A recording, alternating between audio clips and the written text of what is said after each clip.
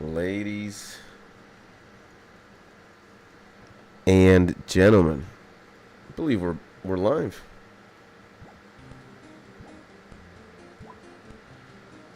Oh boy, oh boy. This is going to be quite insane. 5 hours is 70 laps per hour, maybe? It's like 300 laps. 300 and something laps. Like 350. Doing some math here. 546. This is going to be painful. This is really going to be painful, ladies and gentlemen. But we made it before 7 a.m. as planned. It is 6:59 right now. And I am just waiting for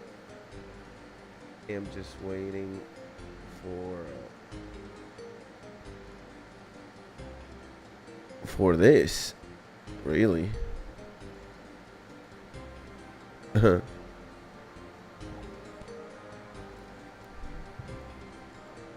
Oh Lord. Let's wait until chat pops up. That's if it wants to. There we go. There we go. Let's do this. Do that.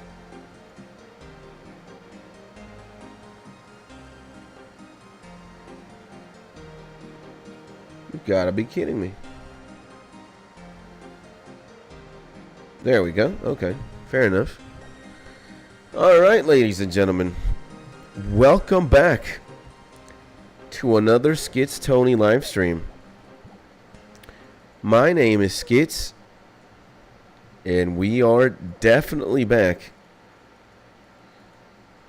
grinding some agility in this beautiful game that we call Old School RuneScape. We're going to be doing this for 5 hours because, yeah, that's the plan.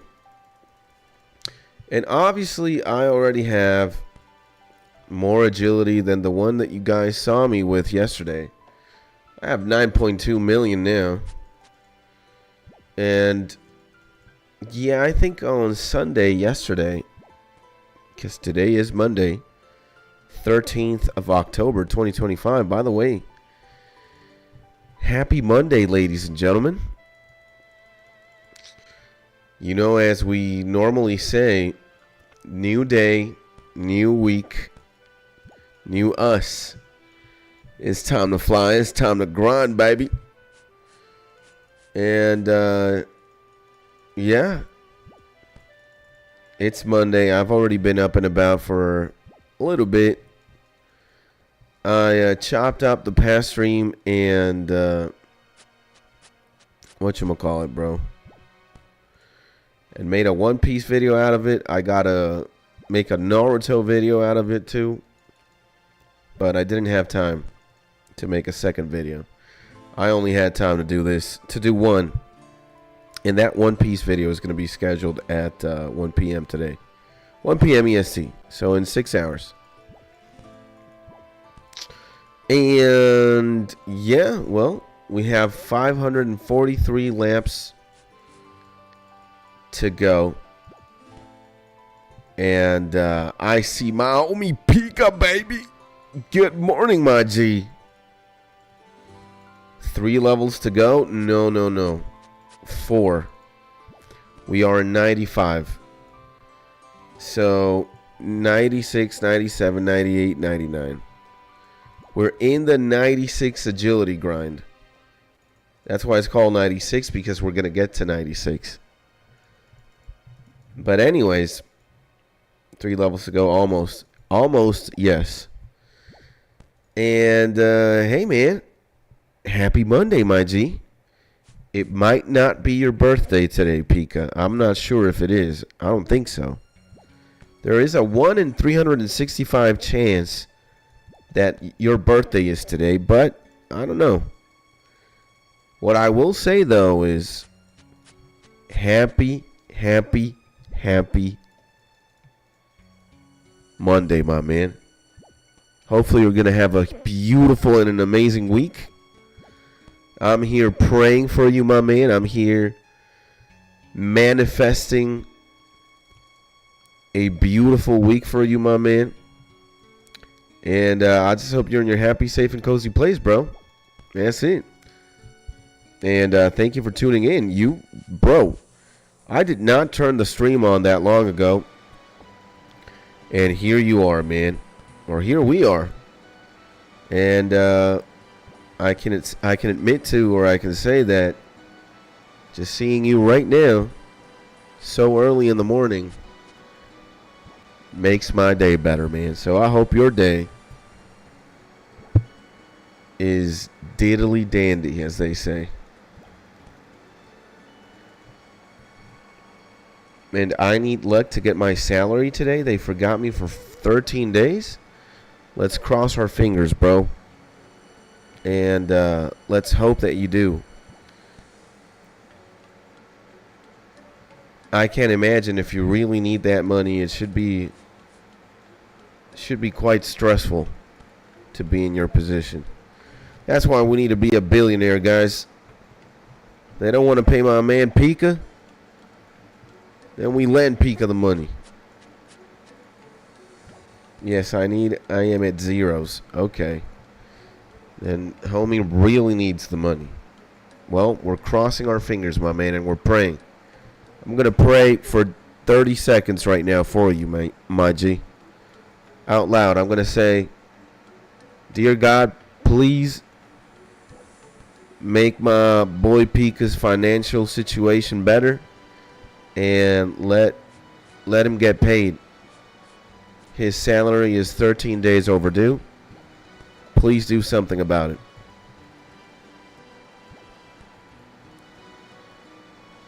So, yeah. Well, you need your salary. I know it's not that important in comparison, but I need to get 99 agility, man. I'm going insane. This is just excruciating. This is just mad lad levels of insanity, bro. So I need to get this done quickly, is what I'm trying to say. And I'm tired of that life. All the jobs I had, they never paid at the right day. Every time they mess up. Man, I'm sorry, bro. I'm sorry you've been under that situation for a while. I don't even know what to say, bro. I don't even know what to say, because it's just terrible, man. But sometimes I know it's a little bit more complicated than that. You know, people promise that they're going to do one thing, and your boss might tell you, hey, man, you know, I'm going to have the money. But I know life is complicated, bro, and, you know, things happen. I'm not trying to justify the people who, you know, don't pay on time and whatnot. But if they're not, is, you know, sometimes it gets a little crazy.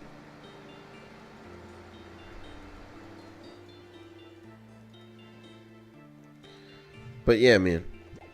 I mean, hopefully everything your way gets sorted out, you know? Because we want Pika to be happy. That's all I'm going to say, bro. Well, dude, I found this out yesterday, bro. About like when Trump changed the tariffs, or Trump tweeted something out in Truth Social, bro. And somebody made Somebody made like $190 million. Somebody made $190 million in like a very short amount of time because Trump made the crypto market crash with a Truth Social post that he made, apparently. And some people, I think a total of $19 billion got lost. And the problem isn't my boss because I am the boss. They pay my services. Oh, shit. I own a business. I need to go. Work to do. Have a nice day. You too, my man. Have a good one, okay? God bless you, my G. You too, man. So we might just watch this, man, because there's another video as well that we could watch. I think it's from Volksgeist or something. But yeah, apparently over the weekend or on October 10th, Trump made this Truth Social post. He was gonna basically increase like the tariffs in Chinese goods or Chinese products by God knows how much. 100%? I don't even know. And dude, the crypto market crashed. Allegedly $19 billion were just poofed. And yeah, there was apparently like a lot of insider trading being done. You know, $19 billion got disappeared in the crypto space, but some people made a lot of money, man. And how you don't go insane running roofs, I'll never know. Damn. Hey, man. I guess I am what they say, you know, I'm built different. I am masochistic, man. I am sadistic. I am definitely not your average human being, you know. For me to be able to do this so consistently, look. Do you see how many crying emojis they are in the description of this stream, bruh? Look at all those. That's a lot of crying emojis. And are you sick? Your voice sounds a little hoarse. I am still a bit sick, but I'm feeling way better than I was feeling these last couple of days. And by the way, it's the homie KBZ, baby. I know you're about to go to sleep, I think. Right? It's got to be like 12 a.m. or 1 a.m. in Hawaii. Or tops 2 a.m. And I see my homie Mark, bruh. Woo! The top G's. Making an entrance. Good morning, my man. Sending you both a big hug. And hopefully you guys are having a beautiful Monday.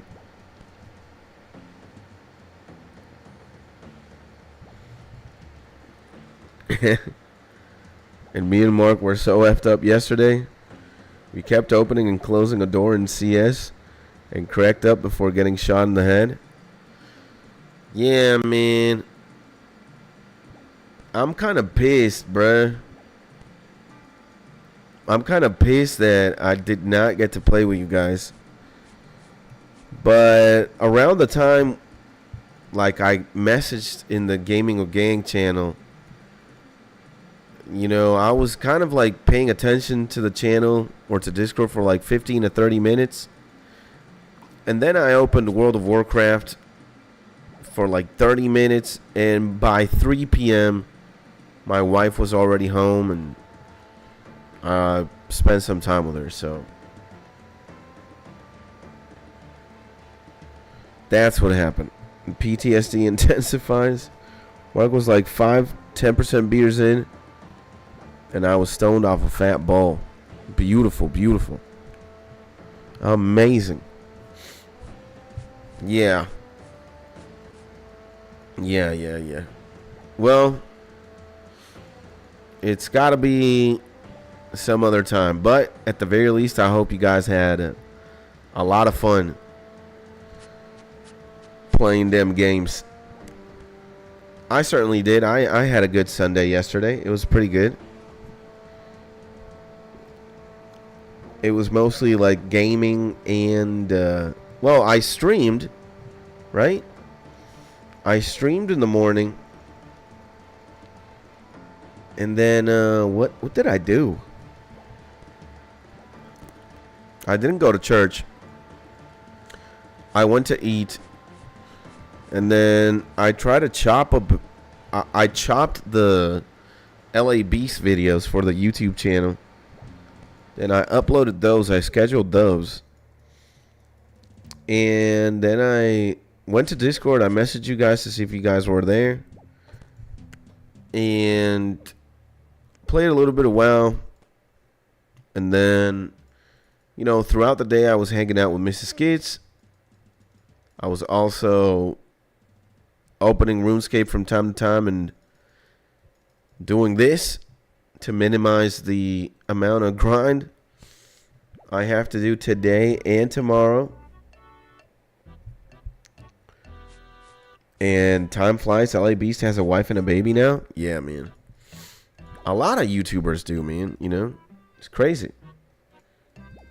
Yeah, it seems like yesterday he was chugging curdled milk in a giant glass.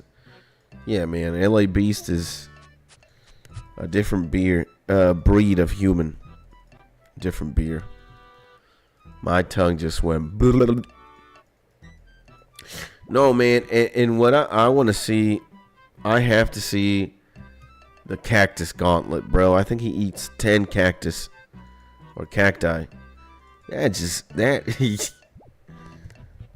cactus gauntlet. No, man. He is way too insane. A true YouTube legend, man. Protect the man at all costs. And what else, man? We watched some news. No. Yeah, we are well aware of a crypto heist. Or like a crypto fiasco or something. Donald Trump posted like something on Truth Social on October 10th at like a 4:50 p.m. And he said like he was gonna charge China more tariffs. Then the crypto market proceeded to crash. $19 billion were lost allegedly, but some people made a ridiculous amount of money because they knew that the market was going to crash, and they made like shorts bets. Something. I'm not that familiar, but let me tell you, you know, Voidzilla here, CoffeeZilla, another YouTube legend, YouTube's busiest crypto detective. If Anthony Fantano is the internet's most busiest music nerd, the needle drop, then CoffeeZilla is the internet's busiest crypto detective. And back in 2015, I had a chance to buy Bitcoin super cheap. If I actually listened to my friend, I'd be fucking rich right now. Hey, man, it wasn't meant to be. I know you might be slapping your face or banging your head against a wall or a table because of that, but you gotta live and let live. You gotta let go. There's gonna be another window of time where you might make money or more money. But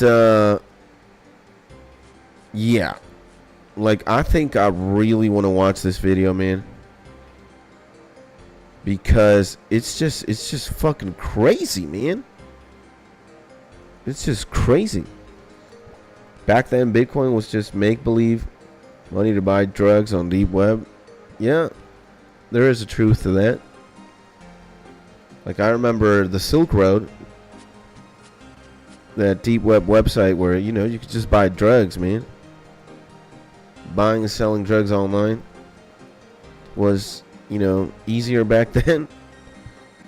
When all these security networks and all these, like, intelligent agencies and policing things, you know, were piecing shit together and they were figuring out how fucked up this was. Eventually, Silk Road got off the grid, but Silk Road was a thing for a long time.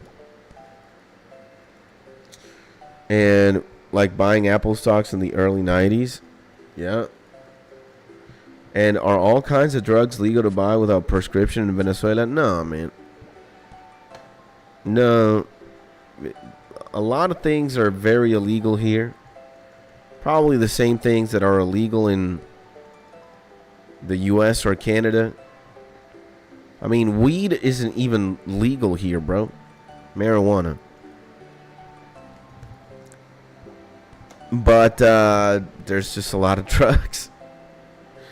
And, well, we're like a narco state, so. I mean, bruh.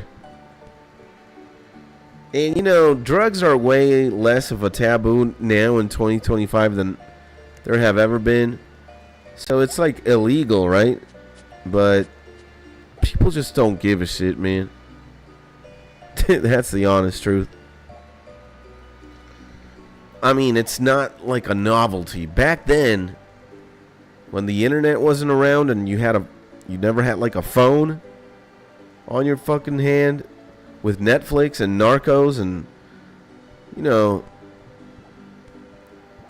like, dude, like, let's say you were a cocaine addict in 1990 or like 1995, right? You would have been looked at like you were Gandalf the fucking White or the Gray. You're like a wizard, man, and oh my God, this guy's doing cocaine. But in 2025, and with all these other drugs roaming free, you're just like an idiot. You know? And I had a co-worker from El Salvador who said you can walk into an El Salvadorian pharmacy and buy steroids, Percocet, Viagra, and HGH without prescription, LOL. Yeah, that's also true. I'm not sure if it's true here. But I also know, like, Mexico had, like, super lax laws against steroids. They were just making money, man, you know? And, yeah, man. Steroids and Percocet is wild. Yeah, bro. It do be. It do be. So, alright, guys. I want to watch this video with you guys. Because, you know, guess what? I want to clip it, baby. I want to make a YouTube video out of this one. At the very least, you know, from a 5-hour agility rooftop session, we are 23 minutes deep, huh? I got to remember that. And your muscles will be hard, but your dick will be soft, pretty much. That's what happens with steroids. Yeah, guys, let's watch this video, man. What did he know? And if you guys don't know what I'm talking about, well, here we got the homie Voidzilla. All right. Let's actually just prep up. That's where you add the Viagra, taps forehead. This is, if you guys don't know who Voidzilla is, this is CoffeeZilla's second channel. He records and uploads less magnum opuses here, like less effort or edited YouTube videos. He's uploading here more than in his main channel, honestly. And regardless of, his videos are great.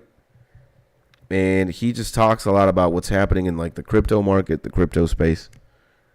And Mark at the Jet, we're going to El Salvador. I'm going to be watching this with you guys, and I'm going to try to not talk that much, and I'm not going to read you guys as well, just because I want you guys to really, really, really pay attention to this, because it is absolutely insane. All right, booking a flight. All right, so again, guys, we're going to watch this YouTube video. Let's pay attention to it for a little bit, and then we'll get back to business.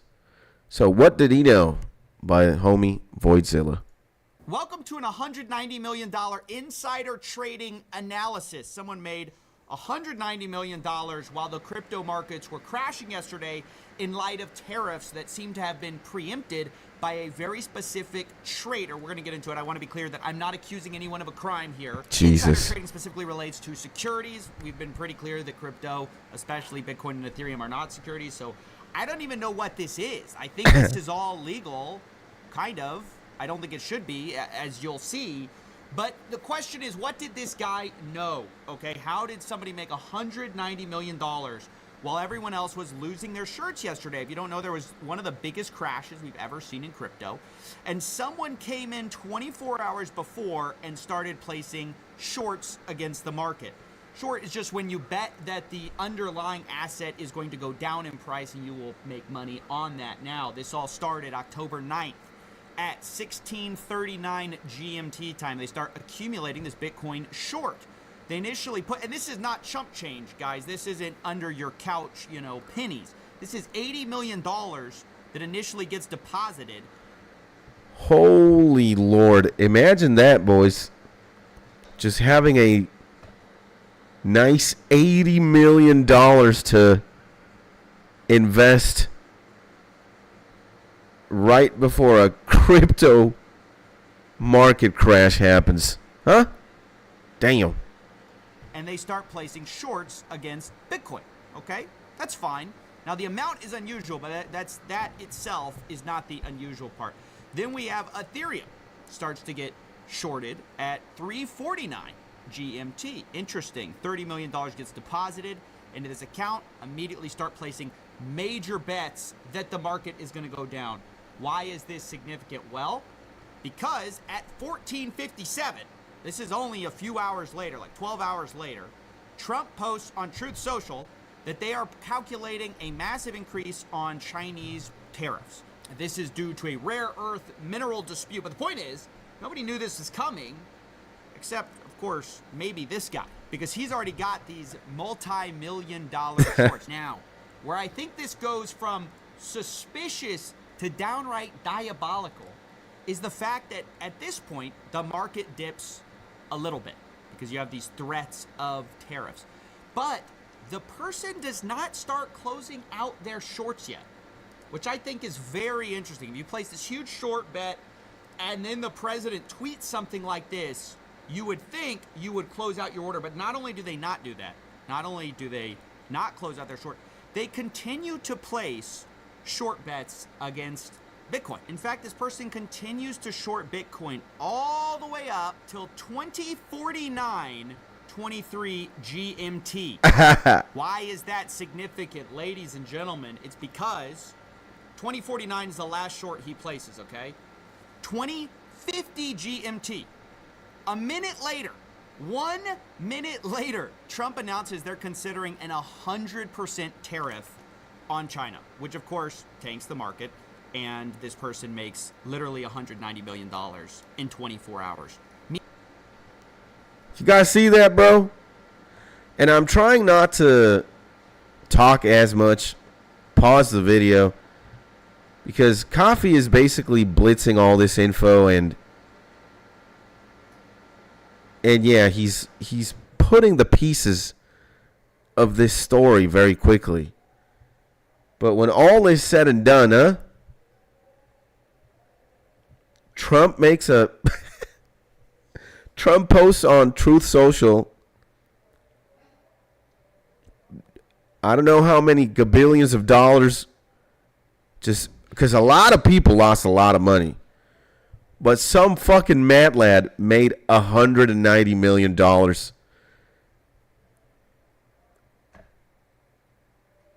And you could argue, right? Is this guy a fucking wizard? Or did he have insider knowledge that this was all going to happen, right? So, meaning the guy was placing shorts up to 1 minute before Trump announces this big, huge 100% tariffs. Yeah. And then, by the way, immediately, as if he knew something, we start seeing the shorts close only 30 minutes later. So wow. Both the ETH and Bitcoin short closed 30 minutes later. By the way, these accounts were funded by the same people. This is the same person making these trades. So to recap, this person not only times the same day that a big announcement was made, he makes these $110 million short against crypto.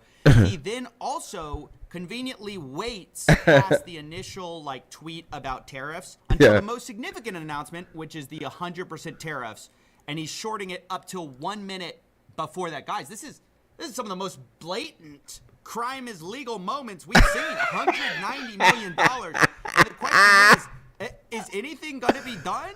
No, actually, I can already answer that for you. Are you fucking insane, man? Dude, we got to get into the White House, or we got to work for Truth Social or something. What's going on, guys?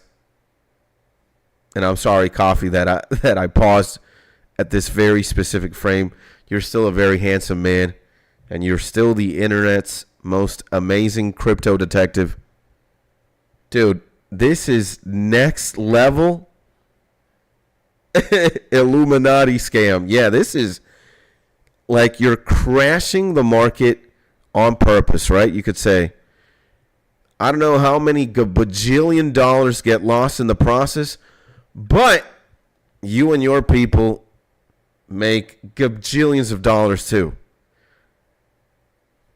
It's fucking insane, man. Probably not. But I think what we are seeing here is just the rise of insider trading across the board. I think it's disgusting. I think it ruins capital markets, and it's bad. But I'm such an idiot. I don't even know what he just said. I'm not that business savvy, guys. But if he says it's bad, it's got to be bad. I don't really know what to do about it because it just seems like everywhere we're seeing the insider trading. I don't know if some of you remember there was a time where, Trump was going to post on his Truth Social that it's a good time to buy crypto, and people were buying SPY calls immediately before it. But this is just completely blatant stuff, just given the perfect timing of it all and the size of the bets that were made under such kind of sniper precision. At least that's what it looks like to me. But I also wanted to say this isn't the only place where this is happening. This YouTuber Cheddar Flow has a tool where they analyze options, and they pointed out that recently there's been a big AMD announcement where they partnered with OpenAI. OpenAI is going to receive some of their stock, and conveniently people were making bets on that as well immediately before it. The most insane insider trade of the entire year just happened. An AMD whale bought 6 million plus of out-the-money calls, which was super unusual. Jetterflow actually posted on X right as that occurred. And then only 2 trading days later, we had news that OpenAI took a 10% stake in AMD. And those calls that these whales loaded only 2 trading days before were already up 300%. So, yeah, nice. I just wanted to point out that it's not just crypto where this is happening. Seems like across the board. By the way, I love the title of this. It says, this has to be illegal. Except I don't think anything's going to happen about it. And that seems to be the rough vibe in the industry recently. It's that, hey, man, it might not be technically kosher, but if you can get away with it, you're probably fine. He made more money than I'll ever make in 5 lifetimes in 24 hours? Dude. Make that 20 quintillion of mine lifetimes. Because making $190 million in 24 hours is fucking absolutely insane. All right, that has to be one of the biggest flips in the entire world, man. Let's crash the crypto market on purpose. Let's just fuck shit up. But you know what, ladies and gentlemen? We got a good story to tell our grandchildren. We made $190 million when 19 billion was lost. Abso-fucking-lutely, just man, just crazy stuff. And again, I'm not that business savvy. I'm not that much into like crypto. But when I saw this shit last night, I was like, dude, I gotta share it with the homies. I just gotta share it with the chat because this is worthy, man. This is very significant. I mean, the world we live in nowadays is definitely a meme. And this is in great part. Why? Because shit like this happens. Seems like most people are getting away with it in this market. Even the Nobel Peace Prize isn't safe from people front running. This is the poly market of it. And as you can see, this is where it finally got announced, the winner. But before that, traders were already basically pricing in the fact that somebody knew ahead of time that the person who won was going to win hours before. And they made a bunch of money doing that. So there's insider trading, an opportunity to insider trade across the board for people who have that sweet, sweet insider knowledge. And it doesn't seem like a lot's being done about it. In fact, specifically, the smartest thing to do is just know what Donald Trump's going to post on Truth Social ahead of time. Since so much of our market is now just moving based on tariff threats. That's like where the real alpha. Yeah, man. You guys want to make a lot of money? We should all open Truth Social accounts and follow the real Donald Trump. We might flip 190 mil. It used to be you had to buy a Bloomberg terminal. Now you just have to know what he's going to post ahead of time, which, for the record, I think is a great way to run our economy. Wow. Again, holy Jesus, man. Jesus. Now, there is another video I could point your way, but, you know, it's a little bit more dumbed down. I think that coffee video that we just watched is kind of blitzed. I mean, homie does speak very fast, and it's just all laid out. And great video, by the way. Look, I'm a CoffeeZilla tard. All right, I love his content, man, and I love what he just does. He's out here calling Logan Paul Logan scam. All right, and he's just calling out bullshit when he sees it.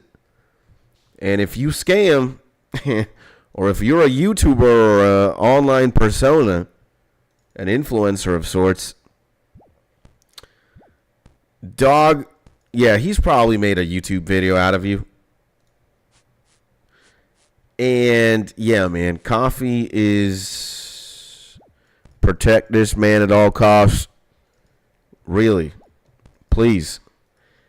And it's just overwhelming, man. Like, if I wouldn't be tapped into certain like YouTubers or whatever, I wouldn't have found out about any of this. And you know, when Beezy says something like he'll make more money than I'll ever make in 5 lifetimes in 24 hours, you just see how impressive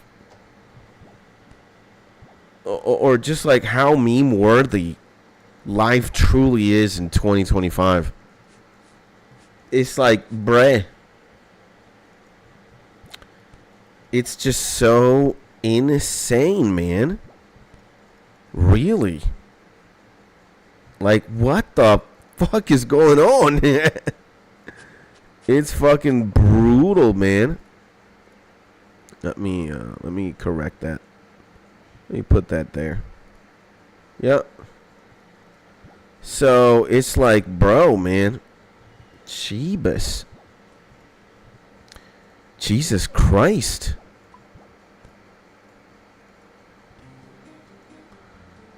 It's crazy, guys. It's just really, really unfortunate, bro. It's just like, what the hell is going on? And Papa is not working today. It's Canadian Thanksgiving. Wasn't it Canadian Thanksgiving yesterday too, bro? You guys have 2 Thanksgiving days back to back? Nice, man. I'm not, look, again, I'm not business savvy. I'm not holiday savvy. I don't know how a lot of things work. But if you're on holiday and you're having a good time, then amen, man. That's what it be. That's what it do. That's what it be. What it do, baby. On Sunday, I never work, bro. Yeah, but I'm not talking about the fact that you didn't work on a Sunday. Yesterday, I think you and Creative told me you had Thanksgiving as well. So, yeah. So, Thanksgiving is a magical holiday. There's multiple Thanksgivings. I'm all for it, man. I mean, I'm all for it, bro. If you don't want to work, amen, bro. If you want to work, amen, bro. It's all good.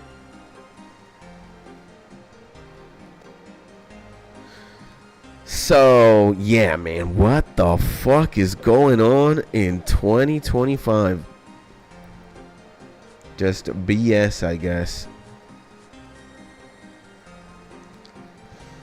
Oh, man. BS. Yeah, I forgot to zoom out. I need to zoom out.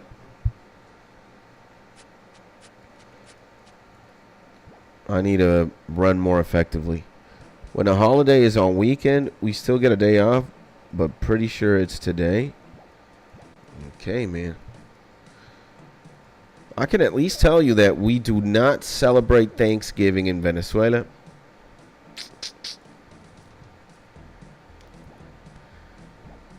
And I think the only holiday that we had was actually, oh man, the fucking genie, bro. Uh-huh. Please get a lamp and make your wish. Did he give me a lamp, bro? Yeah, he did. Let's just take that lamp out of it, baby. I don't know how much agility XP I got, but I got something. And whatchamacallit, bro? Yeah, we do not celebrate Thanksgiving. And I'm pretty sure that from here on out till the end of 2025, we don't have that many holidays left. We probably have like a day or two off. But I never have any days off anyways. I'm streaming and working on YouTube every single day. Although, admittedly, on the weekends, more relaxed now. I'm even thinking about not even doing anything at all on Sunday. Just because I want one day to just not do anything. But we'll see about that. I still love YouTube way too much. And I got places to be and I got bitches to catch, baby. And if you are curious, by any chance, most of our holidays in Venezuela happen during like the first 5 months of the year. And I think you guys do not have Carnival. We have Carnival. And I think you guys would want to have Carnival, considering how many days we take off from a carnival. It's like the whole week. And it's right before spring break too, so it's like Carnival happens, you're basically unemployed for a week, and then spring break happens, you're again unemployed for a week. Or just like taking a break.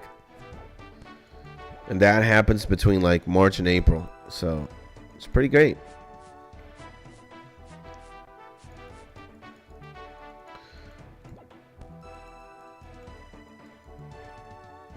pretty great.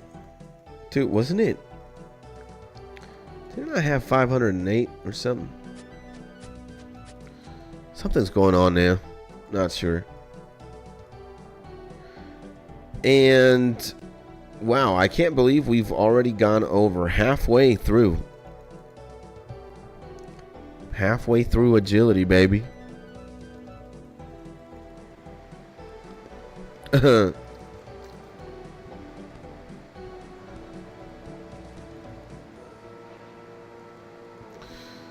I don't know how far we will get.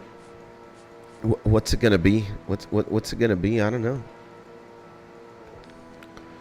What's it gonna be, guys? Like, do we have 200 laps left today? Maybe. Not sure. If I really YOLO, it could be a lot. But if I don't, not sure. Oh my God. I just know that I cannot wait until I am done with agility. Holy moly. I guess I'm also going to talk about this for a minute. But after I read Mark's chat here. Here we have Christmas, New Year, Easter, Canada Workday, Day of the Natives, Remembrance Day, or whatever it is in English. Yeah. And plus Thanksgiving. Yeah. That's cool. That's cool. Lots of holidays. I mean, lots of days off, which is great. But let me yap for a second. So now I am at the halfway mark, or at the halfway point of getting to 96 agility. 9.2 million experience deep. And I am going to clip this because I want to talk about agility while I'm running agility. So, Mark, you'll have to wait for a second because I'm going to yap and I don't want to lose my train of thought. So, I want to be on record or be on camera and say this to Jagex and to anybody who thinks this skill is fun to level up. Let me tell you, this is a load of BS. This is bullshit in its finest degree. Wow. I mean, it is so unfathomable. The grind from 90 to 99 has been excruciating, bro. It has been just what a daunting task, really. And funny enough, I was browsing Reddit, and I was definitely on the old school RuneScape sub, and somebody who might also be doing something insane with agility, like leveling it up as his first skill to level 99 like I am doing. This man went on a rant that I could have gone on myself. But lucky for me, he did it before I had to. And he was just pissed, man.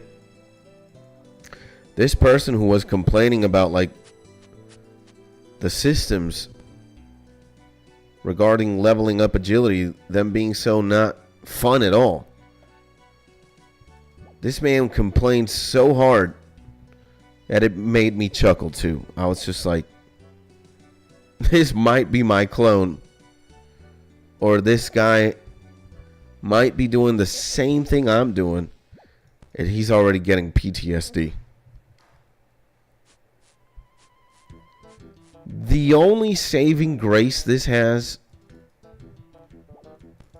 is that, thank God that at one point, like, you get level 99, you don't have to worry about it ever again. I don't think there's going to be a world where I do more agility rooftop courses unless I have to get Marks of Grace. If I, by any stretch of terrible luck, lose my graceful set. If I lose my graceful set, nah, man. Now, this set that I have going on right now, the gray set, very good set. Especially with that run speed or run regeneration bonus. But nah, man. And, well, you could argue you're making a little bit of gold by converting Marks of Grace into Amylase packs and selling Amylase on the GE. But nah, bro. This skill is PTSD. This skill is just fucking... Bruh. The only reason why I am still here leveling up agility is because I need to demonstrate, you guys, that I am a man with integrity. I am a man of my word. And if I say I am going to do something, I am going to do it. What the idiot says, the idiot does. Like, I would have to, I don't know, I would have to get stung by like multiple scorpions, and maybe one of my limbs would have to get chopped off by a lion or something. At the same time, I'm running agility. For me to be like, for me to retract and be like, nah, you know, I'm not gonna do this. I'm not gonna do this. I'm just not. But, I mean, this is harmless. No, it's not harmless. This is causing severe brain damage in reality. But wait, it's not that harmless. Like, there are worse things in life, arguably, than doing this shit. But this is really painful. This is really painful. Not the most pain. Again, probably getting your arm chopped off by a lion, or being stunned by multiple scorpions or snakes, ants, whatever. Wasps. That might all be worse on paper. This is just like mentally unhealthy, you know? We gotta be real, boys. We gotta be real. If this is the... I know it's not the only way to level up agility. I know there are other more entertaining methods. But running agility rooftop courses, or rooftop agility course, it's just fucking insane. This is just brutal, man. So I just want to tell you, Jagex, that, or whoever might be listening in to me, this is just ungodly, bro. Now, in Saint Jean Baptiste in Quebec, guessing that that's another holiday, and 19 days until Final Fantasy IV. Yeah. 19 days, right? Yeah, 19 days. No, man. Or is it? I don't know. I do know there are 31 days in October. So you might be right. And yeah, man. I don't know what version of the game to get. I don't know if I'm going to download it on Steam or I'm going to get the SNES version of the game. I think we settled on the SNES version of the game, right? We just want the original sauce. We just want the original experience.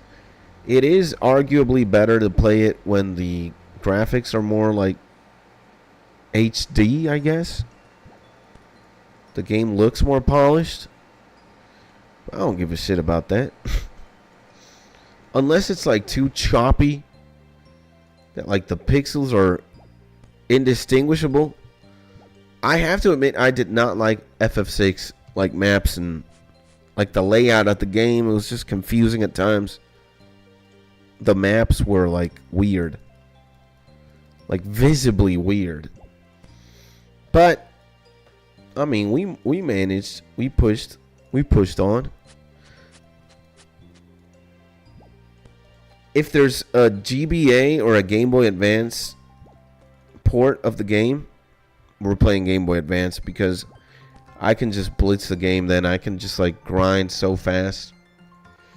The Steam one looks better and sounds better, but the PSP version on emulator is lit too. We're gonna have to see if it's on the Game Boy. If it's on the Game Boy, that's the one we're doing, bro. Not gonna get a PSP emulator, and I'm not gonna buy it on Steam either. Nope.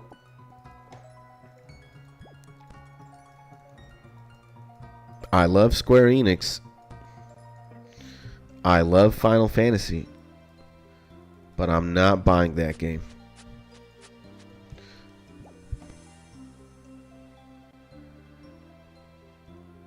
I don't think I'm buying any video games at all, period. So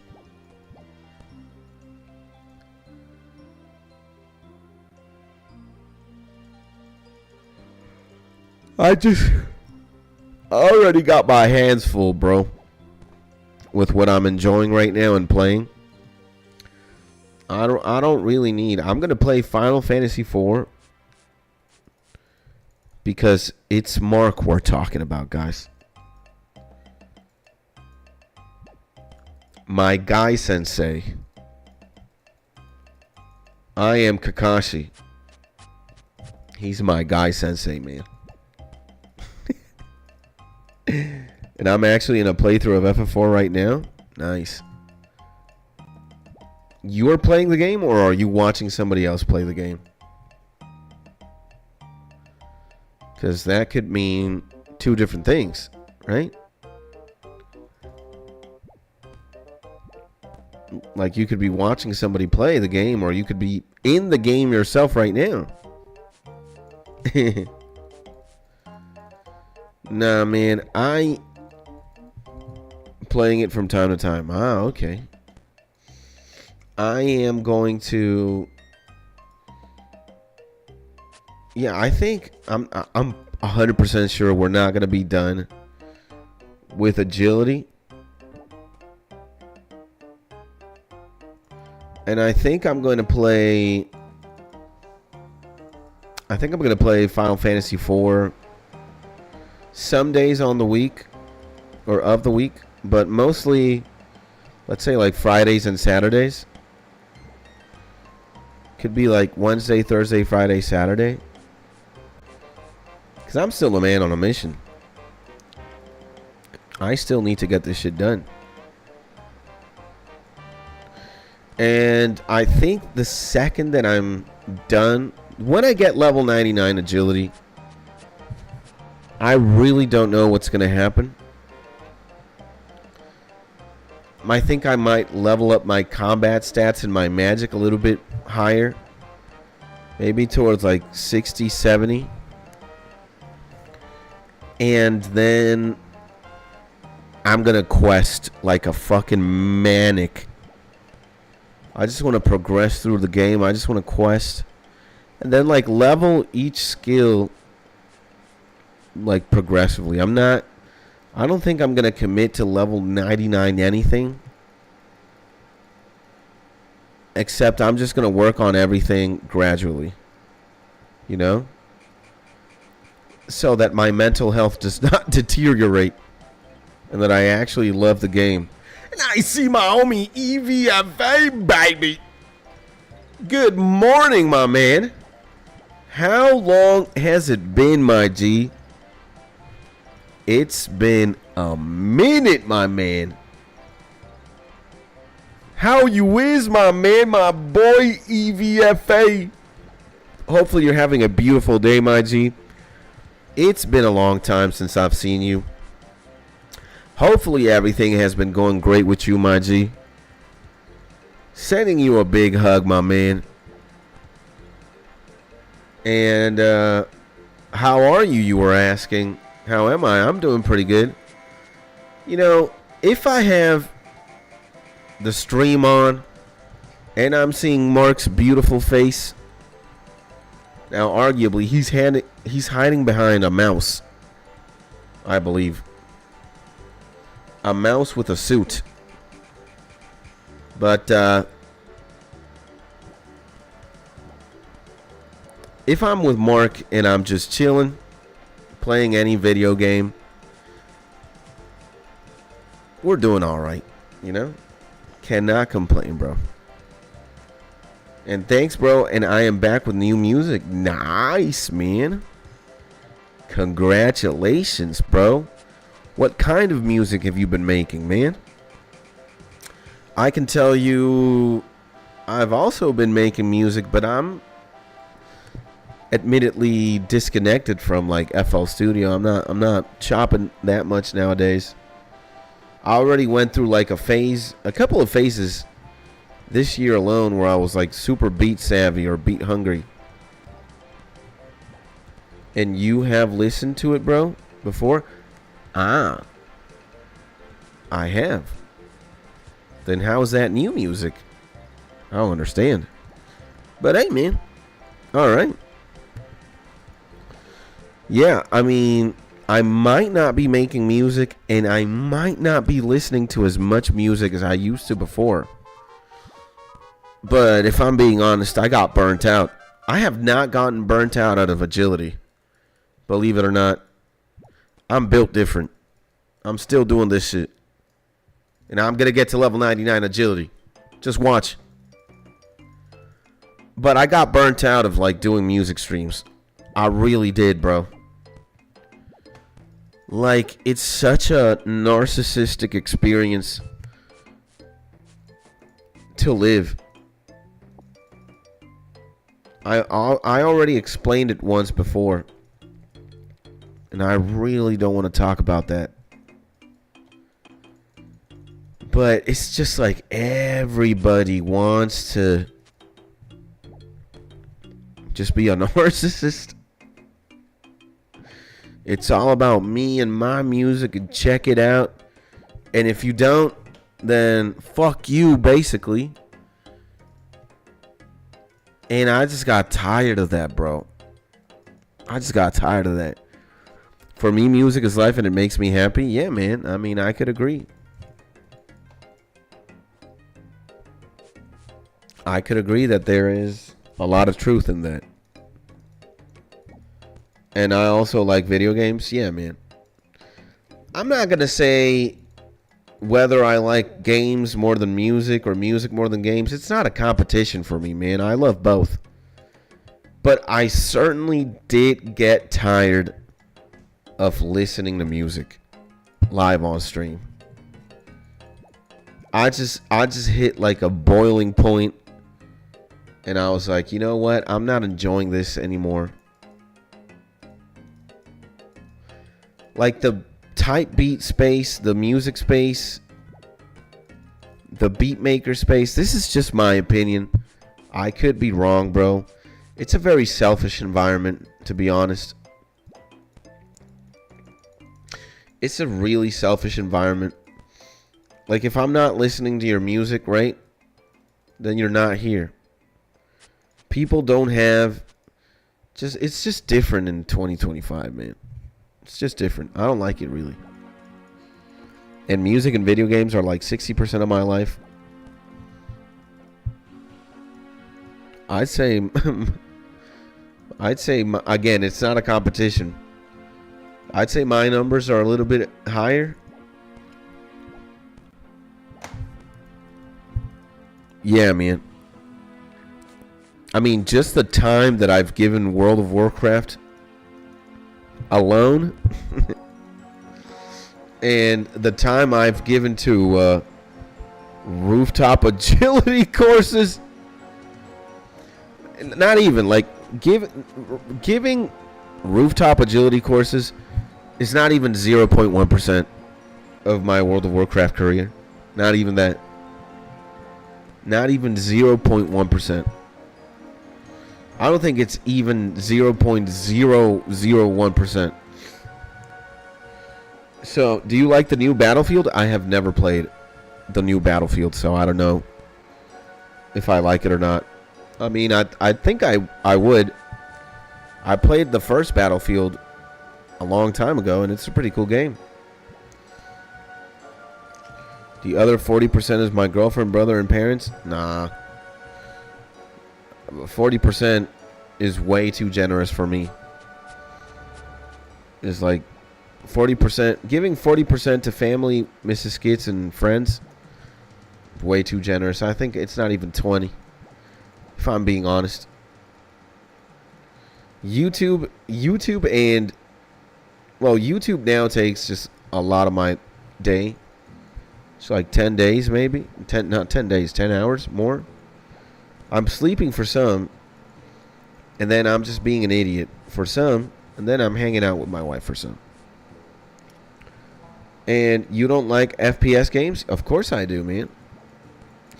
I think my stance on FPS games was worse before, because I was a FPS hater, I have to admit. Like, the only FPS game that I've truly loved was Halo. Halo 1, to be more specific, on the Xbox. But now, like Mark is saying right there, we play CS2 regularly. And it's just fun, man. I have to admit, I am really enjoying CS2. Counter-Strike.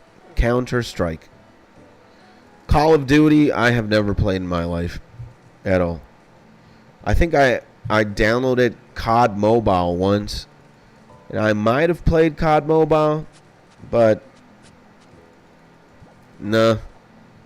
Again, FPS, first-person shooter games, are not my forte. They never have been. And I'm back. Welcome back, Pika.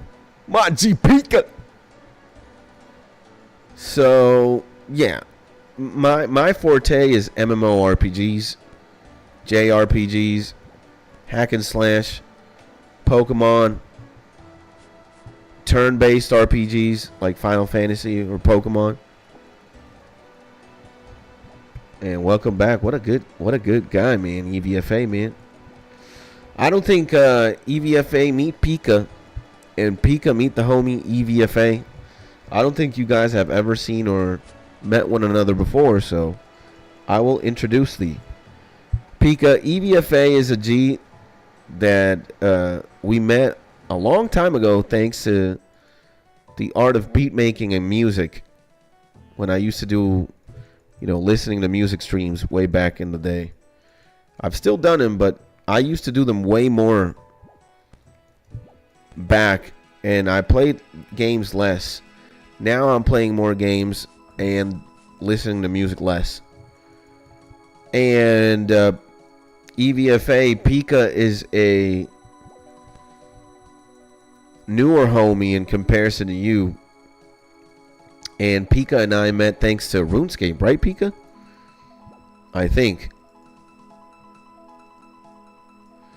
Yeah, Pika, you and I met, I'm 100% sure it was thanks to RuneScape, I think. And, yeah, man, the gang has certainly grown.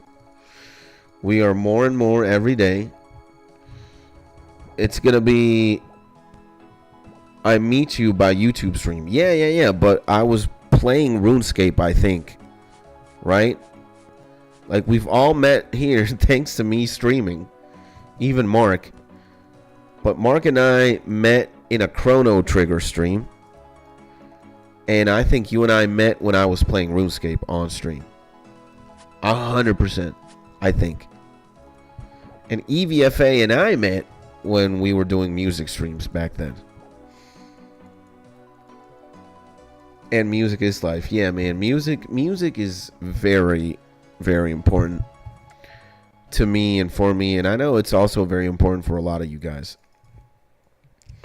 And I meet Mark at his bed. I would not be surprised. And yeah, guys, it's going to be Mark and I's anniversary. All right. And last October, Daddy. Yeah, imagine that, bro. I always say to myself, music is life. Yeah, man. It is. And dude, yeah, it's surreal to believe. Like I might rant here. It's going to be a good one, a good rant. It's not going to be me complaining or anything. But life just changes, man. Life has, like, okay, I'm a person who I could say my life changes very often from time to time. And I think it does for every single person too, right? Because you might be doing something different, or you might watch a movie that might really inspire you, or you might get to meet somebody that really changes you and changes your perspective on things, and he becomes your friend, or I don't know, or you get a new job, you find a new hobby, you play a different game, and things just change. That's the nature of life. It just changes. You're alive, you change. Time moves forward and you change. And it's just really impressive and overwhelming. And it's very surreal too, to just see how my life has changed over the course of me and my YouTube career, bro. And like, I want to talk about this, guys. Look, there's this like rapper. I don't know who his name is, but he's a very underground rapper. He doesn't have that many fans, let's say, in comparison to like a Eminem or a Jay-Z or I don't know, Kendrick Lamar or Drake. Very, very, very underground rapper. Very few fans. He went on a tour, and sometimes at his shows, not even one person showed up. But then there would be moments where he would have a show at like a skate shop or at a very small venue, and he would fucking perform. He would perform an entire set for just one person. And when I saw that, I was like, dude, I don't care how good or bad this rapper's music is. Just the fact that this homie is performing for one person gives this guy cool points for me. And then I obviously thought about Mark, because Mark's that guy here for me. Every time I turn on the stream, it's like I'm doing a show. It's like I'm performing. I might not be performing music, right? But I'm definitely going live. I'm entertaining for XYZ how many hours. And Mark is here every day. And I think that's more impressive than I am here every day. Like, do you guys follow me, bruh? Like, what do you guys think is more important? Oh, Skits is entertaining and he can stream every day. Or, dude, there is this man out there. There's a legend out there. It doesn't matter what the fucking Skits does. This man is there every day. regardless if Skits picks his nose, Skits is playing RuneScape, Skits plays Chrono Trigger, Skits talks about crypto scams, Skits just hangs out on stream and does nothing and looks at his wallpaper. And for me, it's an easy answer, man. And for me, being Mark is more impressive than being Skits. I don't know. Don't ask me why. But that's just insane. All right. And Pika, we meet often in bed. If I never chat here ever again, be sure 100% I'm at his bed just to leave it registered. Yeah. Drake isn't that crazy guy who wears weird clothes and have insane and scariest ideas. A lot of rappers do that. I don't think that's just Drake alone. I'm here multiple times a day, bruh. Yeah. Because I stream multiple times a day. Yeah. But by the way, are you better? How do you feel today? I feel better, man. I'm good. Not 100% yet, but gotta be like 95% or 90%. If it's not 95, it's 90. It's not below 90, though. So, yeah, man, I was looking at this rapper's video about him just doing shows for one guy. And it made me think of Mark. I was like, dog, I just gotta go hard for the homie, man. I just gotta do.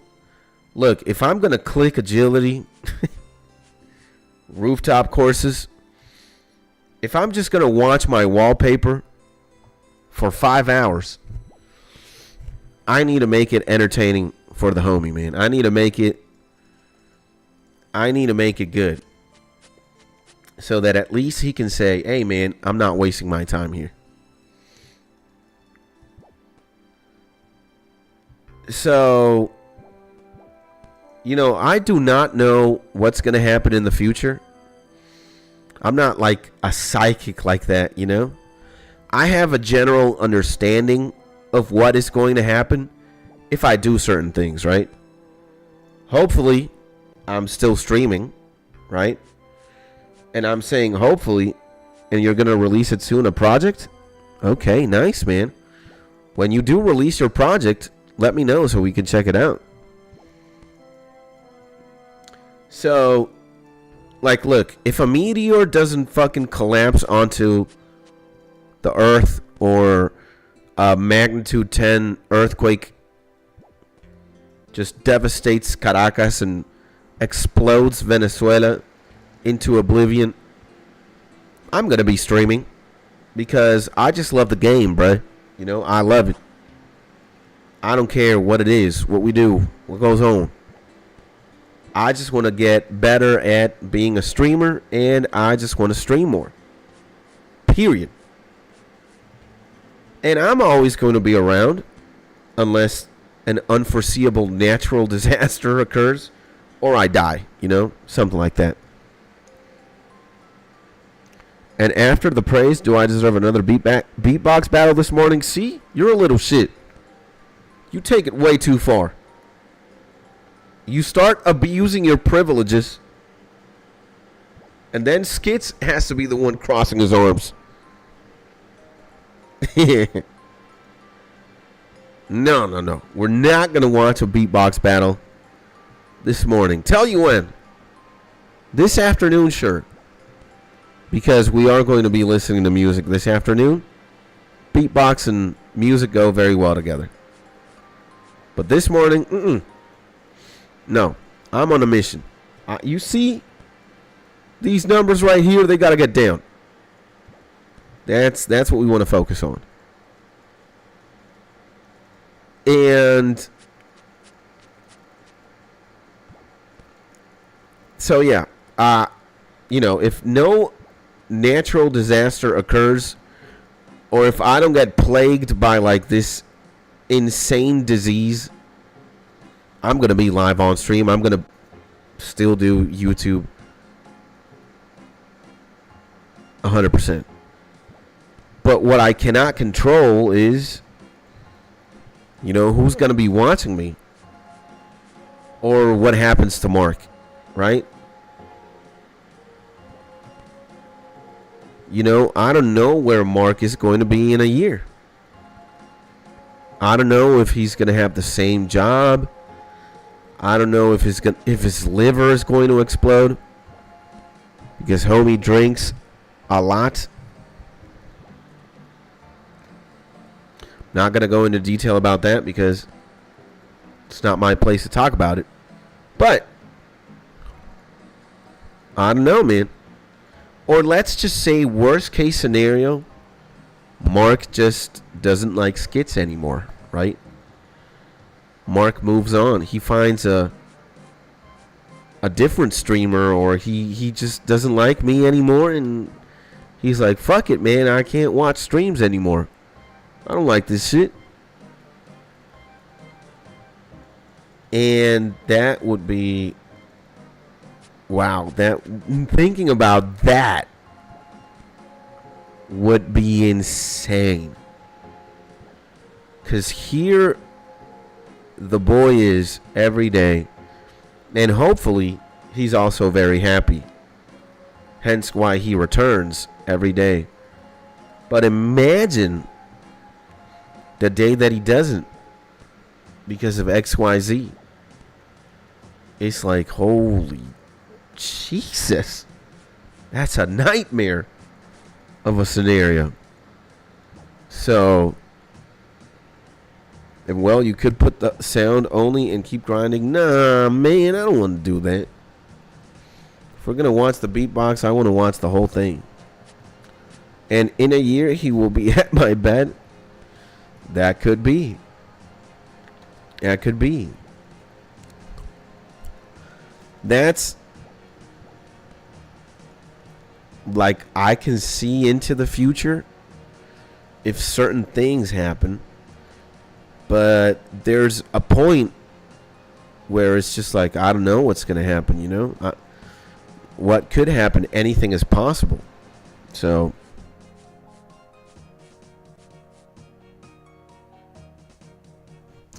it's funny how my beard...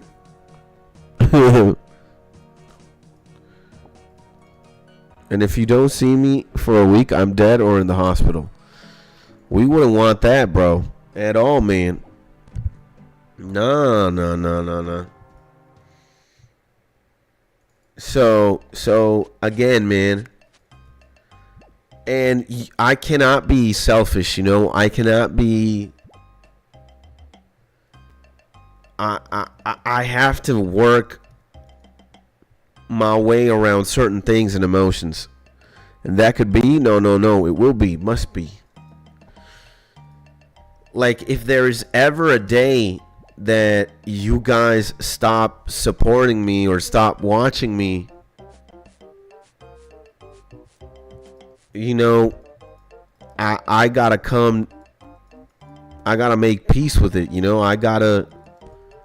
I gotta accept it for what it is and not get sad or well, I'll get sad, but it's just scary to think about shit like that, right? In hospital or in my bed. So yeah, man, it's like, I've already gotten used to seeing you guys. I'm used to seeing Mark almost every day of my life. I'm used to seeing Pika in many days of my life. I'm seeing Purple City. Yo, my G. Purple City in the motherfucking building. Like, I'm used to seeing you guys pretty much every day, if not then regularly. So if you take that away from me, it's like, damn, I'm gonna get depressed. It's like, no, man. Oh my God, no. No. So that's why I gotta go hard, bro. And I just gotta go. I just gotta go. That's it. Bro, what if your video gets 1,000, 2,000 views? My reaction, I guess I'll get happy. I don't know. No girlfriend. My bed has 2.5 for 2.5 meters. It's a square because I am too. As I told you, I'm big. Look, my G. You might be 7 meters tall by 20 meters wide. You might have the life that you have, and you might think a certain way about yourself. And let's just say it's not positive, or it's not good. There's nothing you can do or say, Pika, that is gonna change the way that I feel about you, man. And you're my G, man. You're here when you can. You're a guy that has a good sense of humor. You're a guy with a good laugh. You're a guy that is smart. And you've only done good things for me, man. And you're always like a source of light and love. And hence, I love you, man. It's like you could say anything, bro. You could say, "Oh, I have killed children before, and I once ate a dog who was alive." That's not gonna make me. That's not gonna change my perception of you, bro. So, all right, I'll buy 3 hookers, and here we go. And then it goes up and 50K the next morning. That would be amazing. I would cry, man. I would cry tears the day I would see one of my videos or one of my streams get 50,000 views. I would cry, I think. I don't have a video in my YouTube channel, or I don't have anything in my channel that is 50,000 or remotely close. My best performing video with, like, if you're gonna gauge with views, has 17,000 views, and I still don't believe this shit. 17,000 is big. It's like, holy shit. I know it's not 50,000 big, but it's still 17,000 big. And again, it's just a stupid video, but I'm happy about that, man. I'm not. Look, guys, I'm easy to please. Dude, I could eat the same fucking plate of food every day. I could have a chicken Alfredo every single day of my life. I'm complaining very little. So no, you, my G. I love you. I love you too, my man. Like, dude, just hearing you laugh in Discord when we were fucking playing CS, and you were like, "Yo, this idiot Mikey's fucking wall hacking, bruh," and you were just fucking laughing. That made me laugh, man. And I get happy when I hear the homies laugh, man, and especially Mark. Anybody, man. It's just we get to be idiots. We get to be friends, and we just get to chop it. That means a lot to me, man. That's one of, like, the best parts of my day is when I get to hang out with you guys and just be an idiot and play games. So let's begin to hack some Let's begin to hack some computers to botnet all of them to watch your stream and subscribe. The journey will start today. Mark speaks. I only hear. Yeah. No. But let's not do that, Pika. Let's not bot, because if we start botting in this YouTube channel, then, like, the numbers are gonna be, like, kind of fake, right? I don't want no bots. I want real people. And if it takes years to get, 20 viewers, let's fucking go, man. Let's enjoy the time. Let's enjoy the 20 years it takes to get 20 viewers. Look, man, we're good. We're good. We're going to monetize eventually. I know I am. I'm going to get monetized. I don't know when, but I know that I will. So, are you speaking or farting? Mark, I don't think Mark knows the literary device where, like, objects make noise. It's like the clock goes tick tock, tick tock. I don't know if that's alliteration, maybe? No. But depending which position your body is. Ooh. It's time to get sexy.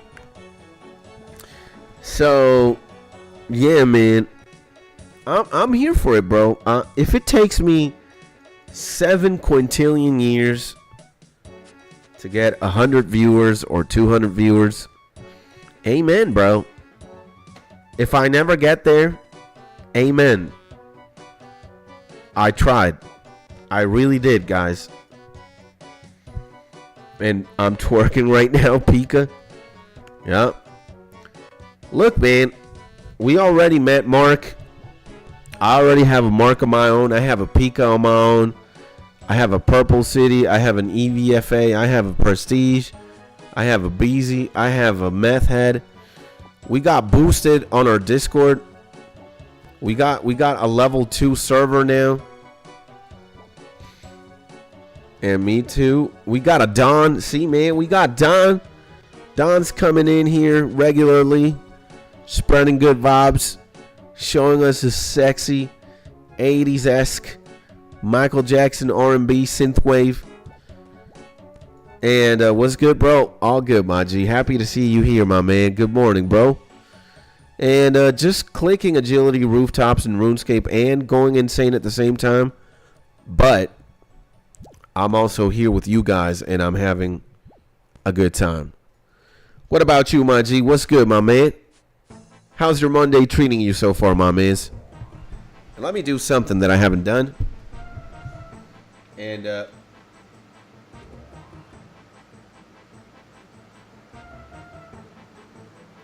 yeah.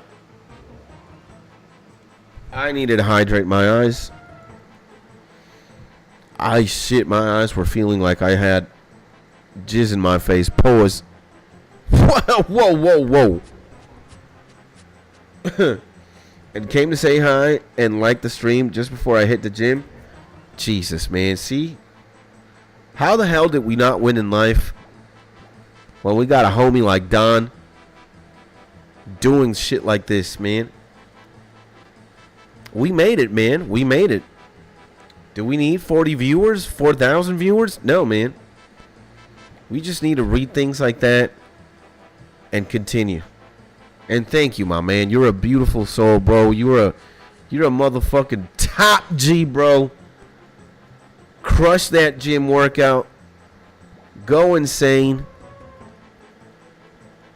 And dog, you're a menace, man. That shit is insane.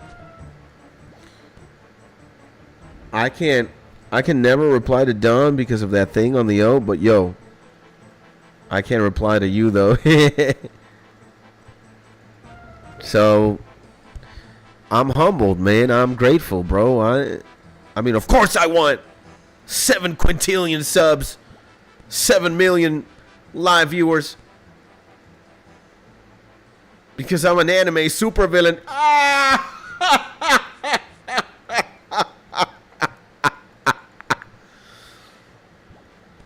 I'm also a narcissist. I also have the Death Note in my possession. Yeah. The makings of an anime supervillain. So, yeah, I mean, obviously there are things that of course, 100 viewers, amazing, huge dicks, great, anime supervillain.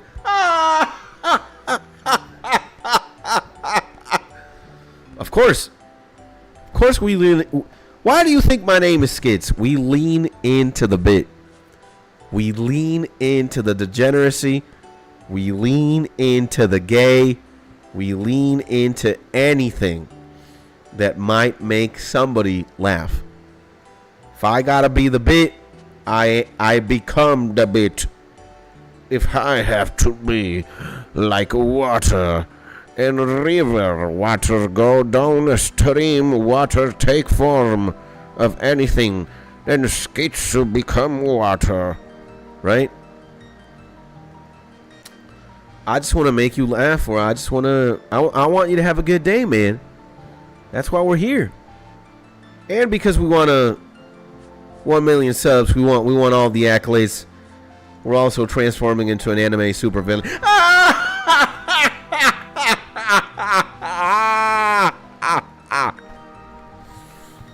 Nothing is altruistic, everything is narcissistic. Absolutely. Anime supervillain type shit, man.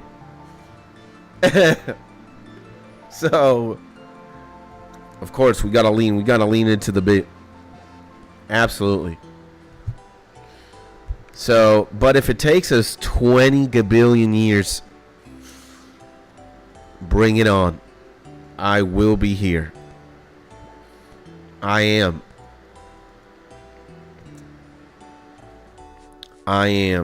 So,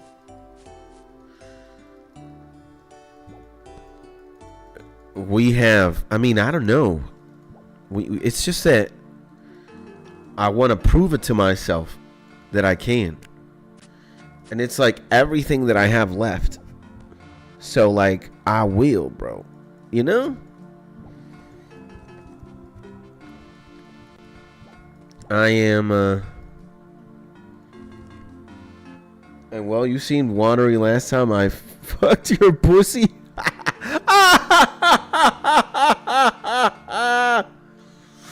I mean,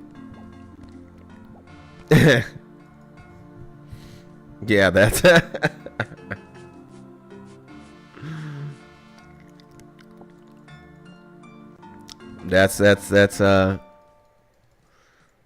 that's what it is, man.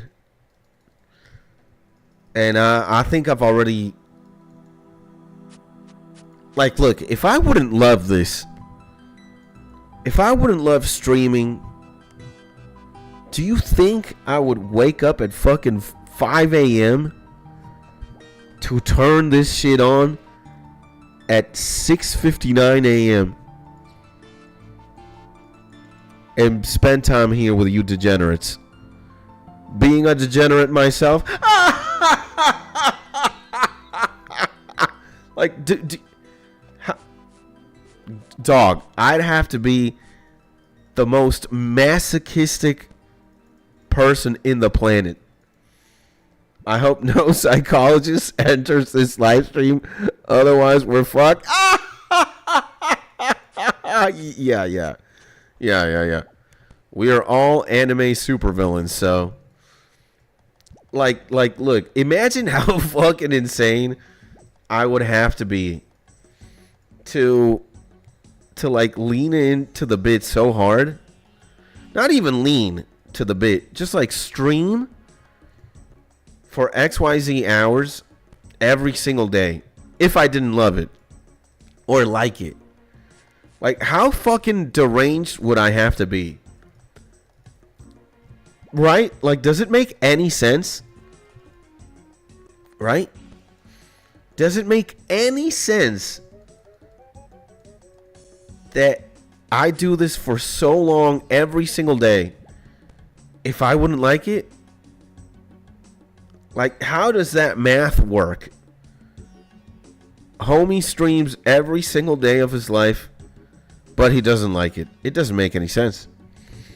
So we are totally normal.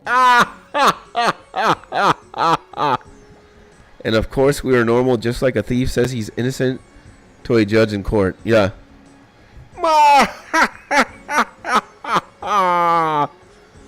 Look, man.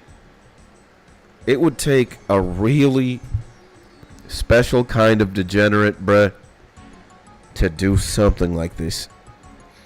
every day and hate it. I don't know what person does that. You would have to be like a true, authentic narcissist. But also, you would have to fucking be mad. And I just don't understand the math, man. I don't. The fuck is going on?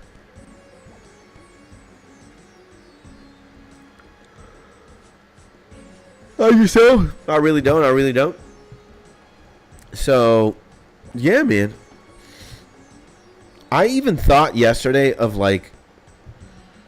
doing a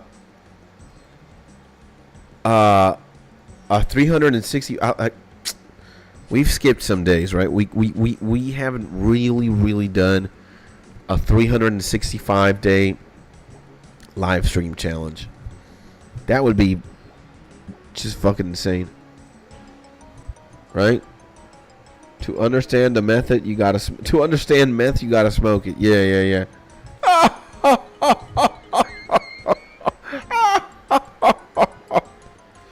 Yeah. Absolutely. But nah, bro. It's like, dog.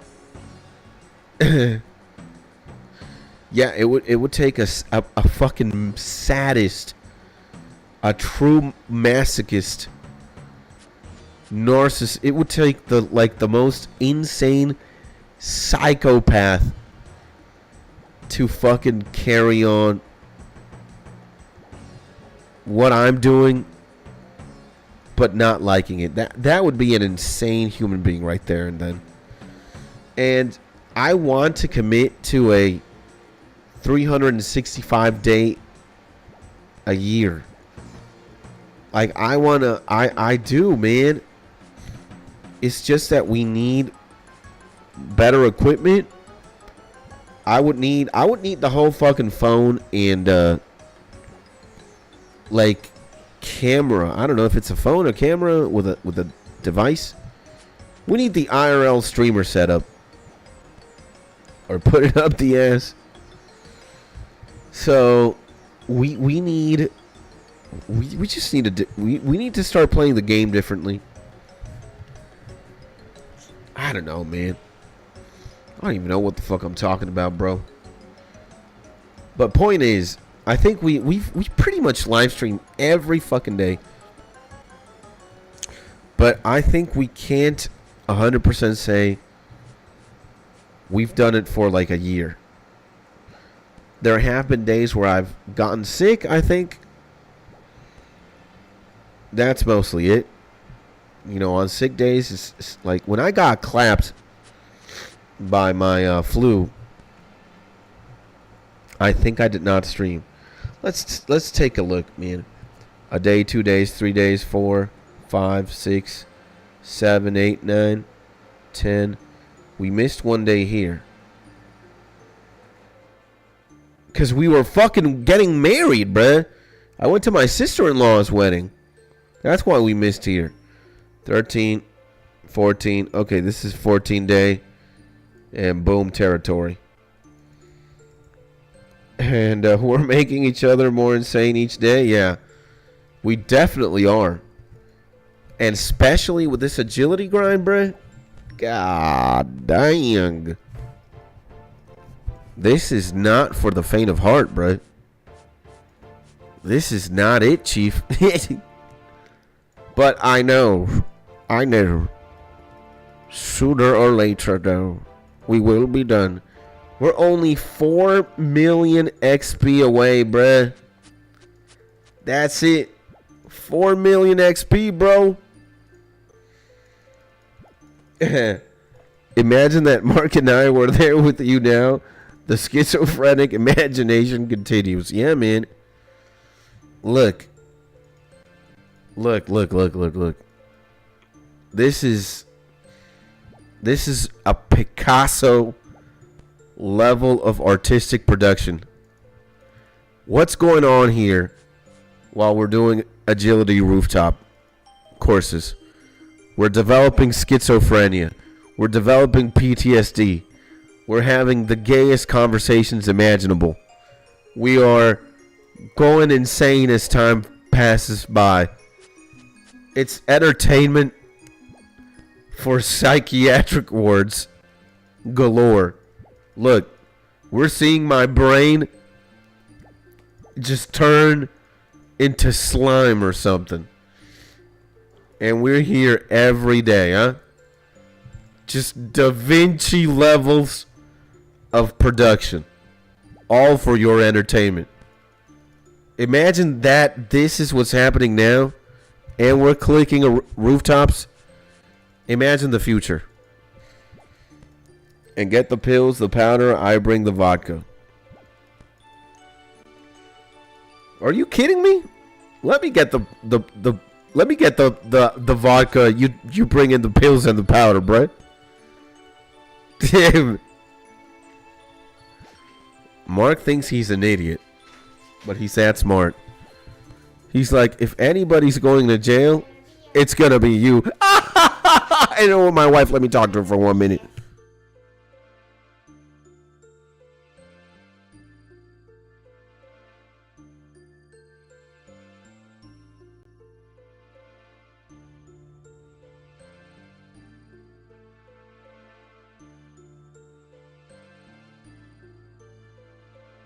There we go. We also have a wife there.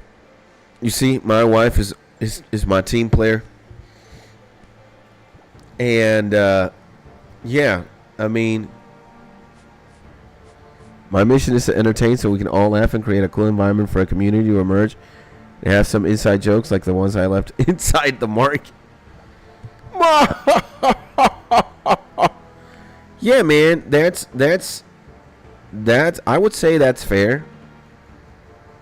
I would say that's fair because there's definitely like part of the ambition and the story, if life permits it or God permits it, is to do a SkitsTonyCon eventually, right? Like, and what's gonna happen in a SkitsTonyCon?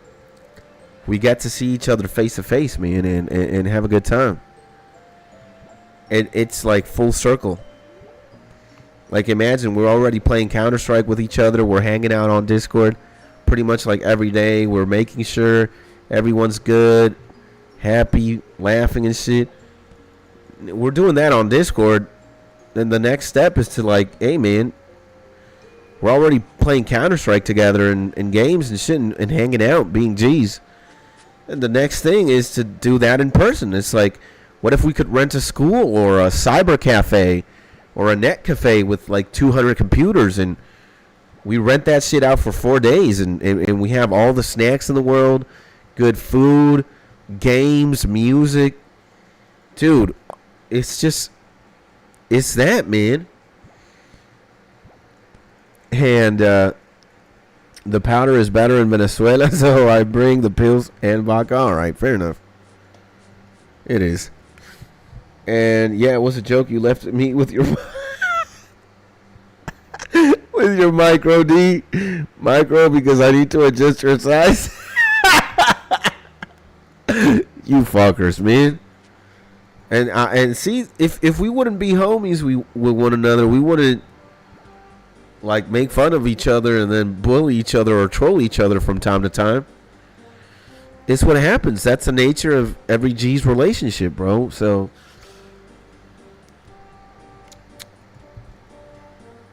and it's just like, look, we've built something very nice together. The community is fucking insane. And like we can all break bread with one another and it's just love, man. It's just great. So we gotta do it, man. We gotta do it. We gotta do it one day. I only love from my waist down. Sorry, I don't have a gaping one. Jesus, and I think I need to blow my nose at one point. Is this a chocolate mocha or is this the mochaccino, the regular one? Let me see. Nah, it's not the chocolate one. Or it might have like a hint of chocolate, but it's mostly coffee. God bless you, Mrs. Skits. Thank you so much. And you could blow something else. So yeah, wow. Wow, man. Now that I think about it, we're only 700,000 XP from 10 million. Holy jabroni, bruh. Holy jabroni. And wow, this coffee is good, man. The only bad thing about drinking coffee is that I start getting acid reflux and shit. I've suffered with that for a long time. Like, I remember I had chronic acid reflux. I don't know how you call that in the gastrointestinal world, where it's just fucking acid in your stomach. You have like constant heartburns and shit. Your throat starts melting. And I miss coffee. I do not drink anything else except water. You're pretty much like me, or I'm pretty much like you. The only thing that I'm drinking differently than water is this cup of coffee a day. But other than that, it's just H2O, baby. No, wait, actually, I'm lying. I do get to have like a certain juice. Strawberry juice most of the time. Where I go have lunch. Where I eat the chicken Alfredo. So, I do drink strawberry juice from time to time. But I'm not a soda guy, Gatorade guy. Oh, never mind, I say I'm not a Gatorade guy. But yeah, when I was going to the gym, I'd be drinking Gatorades. True. But yeah, I drink mostly water. You know, water is it. I only drink beer. And ulcers need to care about it. Yeah. Gotta stay healthy at one point, guys. You know, we're fucking 30s. We're in our 30s, some of us. Gonna hit 40 soon. We need to take care of ourselves, man. You know? Bruh. It is what it is, bruh. You know? We just gotta be healthy, man. And 6 more marks of grace, and I have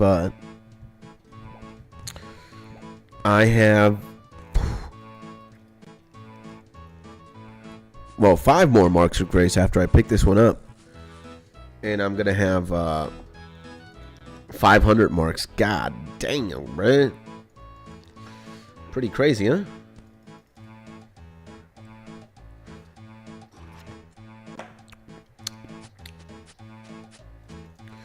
Yeah, and that's why I sometimes want to make emphasis on health. Like, not only mental health, but physical health. Look, man, I need you guys to last me a long time. Alright? From one homie to another homie. I don't want you guys to be fucking living the hospital cycle life. Going in, going out. Being bedridden all day, unhealthy and shit. I want you guys. I want the skits-tonies to happen. And I need you guys to be there. So. Motherfucking mosquitoes. Like, stop. Holy jabroni, bruh. I have some menacing hot sauce that would probably send you guys in the hospital. Yeah. And unfortunately, I live here. It's my job. Yeah. Hospital.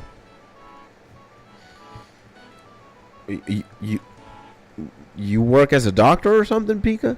Or no, you're in like cybersecurity, right? But how are you in a hospital?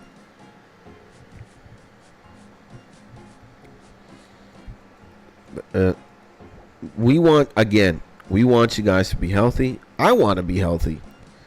So that when we get these Sony cons, we can actually, hug each other in person, bro.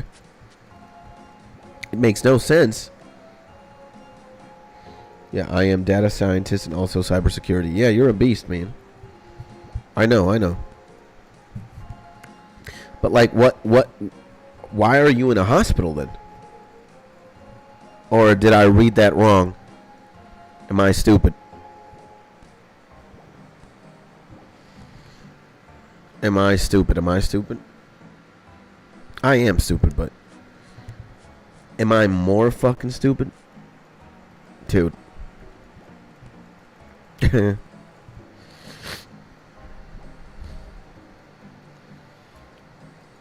And guys, okay. We've done we've done 2 hours now. We're missing 3. Oh my god, this is just fucking insane. This is truly insane, bro. And peak I do accounting. Hospital, because I provide business intelligence as a data scientist. Hospital needs data to know what they are doing wrong or correct. Okay. Wow. Cool, man. Shit. That sounds pimp. The only data science that I'm doing is how big my dick is and how much you want some of this kid's Tony dick.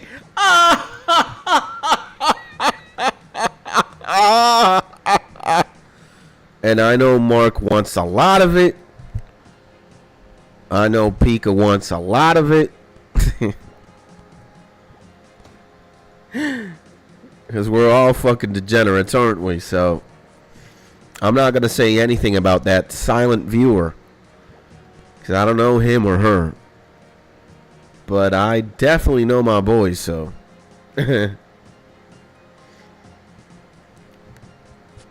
In Mark, I do 2 accounting. One-upping the homies. I'm a jack of all trades. Yeah. Yeah.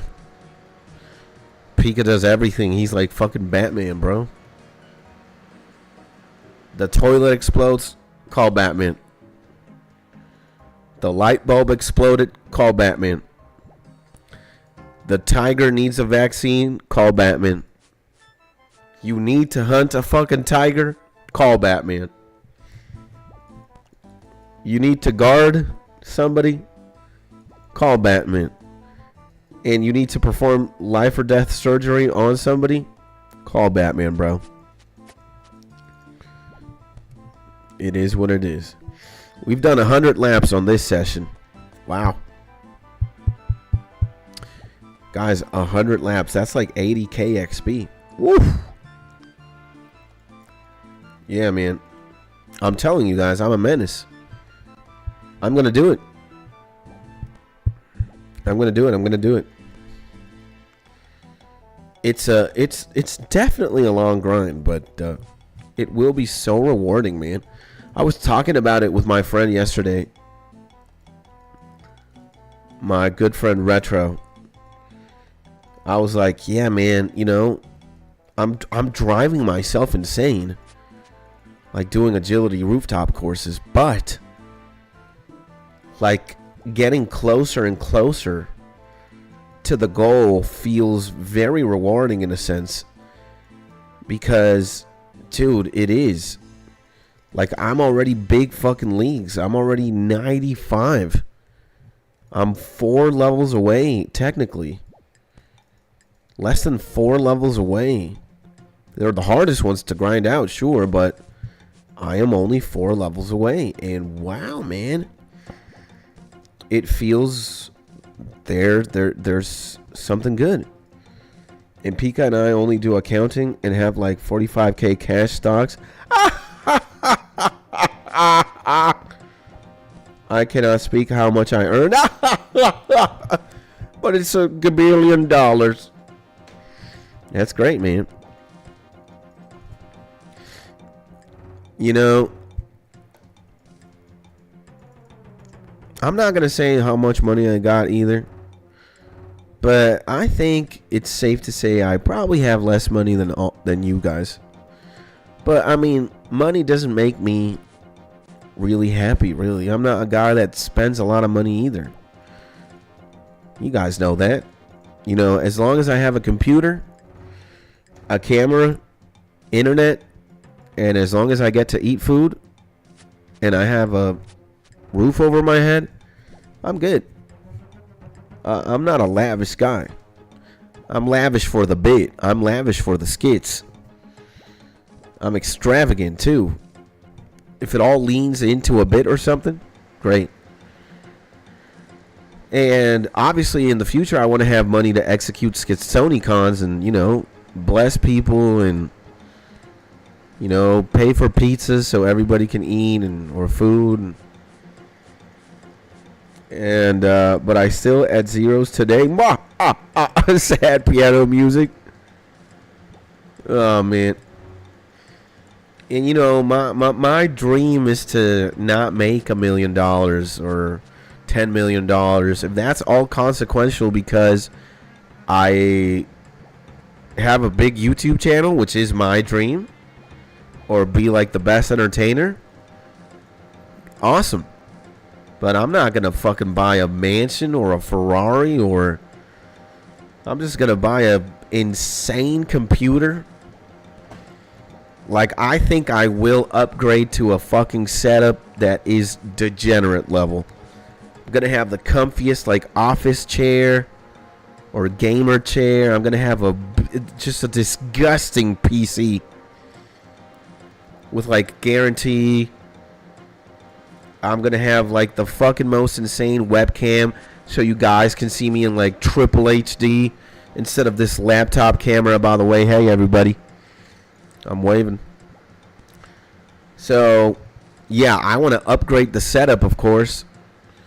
And I also want to be able to give my wife, you know, like, you know, trips to go on vacation or go to the beach from time to time. Take her out and, you know, go on a nice dinner from time to time and just, you know. Women love to go outside and shit and do things. If it were up to me, if it would be up to me, I'd just be sitting down to this computer just fucking farting and stroking my cock out, playing old school RuneScape. Pause. Yeah, gamer degenerate. If I've learned anything over the years in the relationships, in the romantic relationships that I have, is women do not like to be indoors playing RuneScape or World of Warcraft all day. They need stimulation. And yeah, go out to dinner, go to the movies, go to a beach, go to a park, take them outside, you know. I think I'm an easier creature to please. Because again, I could stay indoors. I could just be in the computer all fucking day, honestly. I'd like tab from streaming, then playing games, then listening to music, doing the same thing. And if you want a disgusting PC advice, ask me. I know that. Well, when I have like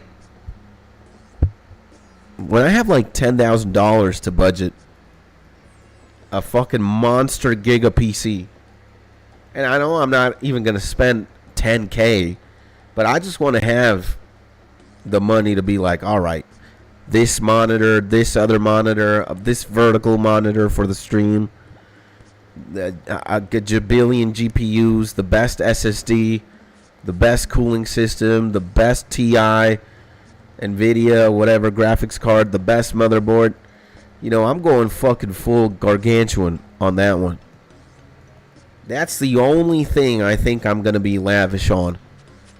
It's like my gear to just be a YouTuber. Or the gaming PC that I'm going to play games on, right? And stream from as well. And I would also want a different camera than the GoPro that I have right now. GoPro's good and all, but fuck, man, GoPro can't zoom. I need a camera that zooms. I can't zoom in this. I mean, and I love this camera. This is the Hero Black 12. It's a very good camera.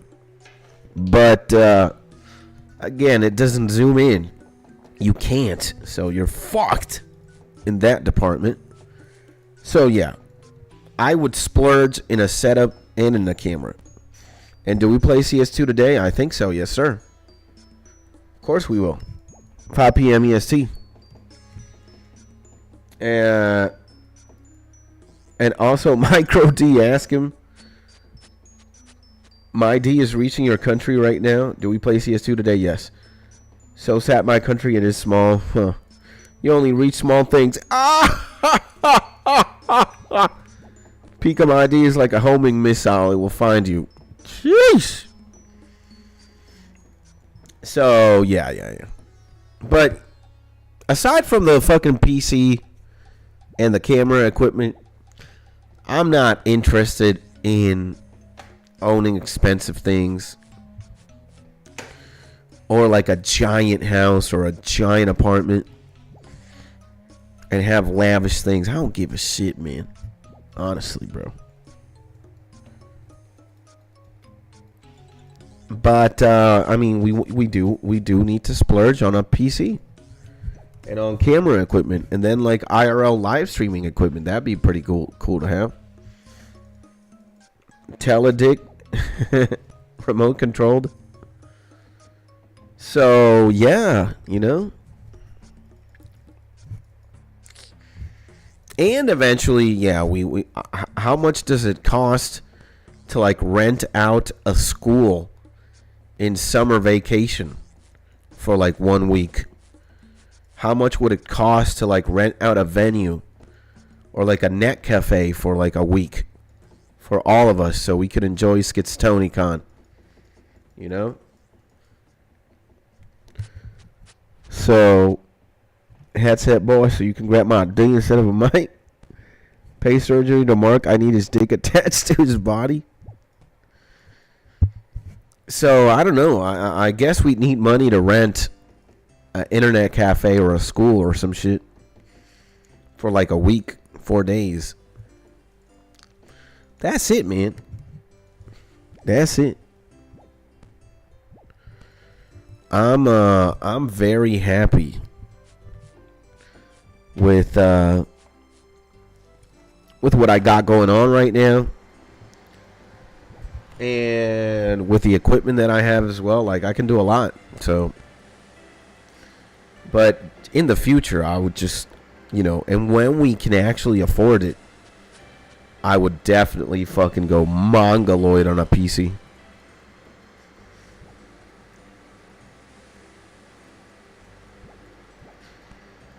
And yeah, I mean, I do this pretty much every single day. This is like my, even though I'm not getting paid right now for it, you know, I'm crossing my fingers, ladies and gentlemen. Eventually I will, because, you know, it's the thing that I'm working towards the most, and I'm literally manifesting it every day, man. And I'm showing my face, you know. I'm doing it. I'm grinding, man. I'm putting in the hours. I'm putting in the, and we're doing shit. So let's begin. If I was a billionaire, I would. All right, you guys want to play that game? That's a cool video idea too, Pika. All right, let's play that. Let's stop trolling around for a second.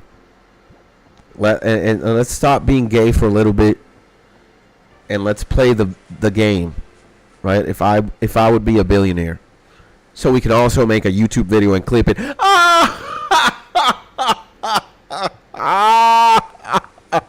We need content, boys. We need content. So, if I was a billionaire, number one. Wait a second.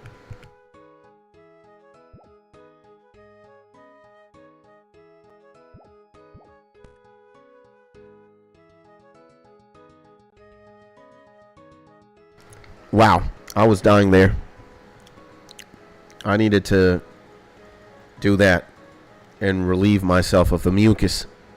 So, okay, and before we start playing the game again, you don't need a 10K PC. A 3K one would be 100 times better than what you have. Amazing. Well, but we're splurging. We're splurging. All right? So why don't we play the game, chat? Why don't we play the hypothetical game? If I had $1 billion, I would ... All right? My homie Valentin, is that the biggest dirt from Venezuela? The right question would be, is that the biggest dirt from Romania, baby, that I'm seeing right now? So, and welcome back, my G. Big hugs to you, my G, Valentin, a.k.a. Military, baby. Militaru. One of the illest producers, beat makers from Romania. Right here. So, okay. And we're about to play a game, my G, Valentin. If you want to join and tag along. The game is, if I had $1 billion, I would ... So what would you do with $1 billion with a B, not with an M? So 1,000 millions, which is a billion, right? What would I do with 1 billion with a B? $1 billion. First of all, I'm getting $950 million. I'm separating that because I'm only going to really need 50. And then after I'm done spending 50, or I have like 50 in my inventory, I don't think I'm even going to spend that much. But just in case, I'm going to give myself a ceiling of $50 million. And then the other $950 million, I would invest into water, food, electricity, or internet in countries that really need it, right? Maybe developing countries or third world countries, whatever. And it would be a great, idea to explore which countries need it the most. I would probably invest $950 million in the countries that need it the most. But look what I'm going to do with $50 million. All right? I'm going to set myself up to never have to work a day in my life again. I would also retire my wife. She would never have to exercise her career. She wouldn't ever have to have another pediatrician consultancy. She's a pediatrician, aka a doctor who treats, children to teenagers, 18 or less years old. I would retire her. I would retire myself. Basically, I would set ourselves up for that, to never work a day in our lives. I would also set apart money if we wanted to have a kid or two, and we'd have money to basically raise 2 kids for the rest of our lives, even if they are degenerates and aren't able to, be independent after 18 or 21 plus. I would only have one house or one apartment. We don't need multiple homes. I just want one house, one apartment. Again, it wouldn't be the biggest thing. It'd be pretty small, actually. It would have a garden, though, so Jack could, be a dog and sleep on grass if he wanted to, take a shit in the grass, pee in the grass, pee in the garden, basically. It would have a garden. It would have access to the sun. I would love to have sunlight in my house or apartment. I would definitely have a fucking giga computer, the most monstrous PC you can imagine, and I'd have money to be able to regularly maintain, fix, or even buy a PC from time to time. And I would also set money up apart to take care of food for the rest of our lives, and we would be able to go on 2 vacations every year to whatever country we wanted to in the world and do something decent. You know, it's not like I'm going to go to Japan and go to the 5-star hotel and go to the biggest casino and eat in the most expensive restaurant. No. I just want enough money to go to several trips and, you know, bang for your buck things. You know, good hotels, good restaurants, not the most expensive, just good shit. And yeah, I would set money up for the house and being able to pay rent and electricity, water, internet, whatever, until the day that I die. And I would also maybe set up my future kids, if I have any, with like $1 million so that they could have, you know, maybe some money to invest in their business, in their projects, in their homes, whatever. And I think I can do that with $50 million or less. And then the other $950 million, like I said, I'm paying a group of people to develop this plan on how to invest in developing countries or third world countries or just places that need food, water, internet, or electricity, or any of the basic services. And yeah, man. Well, I don't need $1 billion. I don't even think I need $50 million. So, yeah, man. Again, I want to have a pretty minimalistic life. Dude, if I can only have 1 pair of shoes, that's it. I need like 7 t-shirts, maybe 14 t-shirts, so that I have like a change of clothes every day. 14 pairs of underwear, shorts, socks, 1 pair of shoes, 1 bicycle, 1 of anything. Dude, I don't want to be a lavish guy. I don't want to have 7 cars. I don't even want to have a car, period. If having 1 car alone is already like a nightmare, you got to go to the mechanic, you got to fucking think about gas, you got to think about cleaning the car. Imagine having 7 fucking cars. I don't want to have the mo money, mo problems mentality. Of course, because people just go idiotic mode when you got a lot of money. You buy 20 houses, 40 cars. You start going, you know, you buy a fucking $1 million sweater by Gucci. Why the fuck do you need any of that? I mean, who the fuck wants to have 20 houses in today's housing market? Or 20 cars. You're an idiot. But hey, man, you do you with whatever money you have, right? It's, if I had $1 billion, I would do blah, blah, blah, right? So let me catch up with the chat because we have a lot of responses here. So Pika says, I would generate more money with companies in sectors lacking local or national activity. Going the investor route. Valentine saying, hello all, how are you doing? Sucking dick talking about what we would do with $1 billion G's. But everybody's doing good, I think. It's Monday, new day, new week, new us, baby. So, and sending you a big hug too. Big hug to everybody in the chat right now and watching the stream.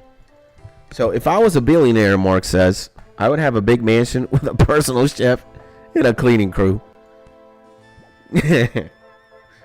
And Pika says, that way you wouldn't have problems with the money you would spend on other things.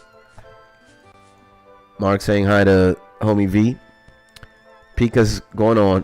After the companies, I would buy a self-sustainable mansion with a workshop with all kinds of machinery and tools to create all the ideas I have to put into practice and patent and earn more money. So internet at the same time lags come in. And Valentin is saying, again, what would I do with $1 billion? Valentin says, I'd pay all my mom's bills in Lil Bro's university, then get some upgrades to step up my music production and live the same life as right now, but without worrying, what am I going to eat later? Yeah, fair enough. And again, guys, I'm not saying that, look, we're all different, right? We'd all obviously spend this money differently, hypothetically, right? If we had $1 billion, there's not a right or a wrong answer. That's the beautiful thing about it. Like, if Mark wants to have a mansion and a chef and a private crew to, you know, give him fireworks every Thanksgiving, so be it, man. It's your money. It's you. You do you, Baji, you know? I don't want to make everybody feel or think that there's like a right answer. Or if it's like, if you're not helping people with your $1 billion, you're a fucking piece of shit. No. Dude. That's not it. It's your money. You do what you want with it, and whatever you do is all right. So Pika goes and continues, I would create a mega project to reverse desertification and promote agricultural exploration in these areas, providing employment for those who do not have it in these countries. Damn, Pika is fucking Pika's going full Elon Musk, man. And I would buy Jagex to put you at 99 agility. Yeah, that would be pretty cool. I would agree to that one. And I feel you, man. Like, dude, $1 billion is so much money. Holy shit. Like, $1 billion is way too much money. Dude, $10 million is way too much money. You're already fucking decked out for the rest of your life if you have 10 million and you know, somewhat spend it intelligently.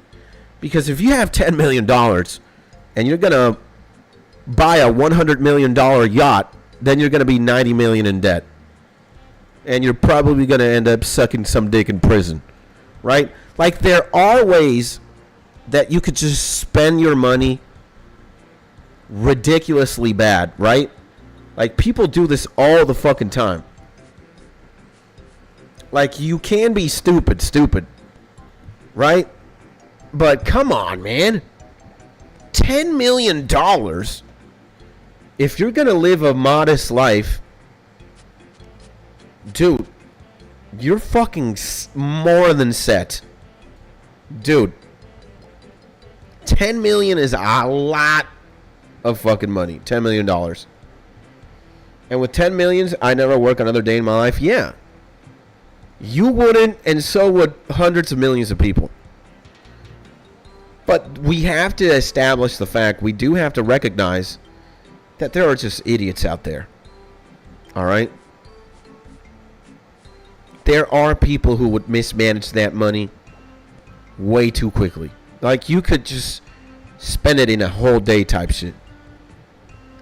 And if you spent the same way you spent today, it's more than enough. But your standards increase and you need to spend more. Well, if you upgrade from a small apartment to a big-ass mansion, everything is going to multiply, man. The electrical bill is going to stack. The water bill is going to stack. The internet, everything. Because you have a bigger house. If your house is 10 times bigger, then you're going to spend 10 times more. So, that's why, man. You got to just be modest, bro. But, then again, I'm not going to tell you what to do with your money. You are your own creature. And you do what you want, right? There's not a right way or a wrong way at the end of the day. I mean, that's what I want to, like, convey the most. So, I buy a 500K house, invest 7 million, GG. Yeah, that seems pretty fair. That seems legit. That seems legit as hell.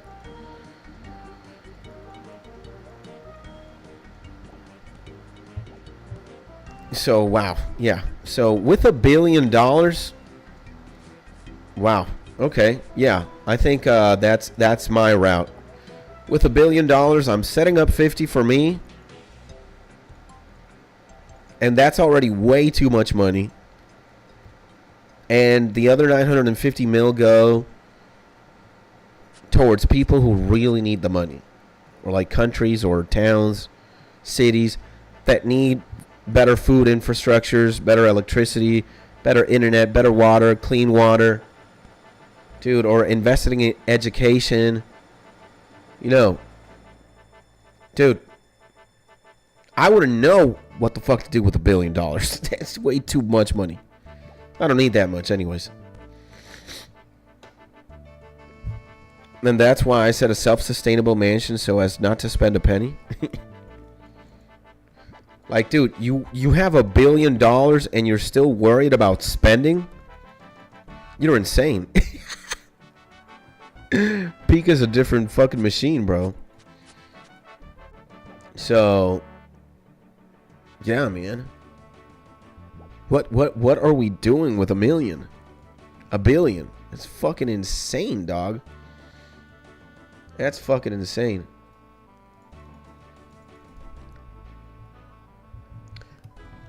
So yeah. And maybe with 50 million we can get, you know, a Skitstony Con going every year for like 20 years.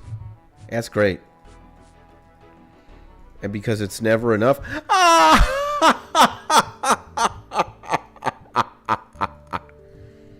Greed, human greed knows no limit.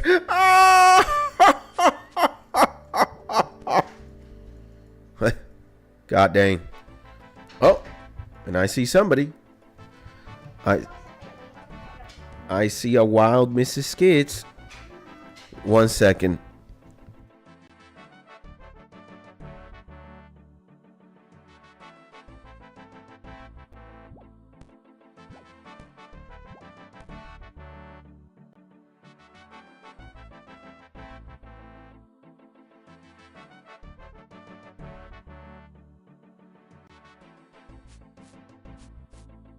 Wow. Okay. Mrs. Skits was there. As per usual. Oh, man. And guys, thank you again. Pika, you're a fucking mad lad, bro. Great idea. Because now we can make a YouTube video out of this. The YouTube video is going to be called, What Would I Do with $1 Billion? Pika the man. Yes, sir. Thank you, guys. Now, is there anything else that you guys want to talk about that would make for a good YouTube video? I'm all ears. I'm all eyes and ears, baby. You know, the more of these like hypotheticals we have, or the more games of these we play, the more YouTube videos we have in the channel. So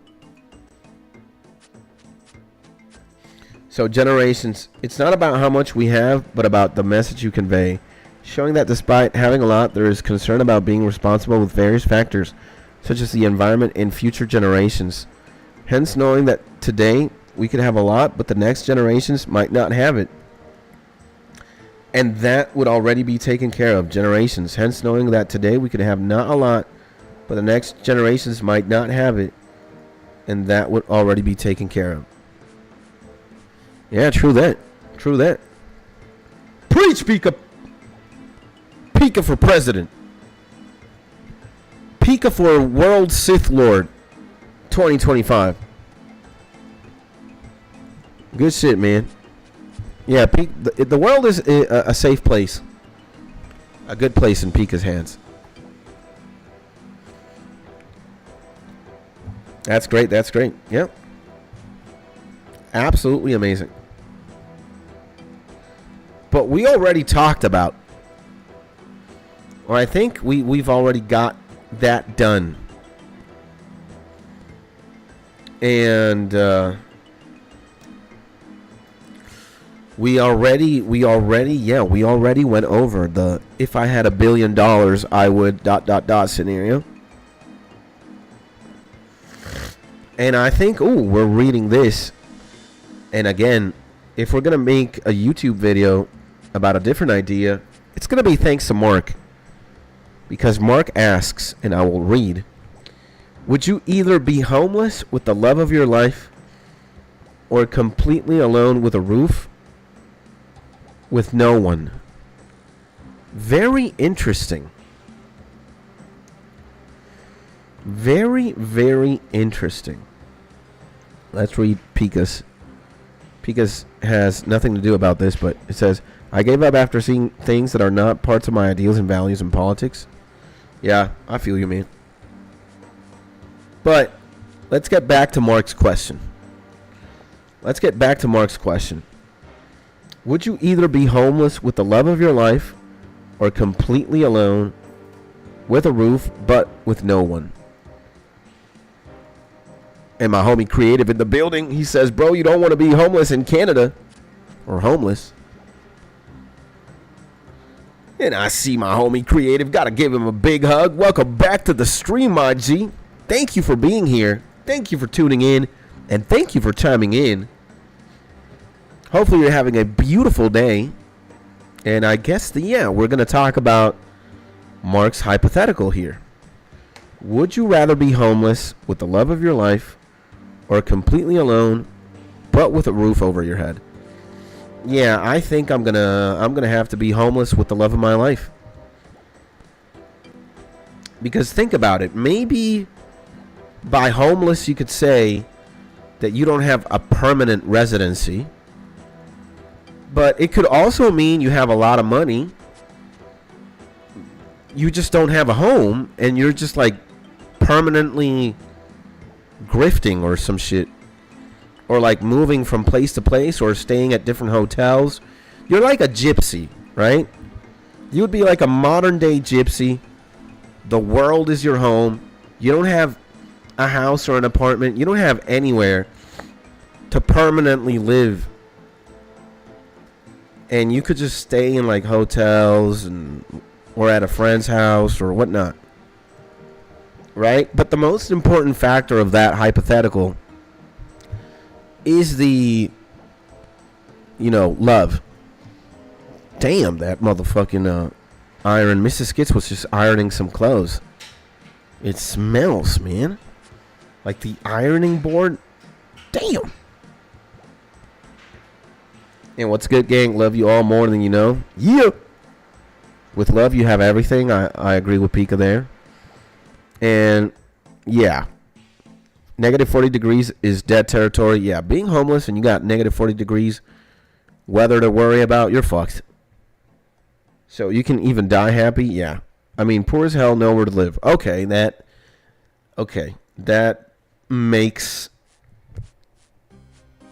changes things then.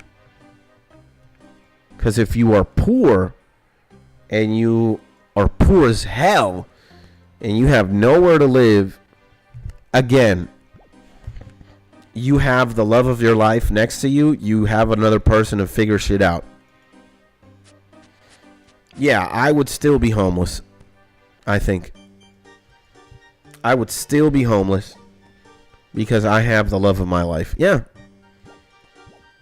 I'm a romantic, bro.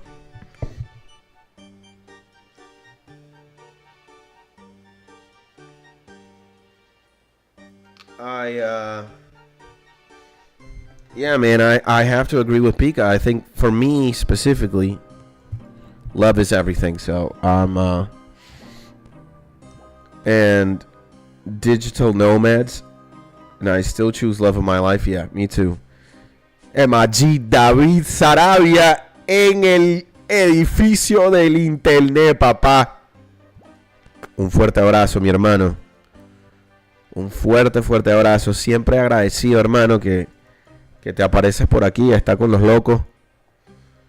Y sí, feliz lunes, mi hermano. Espero que tengas un día increíble y que te vaya bien hoy. Y no solo hoy, todos los días, papá. I had to speak in Spanish for a second because my homie David has literally no knowledge of the English language. So by all means, we're speaking in alien. And I just wanted to say hi and thank you, man. And I may sound cold, but I would prefer to have a home and be alone than sleeping on the streets. Dude, no, you don't sound cold, bruh. The thing is, everybody is going to have a different answer. Everybody is different, man. You're not cold because you want to be, you know, you want to have a roof over your head and not be homeless. That just makes you, bro. You could argue it makes Pika and me dumb that we want to be homeless and broke, but with the love of our lives. You know? And true north, strong and free ass answer. In the past, I would choose something else, but today I see that everything is despicable except what truly fills us. Love. Yeah, man. Same here, bro. I would love to be homeless in Caracas. I mean, at least regarding the weather is so tropical here. And it's so, like, stable all year round that you look, you're never going to have a 10-degree day here. The lowest it ever gets here is like 20 degrees Celsius. In the coldest days, you would maybe want a sweater. That's it. It would be... Look, it's definitely better than being homeless in Canada. When Canadian winter hits, boy, oh boy, get ready. So, yeah, go do it then. My dream life is to live in the bare woods with someone who appreciates the essence of what we have and no one values it. We have several planets with different compositions and we are privileged and we do not value it. We are earth, we are water, not electricity, cement, or metal. Yeah. And I bet challenge accepted, says creative. What the fuck is going here? Oh. Okay. I'll help you unlock the chest. Okay. Bowl. Here. Bar. Here. Bar. Here. Thank you, man. So I got 125 coins for that bullshit? Damn. And I'm with Pika. Off-grid would be peak life. I'd say off-grid with internet would be nice. Man, I'm too much of a fucking gamer. Or I'm way too dependent of the internet to want to be off-grid and shit. Like, dude, yeah, give me the internet. Give me a computer. Give me video games, man. Give me YouTube. I'm already too far in the Matrix to not want to be in the Matrix. So, yeah. And it's a very interesting question the one Mark has asked. Because, hey, again, guys, nobody is evil depending on what you answer. It's just everybody is different. That's it. All right? Let's just establish that. Everybody is unique. Everybody has a different answer. Just because everybody has a different way of looking at life and looking at problems. There are multiple solutions. There's not a right answer, man. It's a segue into an interesting conversation. And we get to know each other more.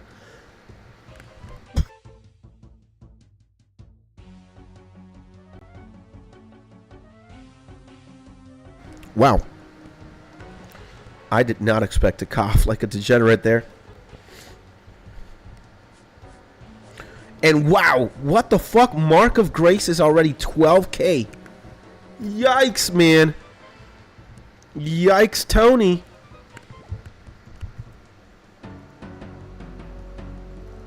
I think it is time, ladies and gentlemen. I think it is time. We're gonna definitely... Yeah, I think we're gonna make amylase Yeah. Let's get the fuck out of here. We're gonna go to Camelot for a second. We're gonna stop the grind for a little bit. Look, Amylase hits 12K. We are gonna go exchange this shit. We need to go make some money, man. We have 510 marks. We need to fucking like make money now. So I'm gonna withdraw that, and I'm gonna withdraw one water rune like that. Okay, stop that. We are gonna go to Falador very quickly. And we are gonna fucking get to Brimhaven. Or Brimhaven. We are gonna swap the Amylase, bro. We are gonna go to Varrock. We're gonna just fucking dump 510 Amylase packs. Or 51 Amylase packs. Is Brimhaven... Wait, Brimhaven is... I mean, Burthorpe. It's not Brimhaven. I'm fucking crazy. Where's Brimhaven at? Why am I such an idiot? I need to open the gate. Yeah, we need to go here right now. And yo, new content being streamed. We're freed. Yeah, we just need to go make money, man. Very quickly. I have never seen Amylase packs at 12K, so we are going to potentially make something. And I have not been to the GE in a while, so I do want to... Dude. We do want to be... Wait. Yeah, we want to make some money, man. There's no way I'm sitting in 500 marks of grace. 510 marks of grace. And we're not making some bank, so. Oh my lord. So, would you... Okay, we'll answer that we'll answer that question in a second, Mark. Would you rather fight a polar bear with a spear or a Wolverine barehanded? Like, there's got to be more probabilities of you winning the Wolverine barehanded than the bear with a spear. Both of them are very terrible scenarios at the end of the day. Like, dude, you're going to get some serious damage being done to you. Or you either have to be like one of these 300, like a gladiator from Sparta, to be able to take that bear down with a spear, no injury or minor injuries. Like, whatever happens with the Wolverine scenario, you're still going to get fucked. Like, you're going to get bit or scratched or attacked. It's going to hurt. Now, with the polar bear, you might battle and like be unscathed type shit, but you're still going to get, like, there's a high chance you just fucking die, man. There's just a high chance you just go GG, bro. Right? Like, dude, that bear might just fucking kill you right there and then, you know? And thank you, Grace, for all this money, man. All this money. Thank you, Grace. Okay, we need north like this, right? Yeah. And the Wolverine, he's gonna jump in your face. Yeah, but I mean, you can damage a fucking wolf. You can kill it. You can strangle it to death. You can just like crush it too. But the thing is, if you miss, and look at this, bro. We have 2,000 Amylase crystals sold Look at this, man. We made 2.3. We made 2.352 million, baby. Boom. And now we can sell these amylase for... Yeah, I think that's what we're going to go with. Wait a second. We're going to have a 6 mil. A 6 mil. Yeah, a 6 mil profit. And they are eventually going to sell, so. Dude. Yep. They are eventually going to sell, so. And now we have 50 million on the bank. Woohoo! 50 million, baby! 50 fucking million, boys. And a lot of this money comes from just running agility rooftops. Wow. Are you fucking kidding me, man? That is insane. And, yeah, if a 1,000 pound caribou gets mauled by it, I don't give 1% a chance. Dude, the thing is, a caribou might be strong and shit, but it's not thinking about things the way a human being is. We're far more intelligent than a caribou will ever be. And yeah, you might be barehanded, but that doesn't mean you can, like, dig a trap and fuck it over. Like, dude, if you dig a hole and you put spikes underneath or something, you can trap this fucker down. Dude, you can still strangle it. You might sacrifice your arm or something. You're gonna get bit for sure if you don't play the game right. But you can definitely outsmart a fucking Wolverine, bro. Alright? And kill it. The thing with the fucking polar bear is, dude, you better pray to God that you hit, that you end game it immediately with the spear. Or that you, like, fucking hurt its eye or something. You blind him. Or you inflict so much pain that the bear doesn't want to fight you anymore. It just runs away. He's like, fuck this.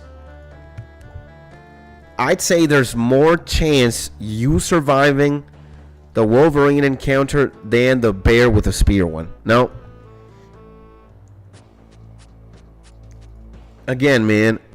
And how are you still excited about money when Xander gave you like 1 billion GP on your first day of playing?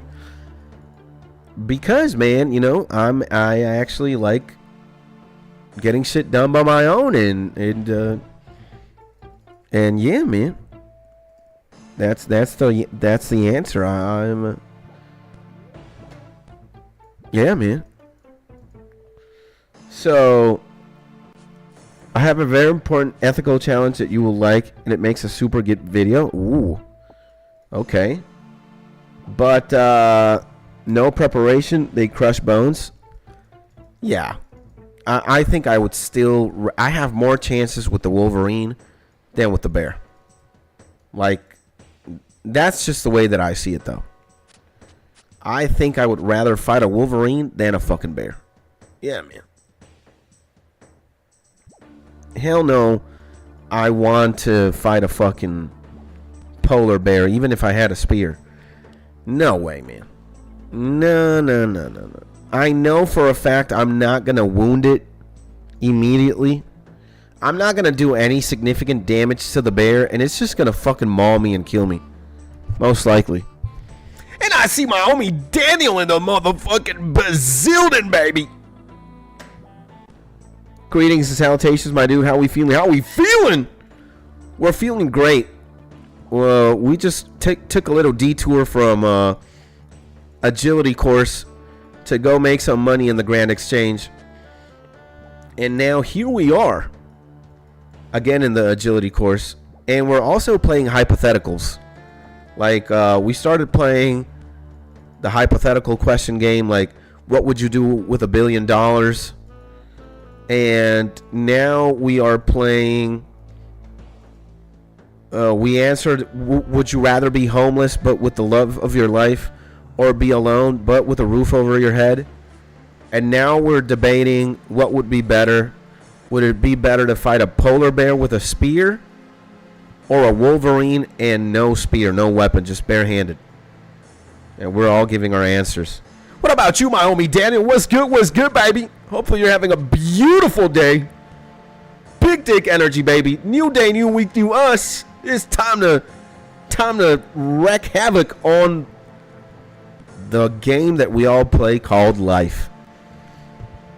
So, okay, and now we have a Pika scenario. All right. Let's see. A nuclear catastrophe or another apocalyptic event is about to happen. There is a bunker with limited space. For example, it only fits 5 people. However, there are 10 candidates for survival. The group must decide who gets in and who stays out. In other words, who lives and who possibly dies. 54-year-old priest, 35-year-old pharmacist, 28-year-old woman with sexual abstinence issues, 12-year-old boy, 40-year-old mechanic, physically disabled visual artist, 30-year-old soldier with aggressive tendencies, 25-year-old fertile female engineer, 70-year-old woman with medical experience, famous singer with depression. Now, I know out the bat, the famous singer with depression is out, and the aggressive soldier is out, and physically disabled visual artist is out.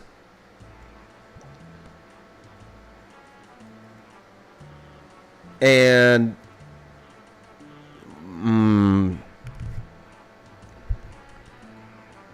the others I'm really debating. Let me see. That tiny ass Wolverine cannot be worse than a polar bear, though. Yeah, man. That's what I say. What's good, Daniel? The group needs to discuss and decide which 5 people will enter the bunker. Who would you choose? Let me catch up with chat. And yo, homie. Yo, did you see my black belt on Discord to prove I wasn't capping? With $1 billion, easy. Build Hogwarts. Nice. And yo, what up? And no, I'll check it out for sure. Dude. Yeah, okay. Let's see creative regarding Pika's situation. Or Pika scenario. Creative saying, in that situation, Pika, I would pick 1, the 12-year-old kid, 2, 70-year-old medical, 40-year-old mechanic, 3, 4, the 25-year-old fertile female, and 5, 35-year-old pharmacist. Yeah, I think I'm doing the same. And again, you're also establishing the fact that you might, if you leave these other 5 people outside the bunker, there's a potential to survive anyways. Like, who knows if there's another bunker, or who knows if there's some they make it away, they make it off. But there's no way in hell I'm staying with a 30-year-old aggressive soldier. That guy might 1v9 everybody for some reason. And what are you going to do with, like, singers or artists? Nothing. They're not providing anything practical to survive. The mechanic is very important, because if there's something in the bunker that gets fucked, the mechanic might be able to fix it. Also, the engineer.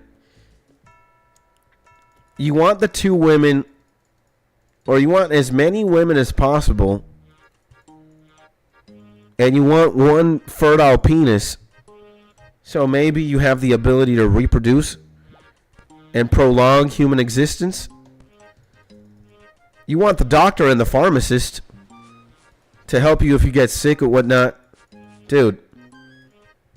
But, and you might want the boy, he's the one with the dick. He might be 12, but give him 6, 10 more years. He's fucking bitches and making babies. So, and you need to remember in the post-event context, if there are invaders or surviving attackers, how will they defend themselves without soldiers or pharmaceutical knowledge? Dude, you might not be a fucking soldier, but you know how to use a gun and fire a gun, and you're able to defend yourself. A soldier is not like a fucking master. And again, you're saying an aggressive soldier or with aggressive tendencies. I'm not trusting that fucker, man. Imagine you start eating cereal with the homie and you don't give him the milk immediately and he just fucking shoots everybody because of that. Give me the motherfucking milk, motherfucker.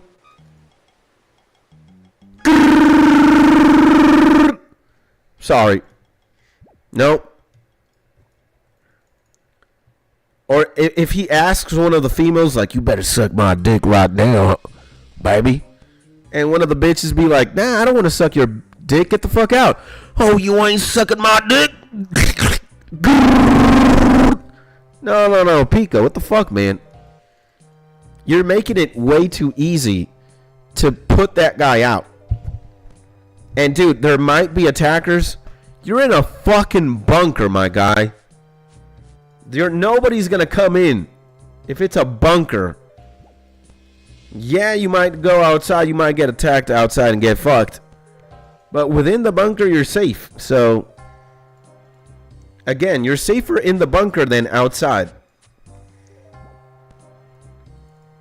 And you need to anticipate all scenarios. There's no right or wrong answer. Yeah, man, but when you factor in that the soldier might be crazy, you don't want crazy inside the bunker. You want crazy outside of it. So I got the engineer, medical experience, pharmacist, mechanic, and anything but the aggressive guy. Yeah, bro.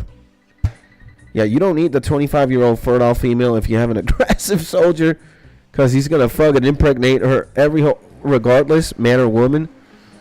No.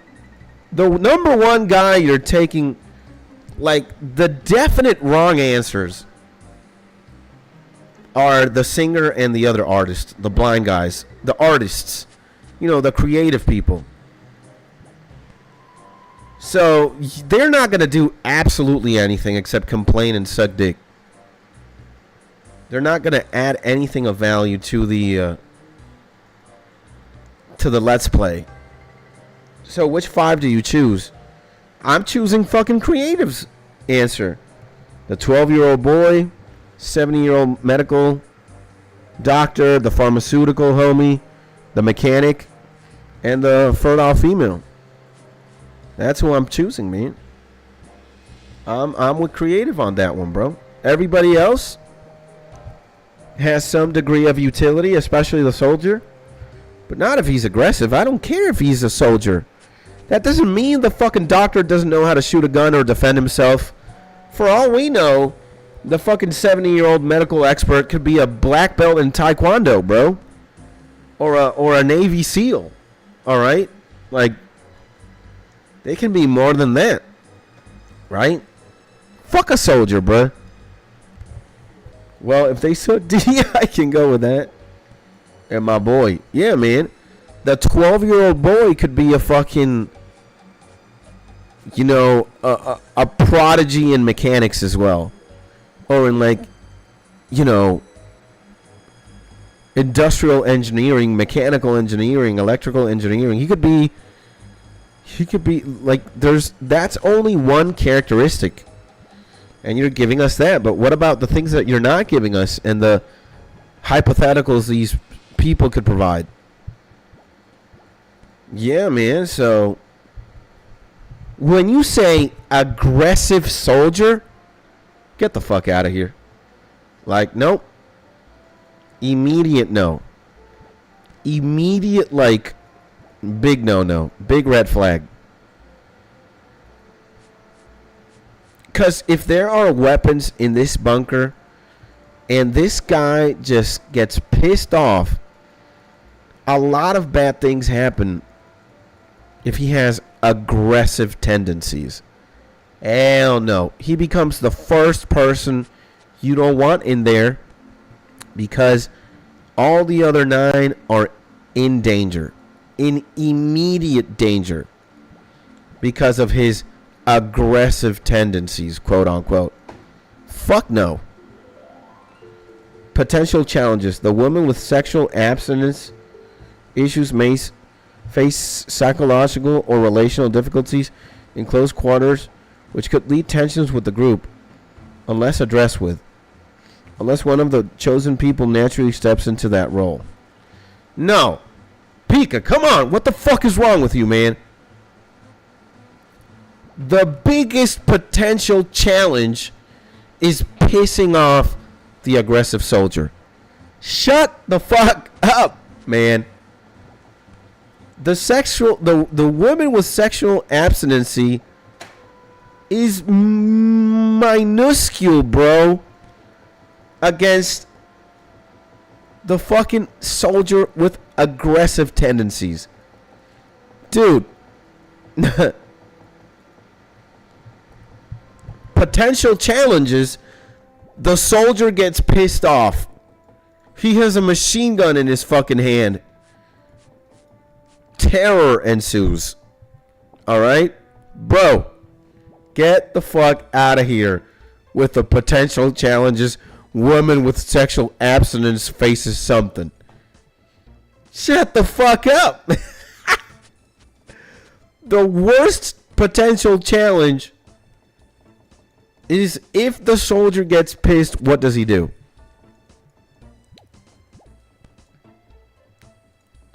And yeah, sexual abstinence issues as if she nonstop wants the D. Just give her the D. But you crack the skull of the aggressive soldier in his sleep, and your food rations last longer.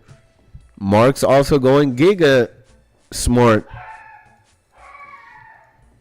Then you kill everybody in the bunker. Now you have all the food for yourself and the internet.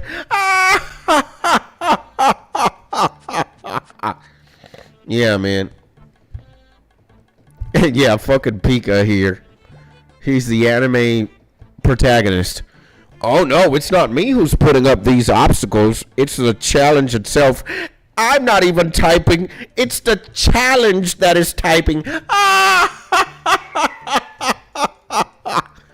Yeah, Pika here with the Giga Brain. For all we know, it's not even Pika anymore behind the keyboard. It's Mewtwo. The smartest fucking Pokemon alive. It's the Matrix itself. Pika's stroking his dick. He's masturbating to all the insanity happening. And he's just letting Mewtwo do the heavy lifting. Let's simulate how your selected group might interact over time in a post-apocalyptic survival scenario, focusing on psychological dynamics, group roles, and potential developments. Say hi to ChatGPT. After a global nuclear catastrophe, the 5 selected individuals have entered a survival bunker with limited resources. They'll need to live together in close quarters for at least 1 or 2 years before it's safe to return to the surface and begin rebuilding society. Dr. Stone, but we got Pika engineering the anime here. It's safe to return to the surface and begin rebuilding society. 25-year-old fertile female engineer role. Take it easy, man. Pika, chill. There's way too much text. You need to chill. I can't read all of this before somebody else says something. Let some space, or let me at least finish what you fucking... Oh my god. Yeah, holy spam. This is way too much. Pika, stop. Stop. Pika, enough. Chill. Stop. No more text. Stop.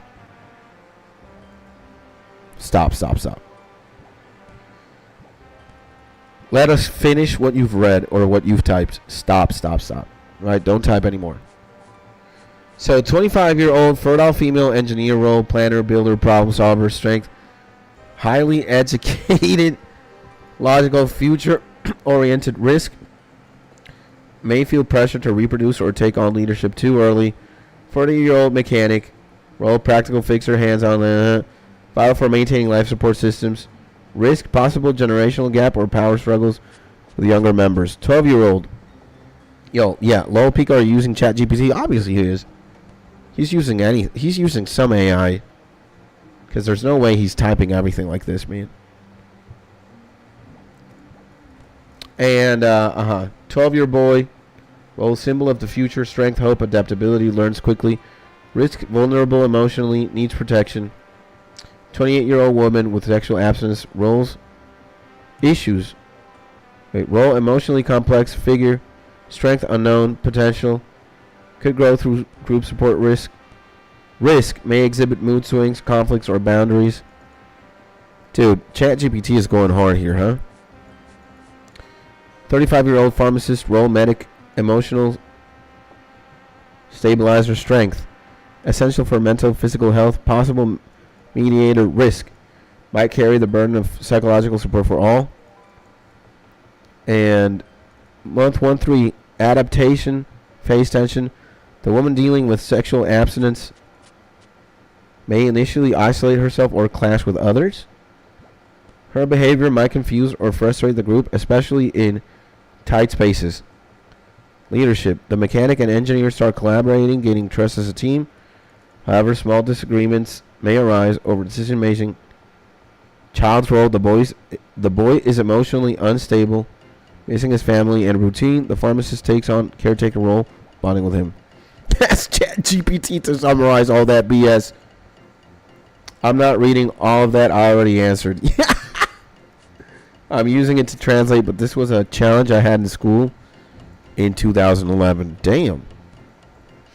You had a pretty interesting science class. Or I don't know what class you had where that scenario was a thing. But pretty cool, man. And again, you cannot type all that shit or copy and paste it. It's a lot to read, and it's just, instead of copy pasting, look again, bro. That's a lot of text. That's a lot of text. You need to chill. Whoa, man. Again.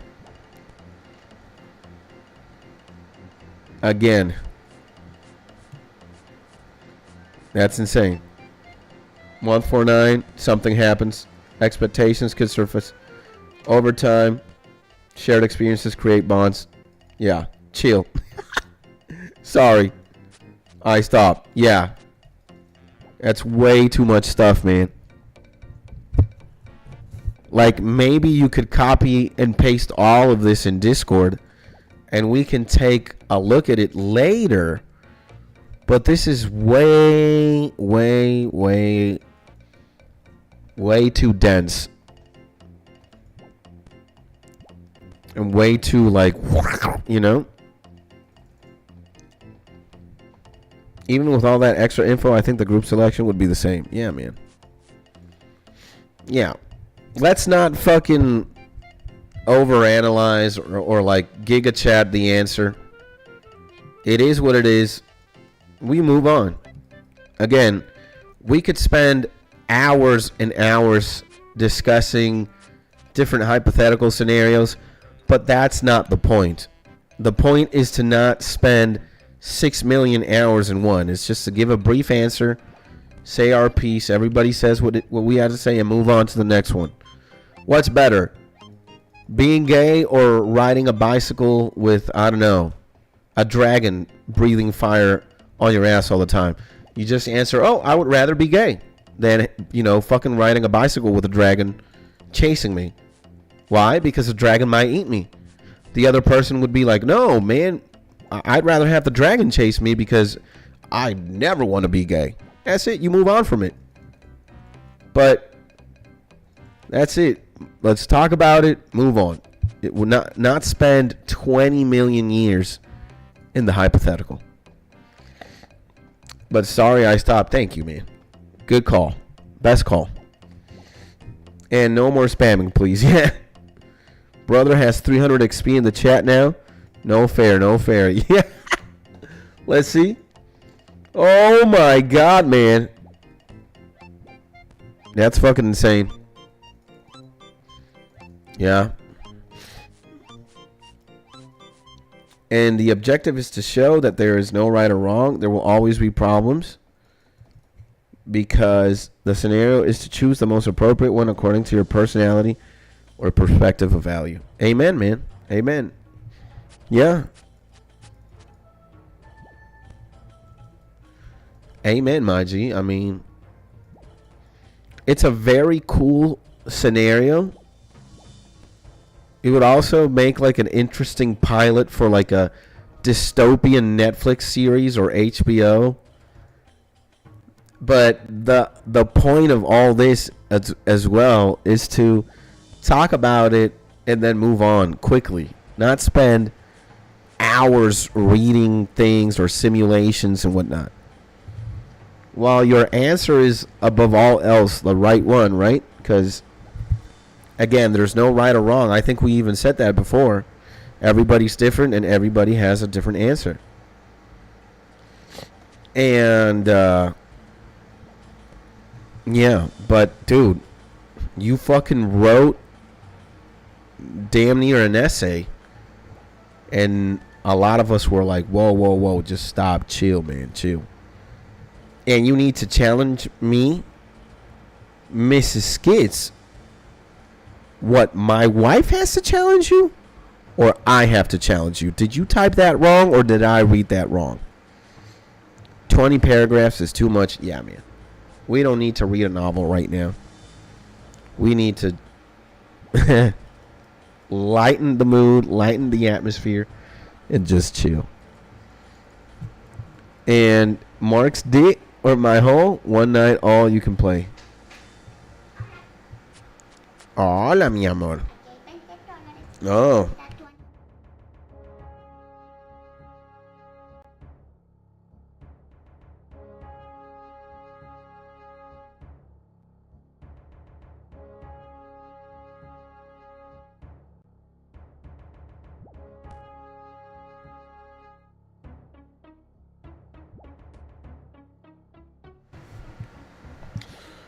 And you need to challenge Mrs. Skits.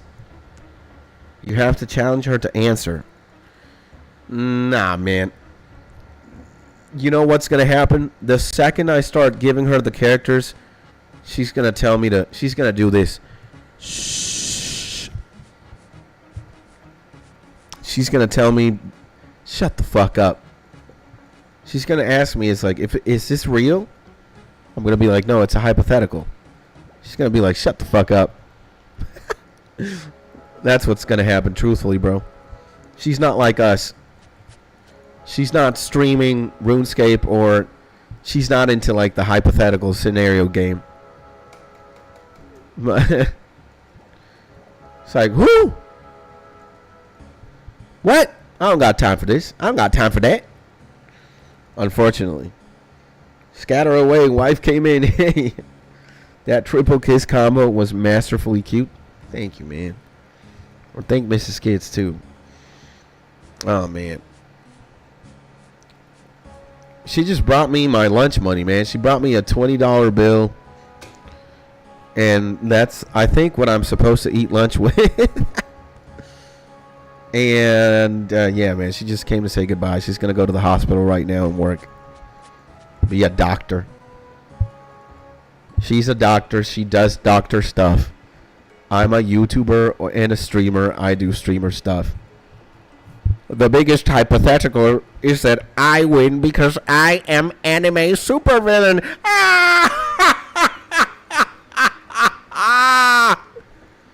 I'm here fucking streaming old school RuneScape, chilling.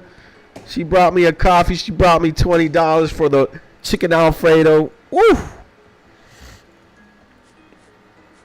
And so creative name question. So answer. Oh, so answer the question. Sorry if it was annoying or boring. It was not boring. It was a little bit annoying. Especially when we told you just like stop, chill, and you kept going. Boring? No. Annoying? Yes. And yeah, Skits masterfully avoided the question. What is it? Being gay? So what's worse? Being gay? What is it? What's the hypothetical? Being gay or what? Or normal?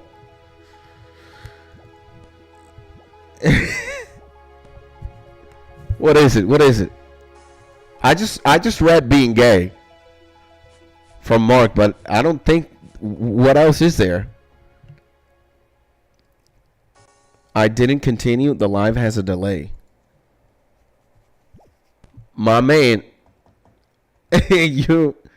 There's a look. There's like all these fucking here. You needed to chill, but it already happened. It's good. Move on. Oh, Mark's dick or my asshole? One night, all you can play. Oh my god, man! Why the fuck is that the hypothetical? Jesus, man. Oh my god.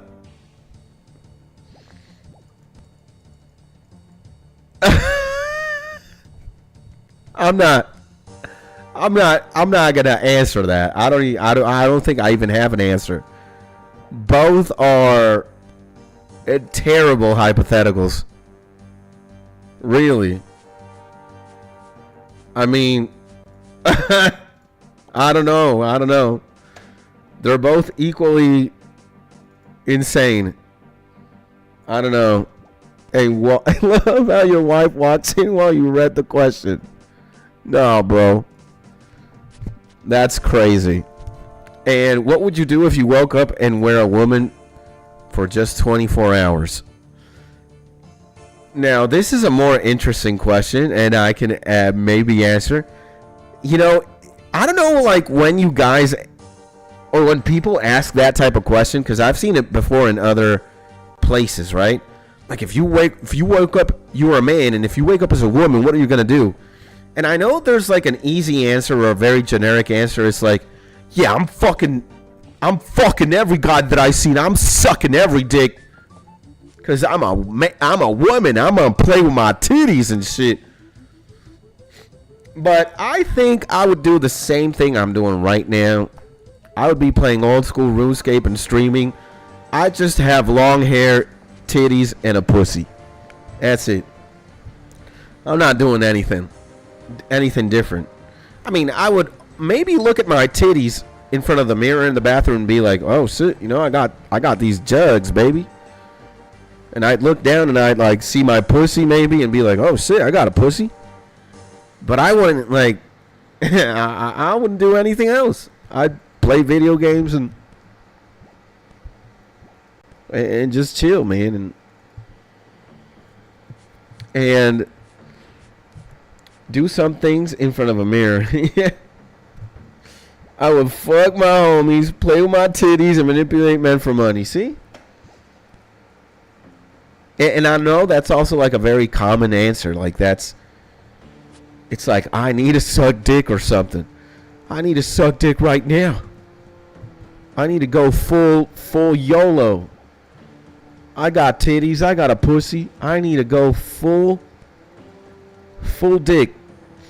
I don't know, man. Nah, man. I'd play World of Warcraft. I'd stream. I'd play video games. I'd even try to make a beat. Maybe. I don't think I'm gonna do anything drastically different. Hopefully I don't have my period and it hurts. That'd be pretty terrible. Because every time my wife has her period, it's not a good thing, right?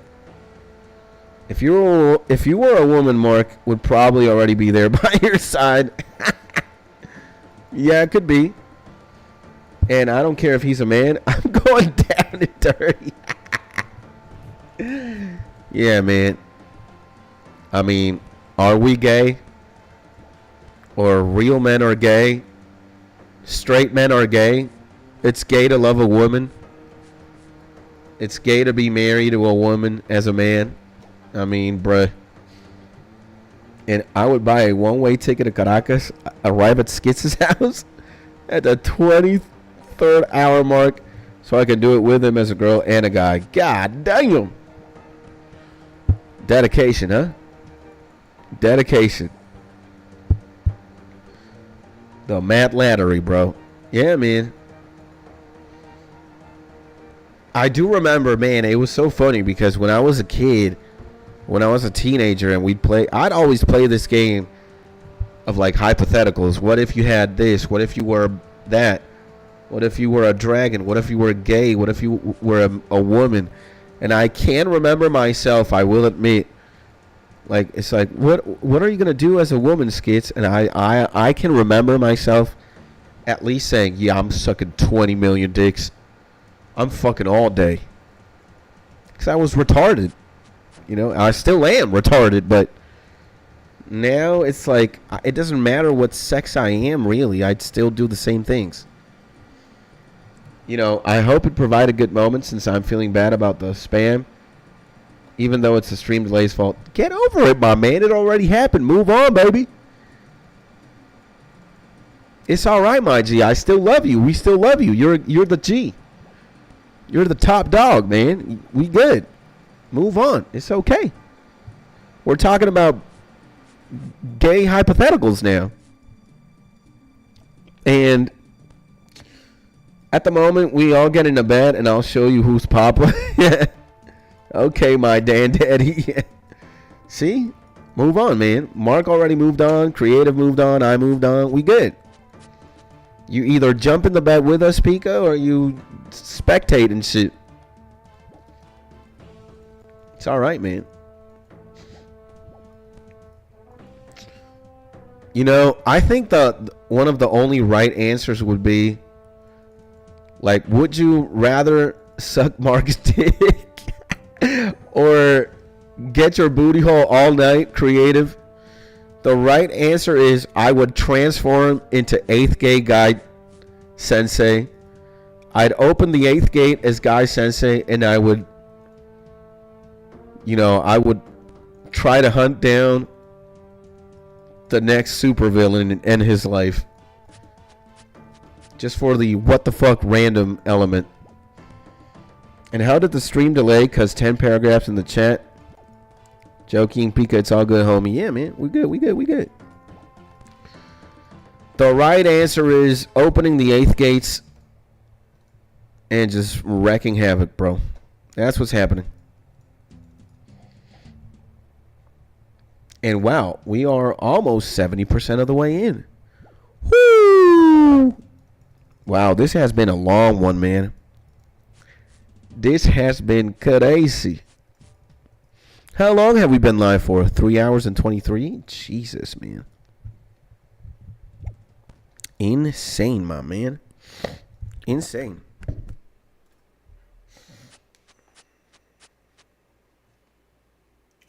Let me also start charging my phone here.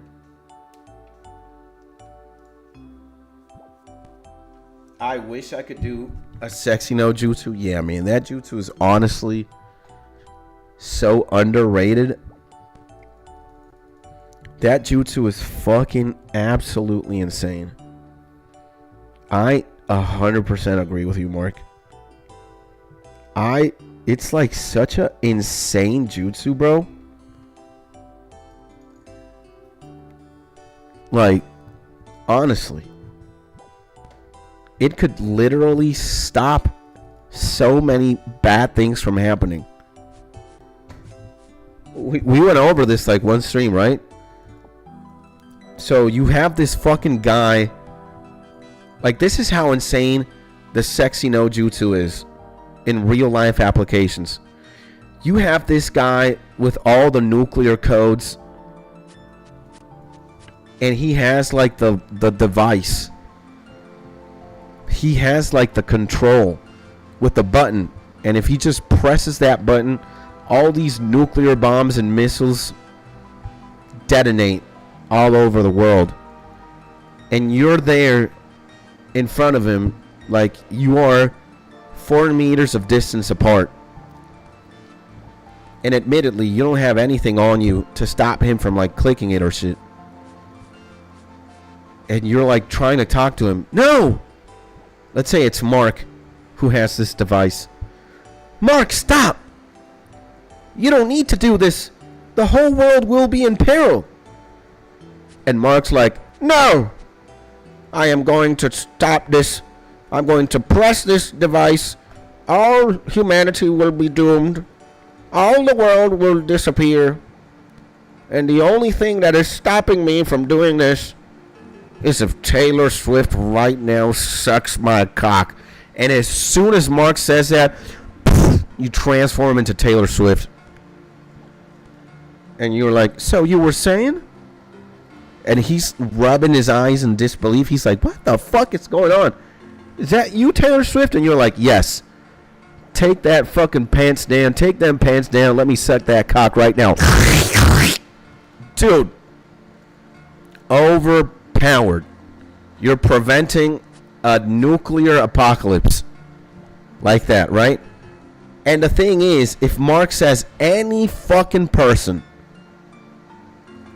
if Mark would be like, oh, I need Skits to suck my dick, or I need The Rock to suck my dick, I need Scarlett Johansson, you can immediately transform to them on the spot with Sexy no Jutsu. God damn! Right? Dude, that's fucking insane. Mark could have the fucking control to explode the entire planet. And it's like, unless you transform into Donald Trump and shove a pole up your ass, you transform into Donald Trump and you have a pole and you stick it in your ass. Mark's like, holy shit. This is fucking insane. You're stopping the apocalypse, man. You got to do a 12-hour stream today as a Thanksgiving celebration for 2,400 subs. Oh my god. That is insane. I did not consider that.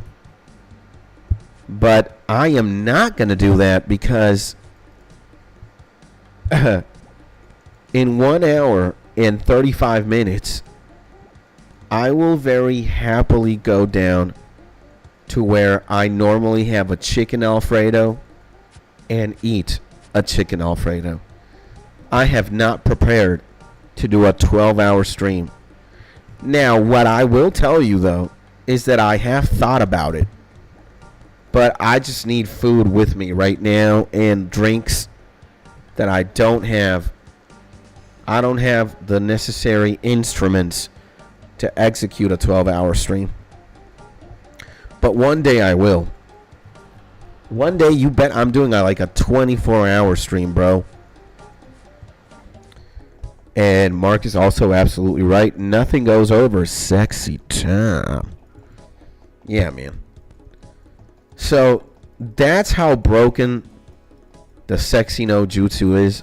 Dude. It's undeniably so overpowered, man.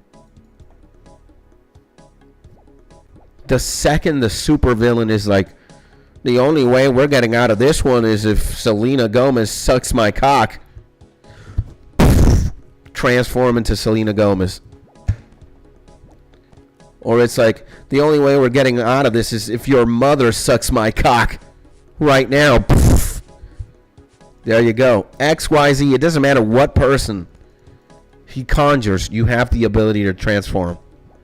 Dude, you're insane. Bro, can you at least share a picture of the creamy chicken Alfredo on YouTube post or the Discord mindfulness channel? I can. Who's sucking? Purple City's so epic, man. I mean, who's sucking in this hypothetical? That would be me. And again, hopefully fucking Selena Gomez doesn't watch this, or whoever celebrity, Scarlett Johansson, Donald Trump. It's a hypothetical, guys. I'm sorry. I'm just using you as an example for the bit. Believe me, I have all sorts of respect. Not admiration, though. but I do respect. And it's just a game. It's just a hypothetical, all right? Me, says Mark, in Dark City, yeah? This man has gone from Black City, Dark City, Fart City, Purple City. When he's as Purple City, everything is okay. When it's Purple City, everything is perfect. Which is good. It's great. It's great. Great. Damn, bro. But yeah. Wow, what a great day for hypotheticals and like what if scenarios, right? Excellent. Many potentially good YouTube videos on the way. And yeah, one day I am definitely going to do a 12-hour long stream. Imagine 12 hours of doing agility courses. Oh, no. No, it would definitely be not an agility stream. I don't know what we would do. It would be variety. It would be, I don't know. I'm turning on the PC. Let's see. First 12-hour long stream. Probably play multiple games. Do music. Listen to music. Do what we normally do, but just variety it out. But one day I will do 12 and then 24. Damn. First 12 hours of Final Fantasy IV? No, that's not happening. Or maybe it could, because that would mean we'd get over the game pretty quickly, right? And again, I love Final Fantasy. Hopefully I love the game as well. But if I don't like it, I don't think that's going to be the case. But if I don't like it, I would just want to get over it as quickly as possible. And then 12 hours of that would be perfect. That means 12 hours less of that in the future. But, yeah, if I'm doing a 12-hour long stream, I'm definitely doing variety. I don't think I could ever play a game for 12 hours in a row. Nah, my brain would fry. Maybe if we do this for 12 hours in a row, again, I would not have to do this for 12 more hours in the future. But I would fry my brain in the process.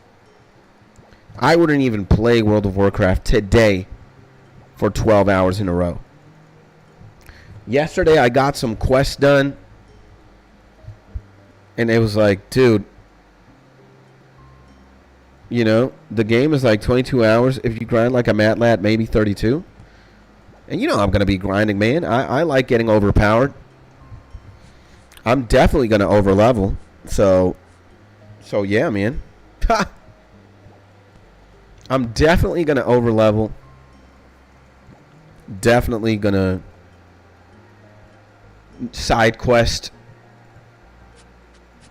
I'm probably not going to 100% the game. I don't care about full clearing it.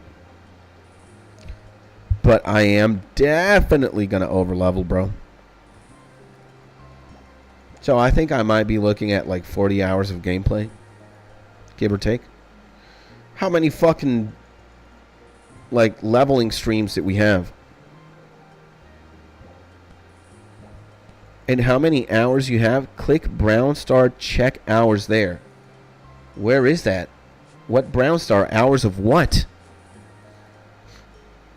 Like, you mean here? And time played, click to reveal? 15 days, 22 hours. Okay. Yeah. I figured you were talking about that, Pika. 15 days, 22 hours.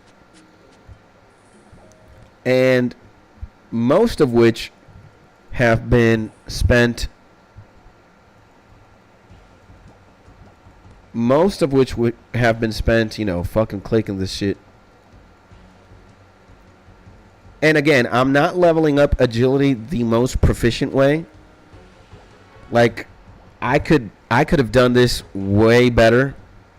But it is what it is, right? It is what it is. And, yeah, man. We have 15 days and 22 hours clocked in. Dude, my World of Warcraft time is at the very least like 1,000 and something days played. I have more than 1,000, like, I might have like 1,400 days if you add everything that I've done with every single character. 1,400 days let's play, arguably. Yeah, man, 1,400, easily 4 years of my life in front of a computer playing World of Warcraft. Easily, bro. And last dungeon in FF4 will give you PTSD if you're not over leveled. Then we gotta be over leveled for that. And Final Fantasy is such a great series. Absolutely, bro. Final Fantasy is just fucking goated, period. Again, I'm the kind of guy that factors in a lot of things when considering how to evaluate or how good a video game is. And an important factor for me is music. And Final Fantasy, the franchise, has Nobuo Uematsu as the main composer for the series. And Nobuo Uematsu is just legendary tier. Legendary tier. One of the best video game original soundtrack composers. One of the best musicians in the world, period. He's like the fucking Mozart or Beethoven for video game soundtracks. A lot of Japanese composers are. Koji Kondo for Nintendo. Dude, a lot of anime composers as well. They're fucking goated, bruh. But if we're talking about Final Fantasy, we have to talk about Nobuo Uematsu. Dog. His music is legendary. Across multiple games, multiple titles, the man delivers 100% of the time. He's like a no-miss kind of composer. It's like everything the man does is golden. It's just fucking insane. And I'm going to say that Jeremy Soule, the guy who makes the Skyrim music, is also fucking goated. And I'm also going to say that old school RuneScape music is fucking goated too. I love old school RuneScape. Something happens to me when I put this fucking song on, man. I can't explain it really. But I genuinely hear Dream, which is this song. And that's what happens. I start daydreaming of like Utopia or something. I can see a world where everybody's happy, just chilling, bruh. Or I can just see myself happy playing whatever fucking game I am. And I'm happy, man.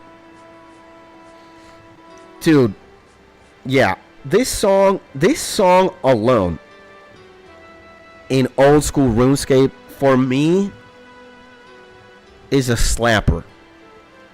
You guys know, if you're familiar with me, like Mark and let's say Pika and Creative, if you guys know me, you guys know I'm really into sweet romantic sounds and vibes.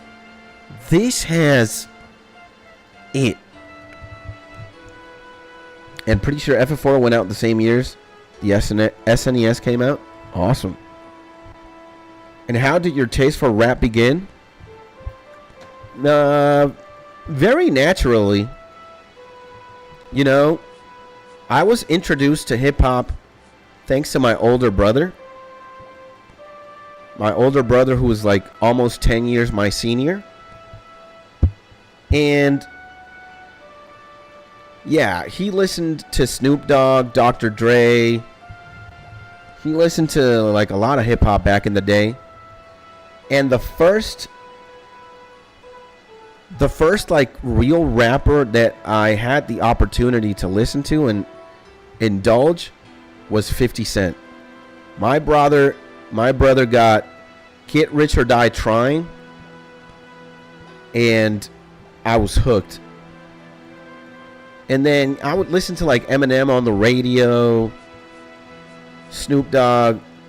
But when I got the Get Rich or Die Trying physical CD by 50 Cent that my brother had bought, I was like, whoa, this is fucking insane. And by then, I was still like more into like pop punk. Like I was into like Blink 182, Sum 41. Just like, you know, MTV type shit in the early 2000s. And then I went through like a whole emo phase. And then when I was like 18, 19 years old, that's when I heavily started going into rap. And wait, what? Another skits? Yeah. I'm the middle child. I have an older sister, an older brother, then there's me. Then I have a younger brother and a younger sister. But I'm the only unique child from my mom and my dad. I'm an only child. My mom from a previous marriage had my older brother and sister. Then she met my dad, had me. Then my mom and dad divorced. And my dad with another woman, they have a boy and a girl. And my younger brother and sister. But, yeah. My older brother and sister were basically the segues for a lot of things in my life. And unbelievable. Brother, you have siblings? Yes. I think you were more into Pink or Spice Girls. Admittedly, yeah, when I was a kid, the Spice Girls were popping. But no, man, when I was a kid, I think Blink 182 was my favorite band. And if it wasn't Blink 182, it was like Linkin Park, bro. Like, I think Hybrid Theory from Linkin Park, that CD is so fucking immaculate, man. Dude, Hybrid Theory is gotta be one of the most insane bodies of modern day music, period. Like fucking this right here. Oh my god, boys. Oh my god. And wow, that is a very unique family tree. I think so. Sure. Evanescence or Rammstein? I'm going with Evanescence. I mean, don't get me wrong. I like Rammstein. I'm all for German hard rock or metal. But I got more memories in my life listening to Evanescence than I do with Rammstein. And it's not a what band is better. I don't care. I'm not comparing them in that metric. And I'm not going to have that conversation either because both bands are great. It's just that I have more memories in my life tied to Evanescence than I would to Rammstein. Yeah, man. And, yeah, but I think Linkin Park, bro. Linkin Park is just... Dude. And then Meteora came out. Dude, this fucking album, nah, man. They gave us 2 back-to-back just godly pieces of new metal. No. Dude. Evanescence or Rammstein? This got to be ancient Unk Talk. Yeah. It's pronounced Rammstein. I don't really care how it's pronounced, bro. I'm all for the music. Don't care what the band's name is pronounced, really. And again, I'm not talking about... Well, I'm answering Pika's question, obviously. I would pick Evanescence. But I think there was no band... And Linkin Park, mind you, was not my favorite band. It wasn't my favorite band as a kid.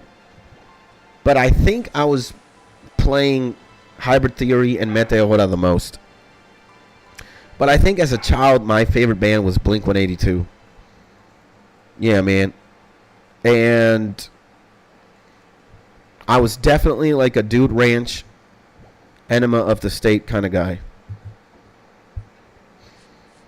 And one of my friends in middle school, he was super addicted to Rage Against the Machine, man.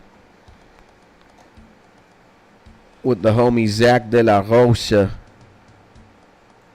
and the guitarist Tom Morello, godlike guitarist and vocalist. And dude, when I got introduced to Evil Empire, bruh, god damn! God damn! God damn! God damn! God damn! Yeah, and I think they are very different tastes. Yeah, of course. And there is no way to compare or belittle them. No, man, that's not the mission. Look, I don't like talking about music like that. I don't like saying like Slipknot is better than Metallica or Iron Maiden is better than Britney Spears. I refuse to have conversations like that. I'm just a music fan in general. I love music. And I'm all for music and musicians for the different genres, different styles, different everythings. So, yeah, man. I agree with you, Pika. It's like, why would we have a discussion about that and like separate ourselves from that? So, but I can at least tell you what makes me is just there are a lot of different bands and genres and styles.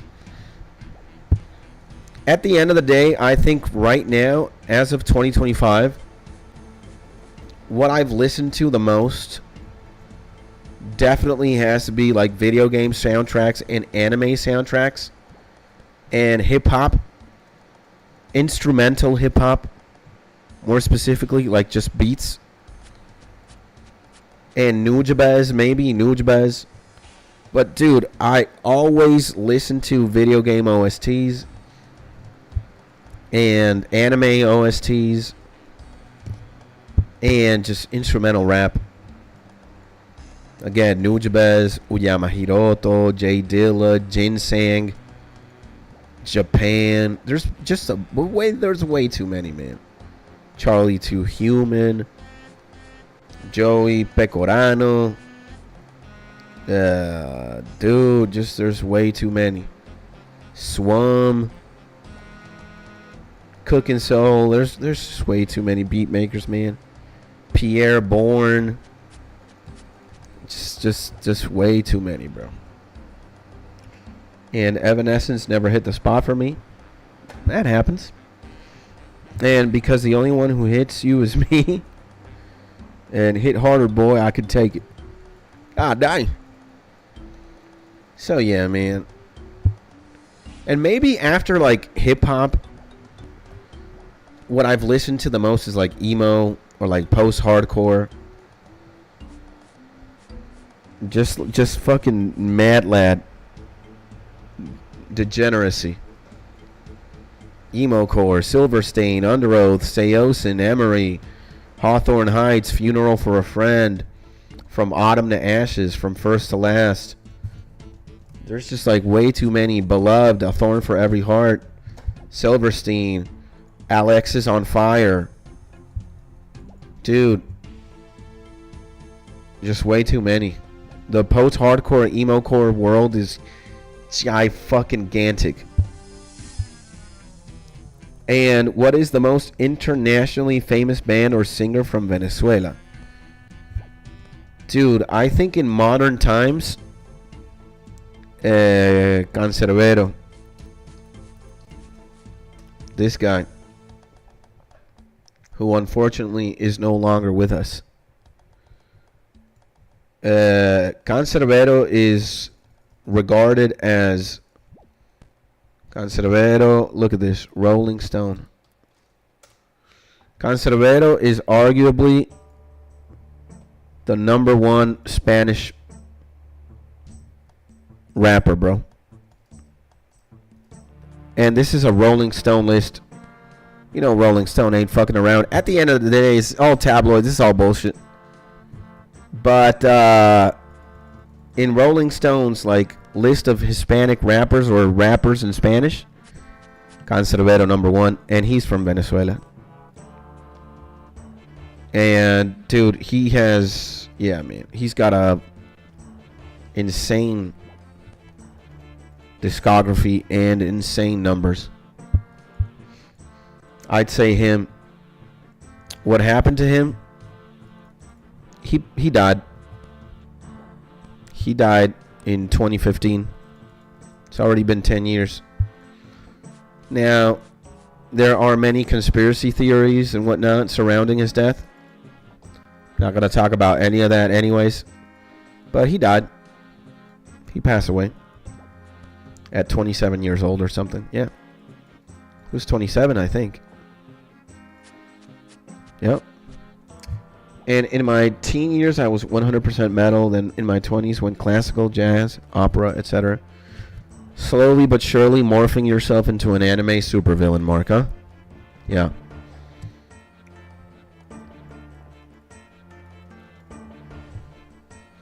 Mark is out here. Anime supervillain. Insane, huh? And are we in 70.19%? Holy shit.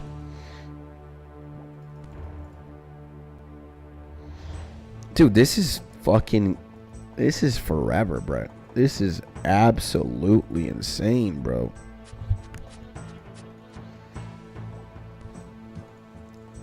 This is crazy.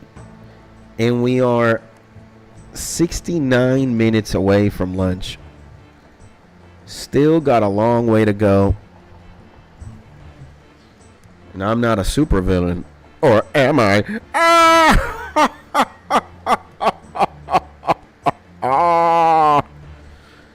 Yep. Supervillain, baby.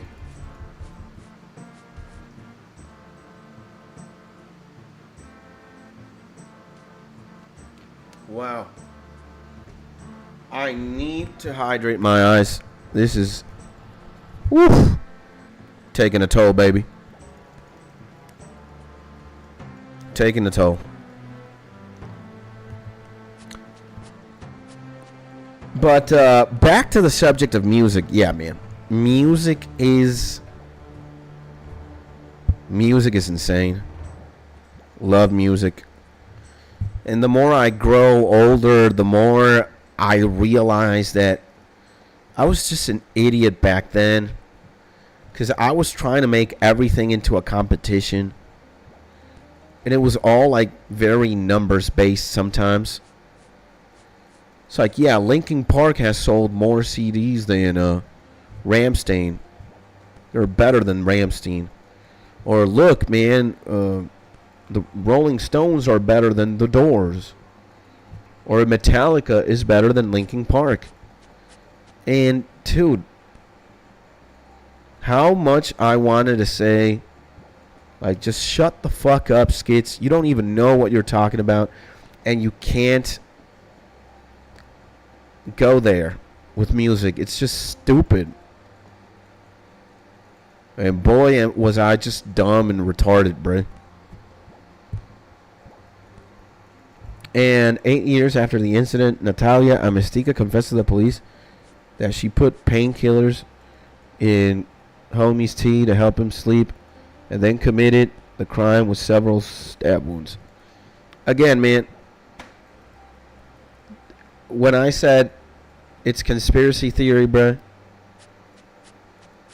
it's more complicated than that, Pika. Believe me. You just Googled that and you copied and pasted that. Or you asked ChatGPT. And it's more complicated than that. It's news on CNN. Well, yeah. It's more complicated than that. CNN sometimes reports fake news. It's more complicated than that. And I see my homie dude, baby. In the motherfucking Brazilian. Welcome back, my G. Sending you a big hug. Hopefully you're enjoying Japan, baby. God bless you, my G. How you is? How's Japan? How's the trip? Talk to me, baby. Or talk to us. Yeah. So, yeah. And I got mad jet lag, came back home. I was jacking off all night. Good shit, bro. Glad you're back home safe and sound. I hope you enjoyed your trip, man. Kind of a little bit jealous because I have never been to Japan myself, and I definitely want to go as a super otaku and an anime supervillain. But I'll go there one day. And, yeah, man, I don't want you, Pika, let's not even talk about the homie death, please. I just don't want to at all. It's just, I refuse. I refuse. I don't want to talk about homie death. I don't want to talk about nobody's death, period. Because I just get sad, bro. All right? I don't want to think about certain people that are just gone way before due time. I don't want to talk about that right now. And you will love it. You will visit eventually. Yeah, I will. Most definitely. Before I die, I'm definitely flying to Japan. And just like existing there for maybe a week or two or whatever. And I will search. I will not talk. Thank you, man. But more importantly, you should listen to Cancerbero music. Not even like look up his death or whatnot. Just listen to his music. His music is great, man. Super great. And should have messaged me. I could have helped with that. And, yeah, Khan music is fucking insane, bro. Look, I think this one you will really like, Pika. It's called Cest la Mort, like I am death. Just look at how, like the numbers this guy is pulling off. 141 million views 12 years ago. And if we go to his YouTube channel, like look at the slappers he has. 585 million, 500 million here, 414 million, 253 million, 168 million, 141 million, 123 million. Like this guy has multiple fucking slappers. And there are YouTube videos and songs that are not even in his YouTube channel that have hundreds and hundreds of millions of views. And it's all for a good reason. He is leagues. He's like the Eminem in Spanish, man. Like, he's that fucking gigantic. And that talented and that insane. And it's not fair to say that he is Eminem in Spanish because he's on a different, like, wave. Cancerbero is Cancerbero. That's it. And, bro, he is highly regarded as the best rapper that rapped in Spanish, period. And there's no one close. So I will study him, so I'll be out for a time. Gracias. Amen, man. Have fun. His music is great. I think you'll love it. And, yeah, bro. So Japan, huh? That's crazy. Homie went to a very extended trip and to many locations. Sounds like a fucking insane trip, my man. Hopefully you had a lot of fun. And yeah, bruh. Have we ever fallen from this shit? Watch me fall now that I'm summoning the fall.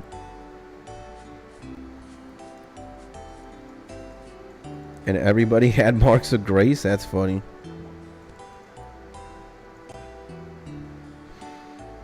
Dude, yeah, Japan sounds and looks amazing.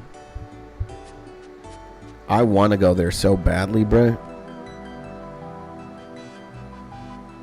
Be a dream come true, man. Absolutely. Absolutely. But before we go to Japan, we got to go to Quebec, Canada. Got to give Mark a big hug. And then we move on. Go somewhere else. And I want to go everywhere, bro. I want to go explore every single country. I would love to do that as a human being. Just go everywhere. Go everywhere in Africa. Go everywhere in Asia. Go everywhere in Europe. Go everywhere in South America, North America, Australia, Antarctica. Everywhere, man. My girlfriend going to Punta Cana in December, but not me because I don't care. Punta Cana is like a beach destination in the Caribbean. It's a very, like, dude, when people graduate high school and college, it's like the place. And it's all on, like, what happens in Cancun stays in Cancun. It's like what happens in Punta Cana stays in Punta Cana. She might meet a gigantic stud and fuck him. And she'll never tell you. Just because it's like, it's one of these places. Like, you party all night, hook up with people, rinse, repeat. So watch out.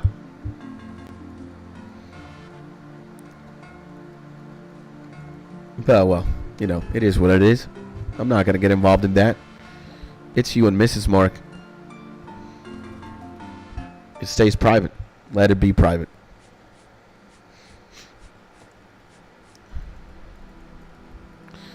And I've never been to Punta Cana myself. But part of my high school class, I think some guys went there. A part of my class did. It was either that or Mexico. I can't remember. I didn't end up going. I immediately graduated high school, and I didn't even have like 1 month of like vacation. I immediately went to Shanghai, China. Fucking Mark. Well, I'm 10 minutes away from a hooker bar, so I can get my D wet if I want. I mean, like I said, man, you do you. Still love you, whatever you do. Doesn't matter, man.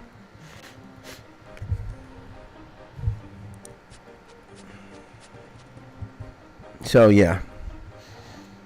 But Japan, bruh. I've been to Asia before. You guys know that I lived in China at one point. But I just want to. There are a lot of countries in Asia that I have not been, that I want to go. And I would love to go to South Korea. I would love to go to Japan, Taiwan. I would love to go to China again, go to Hong Kong. I never went to Hong Kong. Hong Kong's lit.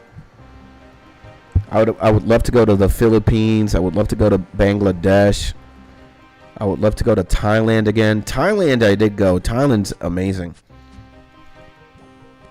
But I'm just a fan of the world, you know? I love planet Earth. Hold on for a second.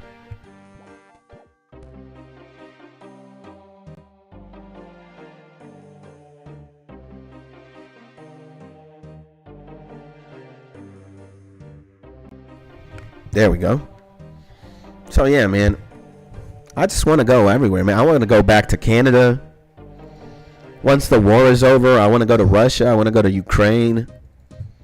I want to go to Israel. I want to go to the Gaza Strip. I want to go everywhere. I want to visit everywhere. I just want to explore.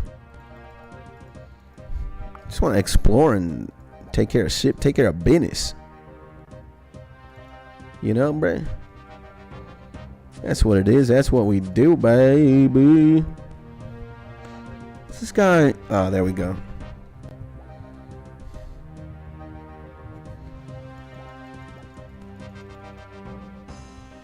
So Thailand, China, India, France. I would go only for the food. Yeah, man. Dude. No, Thai food is fucking insane. Chinese, like local Chinese food is fucking insane. India is insane. France is also insane, dude. Food there in all those in every single country that you mentioned there, top tier, bro. Top tier. So, yeah, man. Yeah. For sure, bro. Time to glizinate, basically. And wow, you know, I'm not gonna lie, I am really looking forward for that chicken Alfredo I'm gonna have, bro. God damn. It's just the entire meal is just delicious, man. You get a soup as an appetizer. The soup has like some protein, some meat, some veggies, and it's served with lime. So you can squeeze a lime and make it very limey. Then after you have the chicken Alfredo, and you have like you have strawberry juice, and the chicken Alfredo is, god damn, it is insane, bro. And you gotta see India's architecture, though. I've seen some of it because my mom and my older sister, they've been there. And I've seen some photographs. I've also seen like some documentaries. And yeah, India's a beautiful place, man. Again, you're never going to catch me on camera saying XYZ is disgusting or a terrible place, because I think that of every single country. Every single country is beautiful. And of course, they have its good things and bad things. But I never focus on the bad things, bro. And it's just every single country operates like that. So you're never going to catch me on camera or nowhere talking shit about nothing or nothing. Just because it's just in a world where is the glass half full or half empty?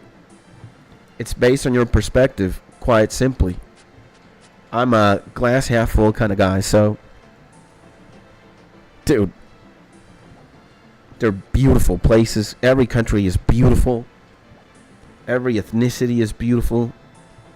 Every religion is beautiful. Everything has beautiful things going on for it. So let's just focus on that. So a pad thai, then a hot pot in China, then a curry with naan, then duck breast in France to finish it off. And the glass is technically fully full with water and air. Yeah, man.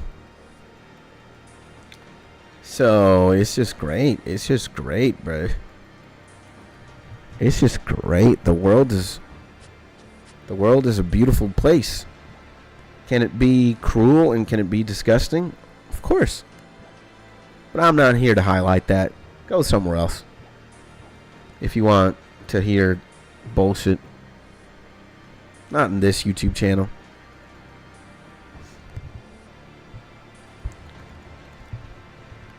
So, and yeah, man, just the chicken Alfredo that is waiting for me.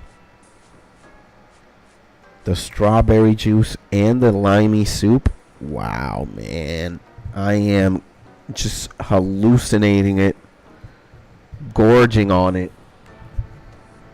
And as you can see, the bar now at the top right of the corner is getting girthier. It's getting greener. It's fucking increasing in girth. We're happy about that. 267 laps until the goal is a great number to watch in comparison to a fucking 1,000. We started with, I think it's 1,026 or 1,027 laps. That was way too much. And I know the next one is going to be from 96 to 97. It's probably going to be, damn, man. It's going to be excruciating. The last 3 levels are going to downright be demonic. But we're here for it, bro. We're here for it. We're here for it, my G's. Or go eat borscht in Eastern Europe, sorry. Give me that. I don't know what that is, but if you're putting it as one of your favorite foods, I'm trusting you, man. I'm in love with Beats. Beats is in love with Mark. I'm also in love with Beats, but not that kind of Beats. More like the music kind of Beats. Yeah, man. Good shit. Does this guy have like a mystic air staff? God damn. Okay. I love Purple P from Beats too. That's gnarly. But hey, man. Amen. Amen, my guy. Shit. Dude, 74.2%. Oh my God, man. I think we've had a good session for sure, though, you know? Dude, we have been going ham, bruh. Very steady. And we're not falling that much from the course either. Well, admittedly, we're level 95, so we're not falling at all, almost. But it doesn't have a 100% clear rate. Level 96 does. You never fall from any obstacle, mainly from this one. This is the one that you can fail, or you can fail the one right next to this one, this jump gap here. And fuck that, bro. I don't think we've fallen once in this entire grind. That's great. That's terrible. That's terrific. Now, I'm not sure if it's level 95. I'm pretty sure it's level 96. And am I peeing blood? Oh, right. I ate beets. Yeah. Yeah. Remolacha. That's what beets are called here in Venezuela, or in Spanish. Remolacha. And beets are tasty. I agree. They're good. Like, have you guys have probably had like a beet and potato salad? Delicious. Wow. It's just like squared beets and potatoes. Squared bits, small bits, and it's just all together. You could also have it with carrot too. So carrot, potato, and beet, all squared, with like a little bit of lime in like vinegar. Dude, that shit is fire. Yeah, man. And yep, Ocam's razor.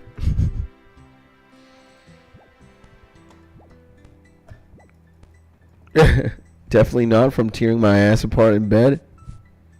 Sheesh. Now, good shit, bro. Man. Okay, now I feel, for some reason, I feel extremely good. Like, this is such a bipolar experience, bro. Like, emotions fluctuate so quickly, and they're all so different. Like, my psychological and my emotional states change so much in just one stream. I live through it all, man. I'm miserable. I get depressed. Then I get euphoric. I get happy. I'm hungry. I'm hopeful. I'm depressed. I'm sad. And I'm happy. I go through it all when I'm fucking clicking agility course. This fucking rooftop course. And right now, I feel like I'm good, man. I feel in my A game. I'm taking care of business. The bar is beautiful. It's green. 74.6% in. We're very close to getting to 96, man. And wait. Beets and potato salad? It's not a thing around here, and I would love it. Yeah, man. Put beets, potato, and carrot. Dice them up like in squares or in cubes. And put them in a bowl. You could put mayonnaise, but it's healthier to put like lime juice and vinegar. Stir it all up. Serve it. Delicious. Delicious. And about like 4 million XP left to 99. Yeah. So I'm gonna trespass. Like, I'm gonna breach more laps done than more laps left. So I am very hopeful.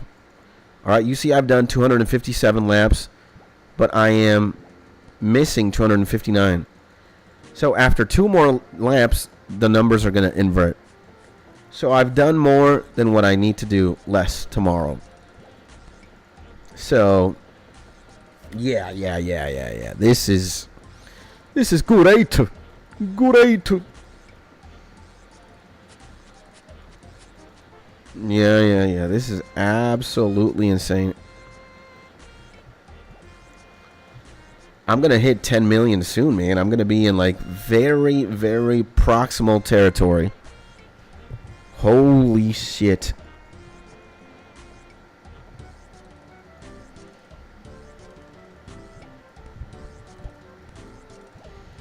This is fucking insane. So I can like literally taste it. I can taste the finishing line, man. Even though, admittedly, it's still far away. There still is a significant chunk of experience left to grind, but bro, I'm tasting the finish line, so I'm very happy about that. Very, very happy about that.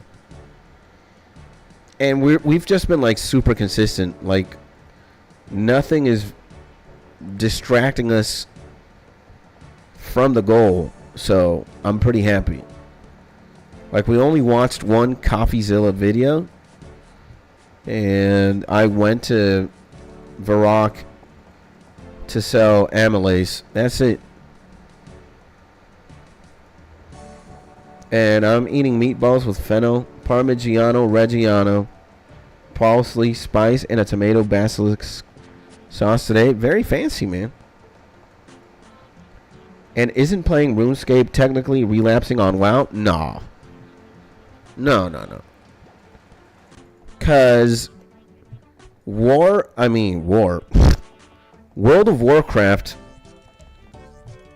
is arguably like meth for me.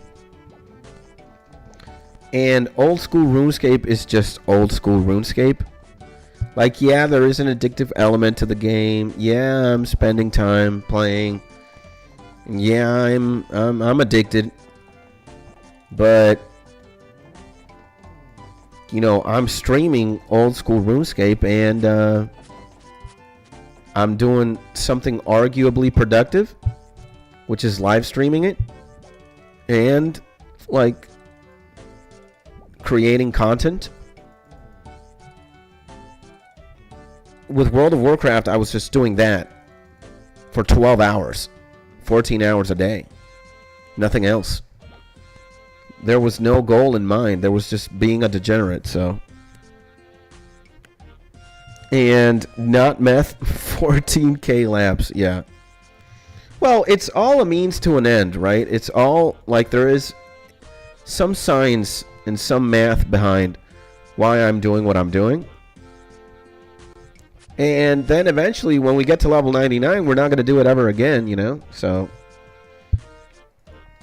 And imagine you seasoned my balls with all those and then sat on it like a chicken, making them hatch and grow. I mean, I think we're going to get somewhere like 8,000, 9,000 laps in, maybe. Not sure.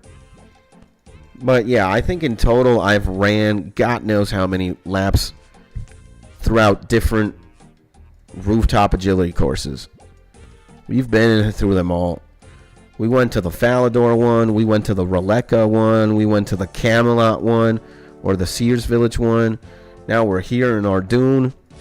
We did the Varrock one. We've done a few, man. But this one has been the one we've spent probably the most time. Not done the most laps, but definitely the most time, maybe. I'm not sure, man. That's a good question. And don't threaten me with a good time. Yeah, this is fucking insane, bro. This is. But again, like, there is a reason why this is all happening.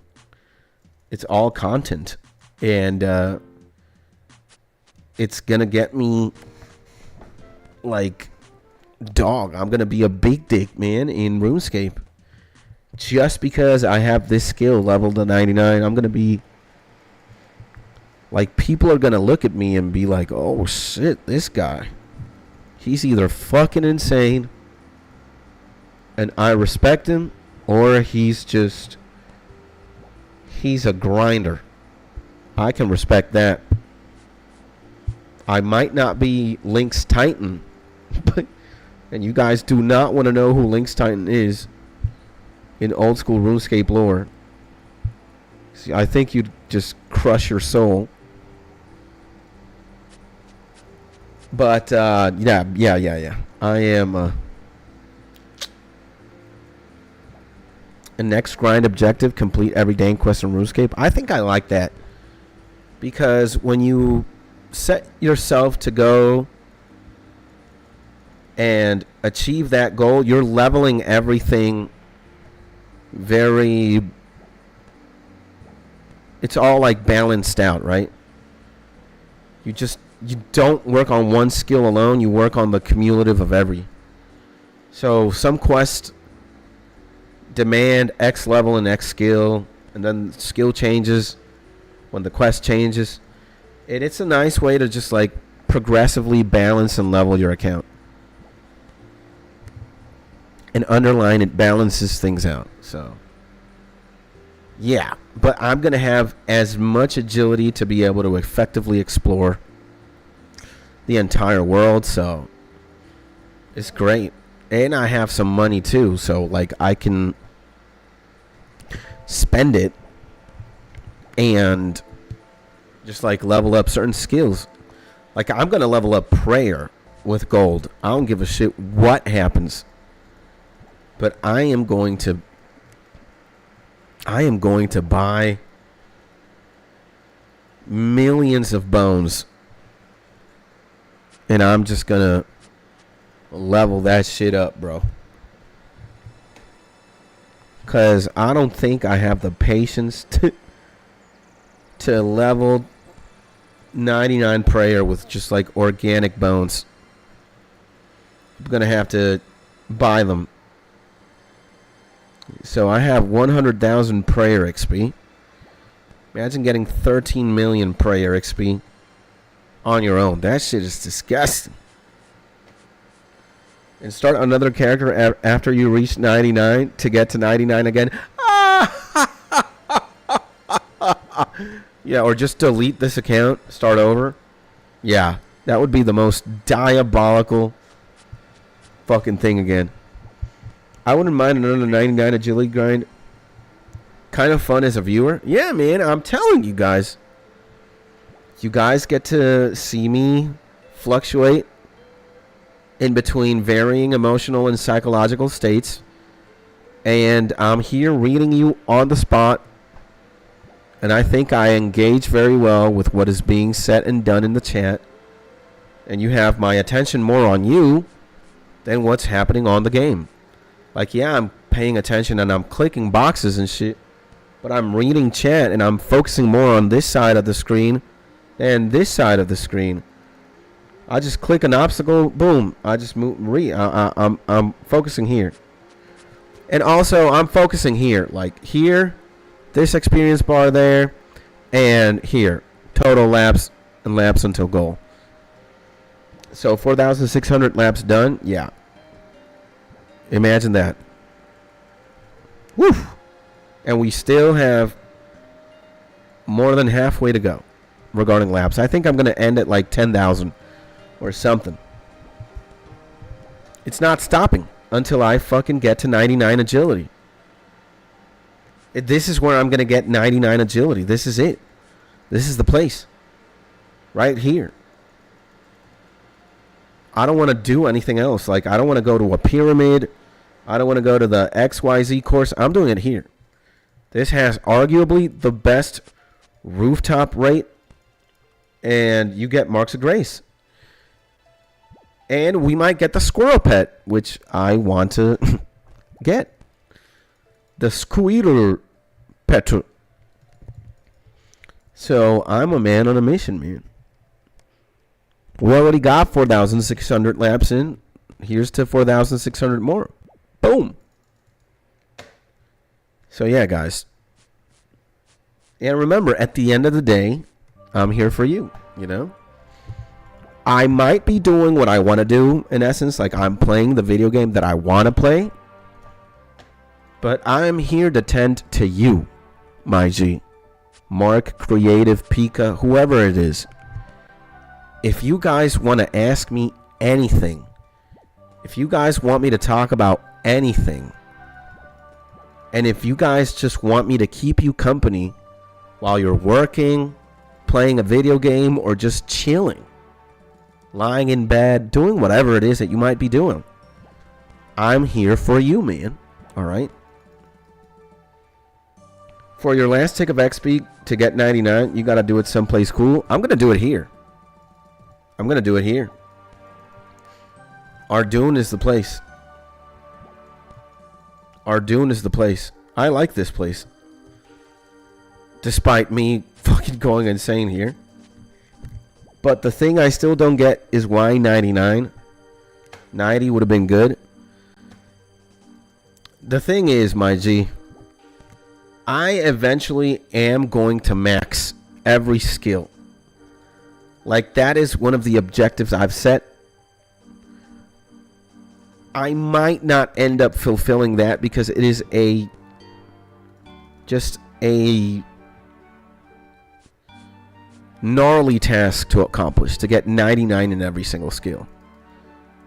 But 99 agility means I can explore the world and get from point A to point B more effectively, quicker, faster. It takes less. And yeah, on the road to max every skill, or to maxing every single skill, 99 agility is the first one I thought to do. So that is the reason why. 99 agility is better than 90 agility. Period. And if I can achieve level 99 agility, I think I can achieve everything else. Agility is the second skill people least level. Fuck me, man. And if I can level up the second worst skill in the game, I can level up the other ones. And I'm mentally preparing myself to level rune crafting, which is arguably the skill that people find the most boring to level up. Rune crafting is the first one. Second is agility. And the third worst one is construction, apparently. I would swap construction with prayer, maybe. But hey. Yeah. And you can't wait for the 99 rune crafting grind. Yeah, well, that's going to happen at one point. I bet 60 to 90 is faster than 90 to 99. Yes, it is. 100%. 100%. 100%. Yep. 90, 99 is just overwhelming. Overwhelming. But again, it's not impossible. It's just, it takes a lot of time. It's very time consuming. That I will admit. Like, dude, we've been doing this for months now. Or like a month and some change. It's fucking crazy. 1 to 92 is the same as 92 to 99. Yeah. Imagine that. So 90 to 99 is more XP than 1 to 90. If what creative is saying stands. So, bruh, it is.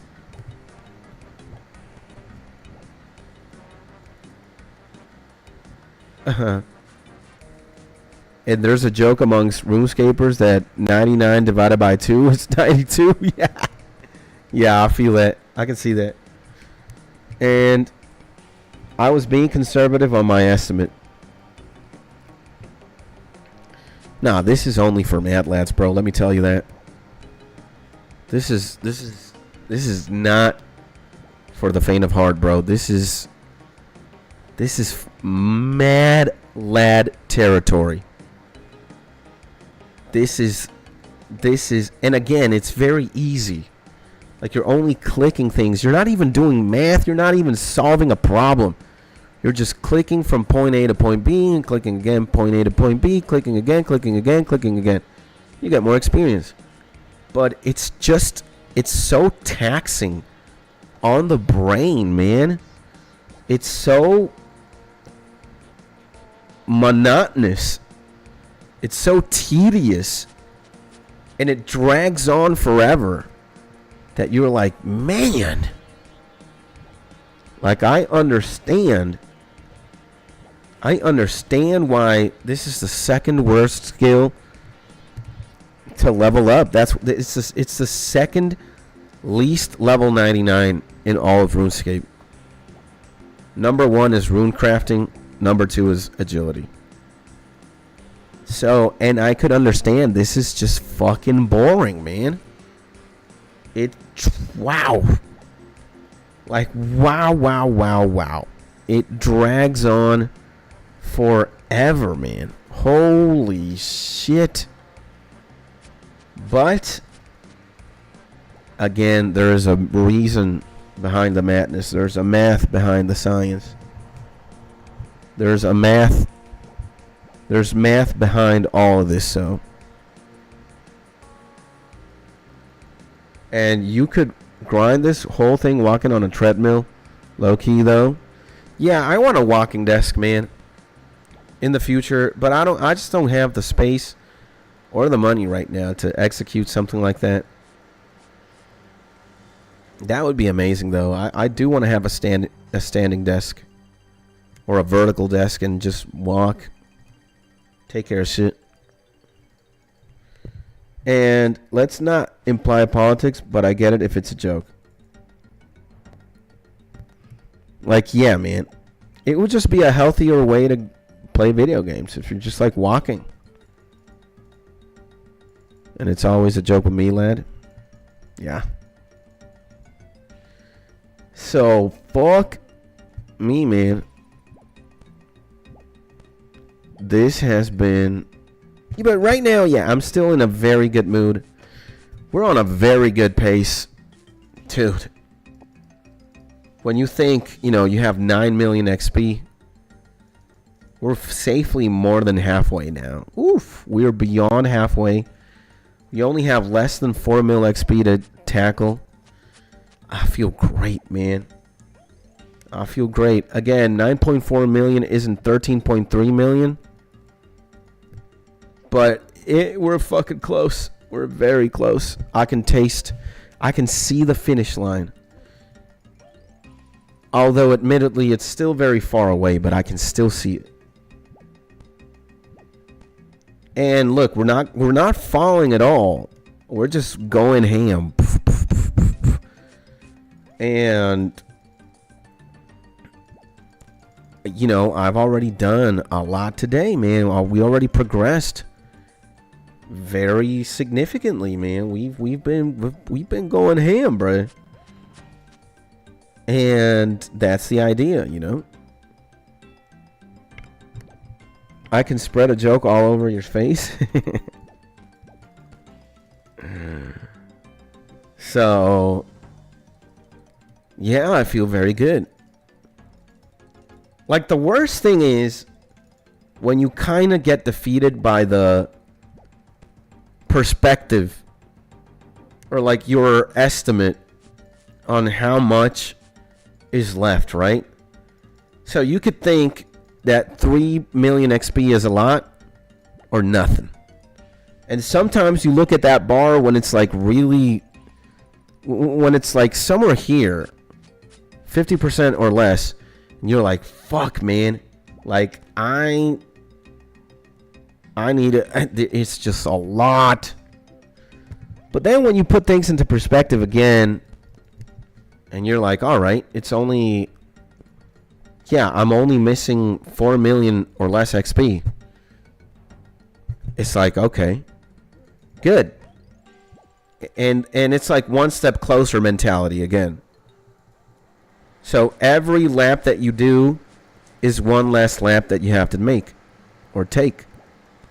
Right? So that's it. You're closer and closer every fucking lap.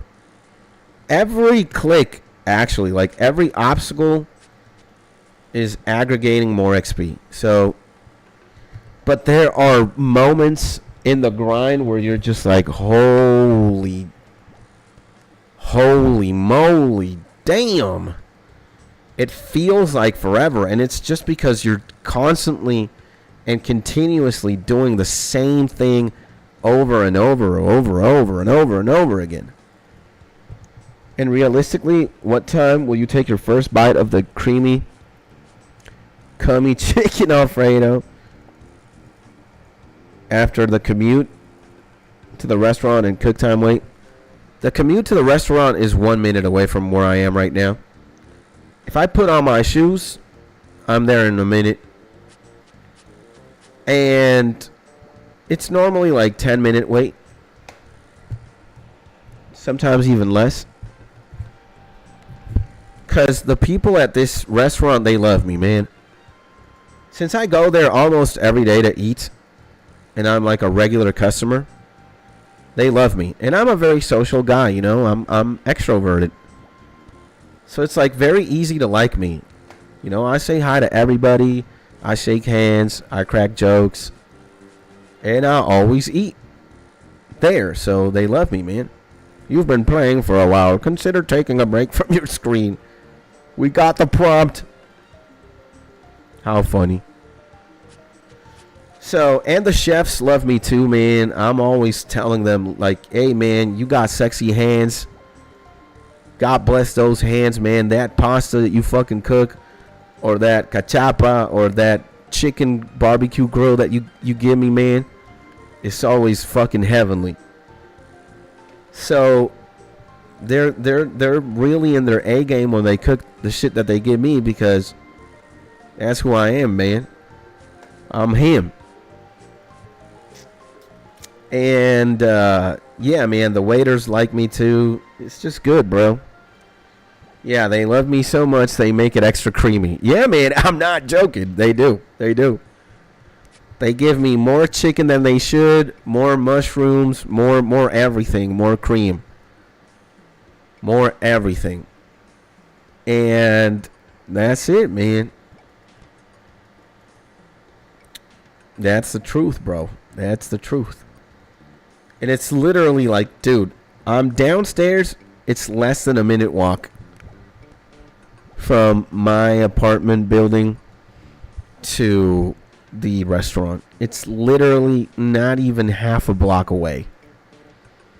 It's like one building away. That's it. 2 buildings away. 2 buildings to the right of mine is the restaurant. So, yeah.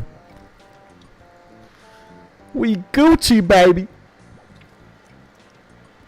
And I'm very excited. I'm very excited.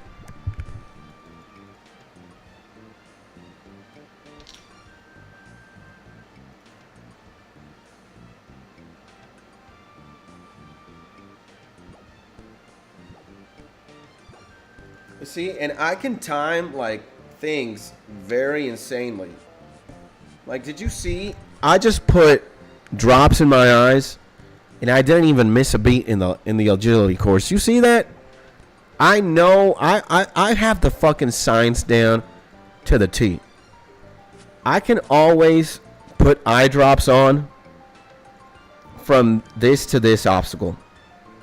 Even this one here. But this one has less time in between. So, you click this one here. And you click this one here. Eye drops. As soon as this happens, I put the drops in my eyes. Boom, boom. Easy. Boom. And you eat restaurant all days. Your choice. But wouldn't you have more paper if you didn't? I'd have more paper, but less time.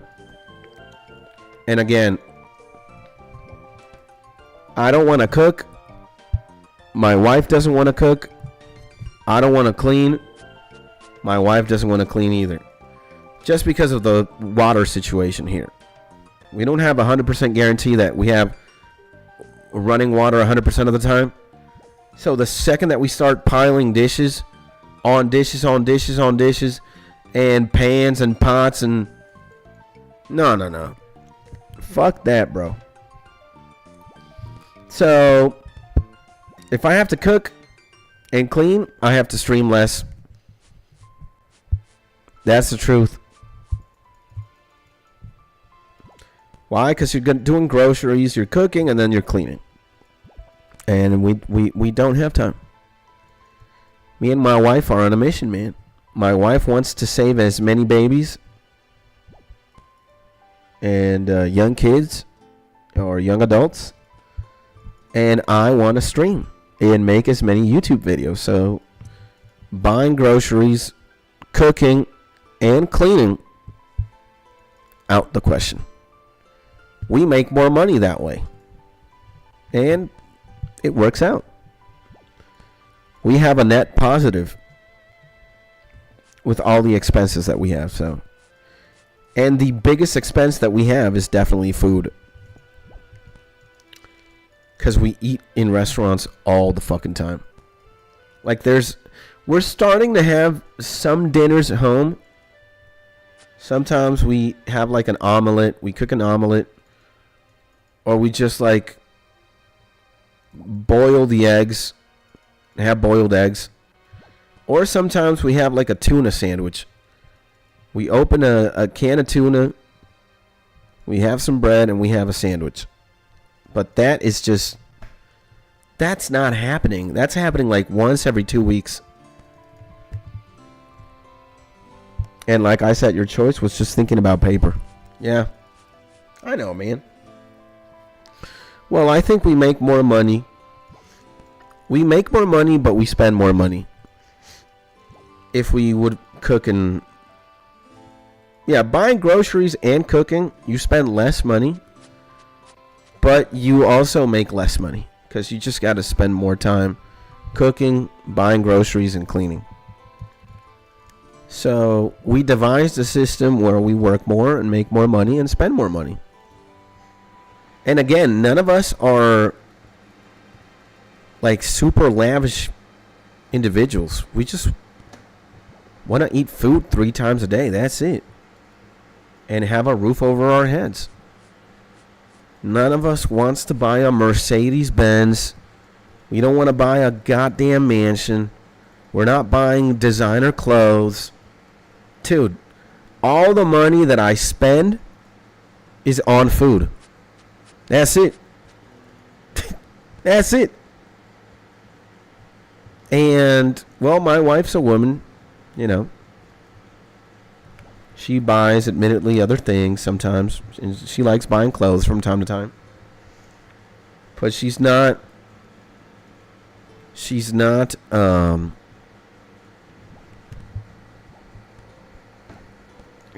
frugal person either. Or not frugal, like a flamboyant. And she's not buying designer clothes or purchasing stupid things.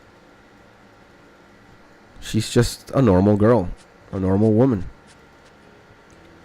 And scrambled eggs take like 5 minutes. No, man, it takes more.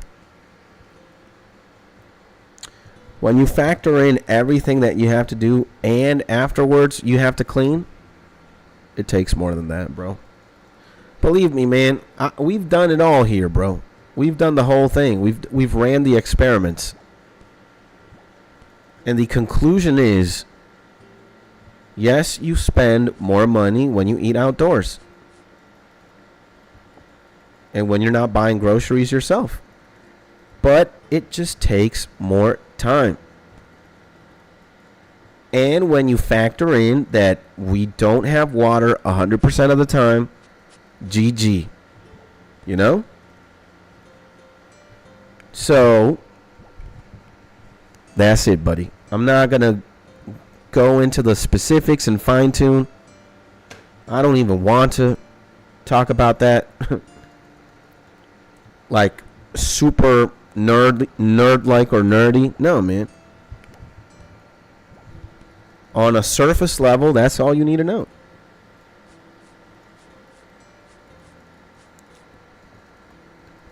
And a very important factor to consider is we do not have water 100% of the time.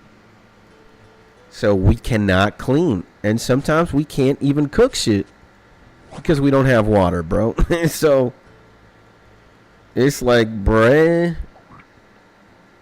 But most importantly is the cleaning aspect. And no, bruh.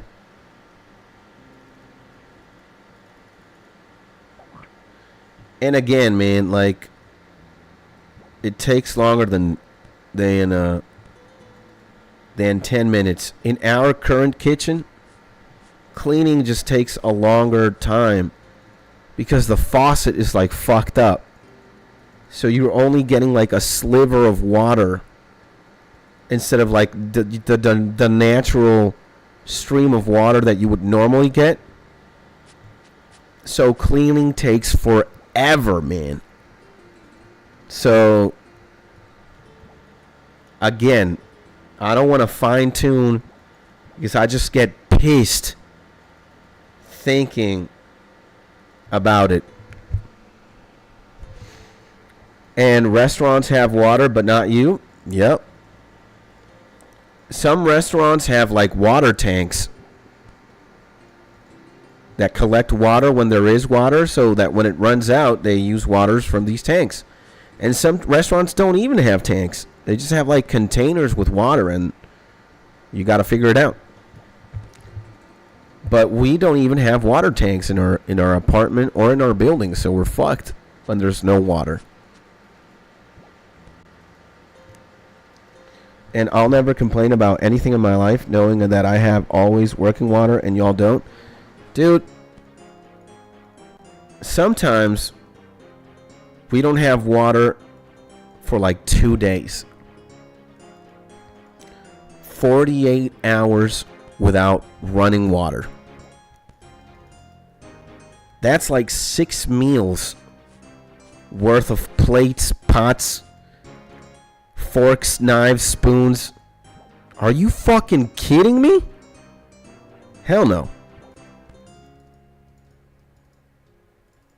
So, again, we are only renting. This isn't our apartment. and we don't want to like spend money in it, fine-tuning it, and putting water tanks and fixing the walls and the leaks and whatnot, because we're eventually going to move out. And the landowner of this current place that we're in is just a terrible fucking human being. And it's not worth it. And the price that she set for us to buy the apartment is also unreachable for us. Like, it's not unbuyable, but she's asking for way more than what it's worth. And at the end of the day, if we buy the apartment, it's not even legally ours. It's that fucked up. I've already talked about this, guys, on stream. I don't want to get... I start talking about this and I get pissed off. I think about the situation in Venezuela, I get pissed off. All right? I'm not here to complain and to yap about the things that I have to deal with. All right? I've already done that. And as a human being, not as a Venezuelan, as a human being, I just get pissed. All right? And just come over to Canada, big bro. I'll let you live in my basement for free. It's not that easy, man. I got a wife and I got my own space that I need, you know? If I mean, who knows what's going to happen in the future, but we're good, bro. Thank you, though. So, he can live in my bed, too? No, he can only live in my bed. So, man, look, I stream and I play video games and I have a YouTube channel because this is my escape from all the bullshit that I have to deal with on a day-to-day basis. All right? I live in a country where things, unfortunately, are not like yours, man, in Canada right now. All right? Venezuela, in many ways, is just terrible. We don't have running water 100% of the time. We don't have electricity 100% of the time. You guys know how shitty my internet is, but that's not happening in my apartment alone. It's a national thing. It's just shit everywhere in Venezuela. The government is a fucking narco cartel or a narco state. Dude, research this if you want. I'm telling you, but if you don't even believe me, just research it yourself. All right, so I'm not here to talk about that. I don't give a fuck. I escape all the bullshit when I stream. All right, this is a sanctuary place for me. And again, I'm a glass half full kind of guy. I rather not talk about the bullshit that I have to deal with. If I get depressed, so would you. Just imagine, all right? Just imagine what Creative said a few lines up. It's like, I will never complain knowing that I have running water and electricity 100% of the time. That is not the case here, bro. All right? I would love for that to be the case, but it's not up to me. All right? And there are things that I just don't talk about because why would I? I get depressed. You get depressed. I don't want to talk about the bullshit. Now, I'm not completely, it's not like I turn a complete naked eye away from it, but I just don't want to, it's more than enough to say, like, how's the situation in Venezuela? It's bad. But no need to elaborate. Next question, Instead of, it's bad because of X, Y, Z, X, B, A, B, C, D, E, F, G, H, I, J, K. It's like, we're not going to get anywhere going into the little details. And again, honestly, when Mark is like, again, it's like, yeah, man, doing groceries and cooking and cleaning and you save more money. And it's like, and I know the homie doesn't mean anything bad. It's not. Homie's just asking because he's curious, right? Mark loves me. Mark wants me to be happy. I know. But just answering these things and going into detail is just like a headache, bro. It's like you think it's only 10 fucking minutes. It's not. You take for granted that I have a fully functional kitchen. I don't. You take into consideration that I have running water when I don't.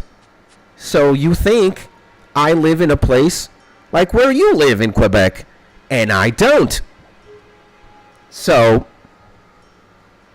that's why I say, look, I don't want to talk about it. I don't want to fine-tune this shit because it's more complicated, bro. That's it. And I go into a little detail because, well, he's asking me something specific. It's not an average Joe. It's not a random fucking person. It's Mark. He's here with me all day, every day. He deserves an answer, and I know he's not asking from an ill-willed place. He's just asking a question because curious people ask questions. That's it. There's no harm in it. But again, my guy, it's harder than you think. It's more complicated than you think. And just take into consideration, I do not live in a normal country. I am not in the first world like many of you guys are. I'm quiet in the opposite place. I am where the setting is in legendary difficulty. It's the third world, baby. And it's at the bottom of the bottom. All right? And I'm not pissed, my man. I'm not pissed. It's just, again, when I start thinking about all these fucking things, it's like, do you expect me to get happy? And again, I'm not pissed, my man. I'm not. I'm never going to be pissed at you or pissed off at anything you ask. Take into consideration who you are, how you ask, and what you mean to me, and how we've bonded over this period of time that we've gotten to know each other. And consider the fact that you're just asking questions.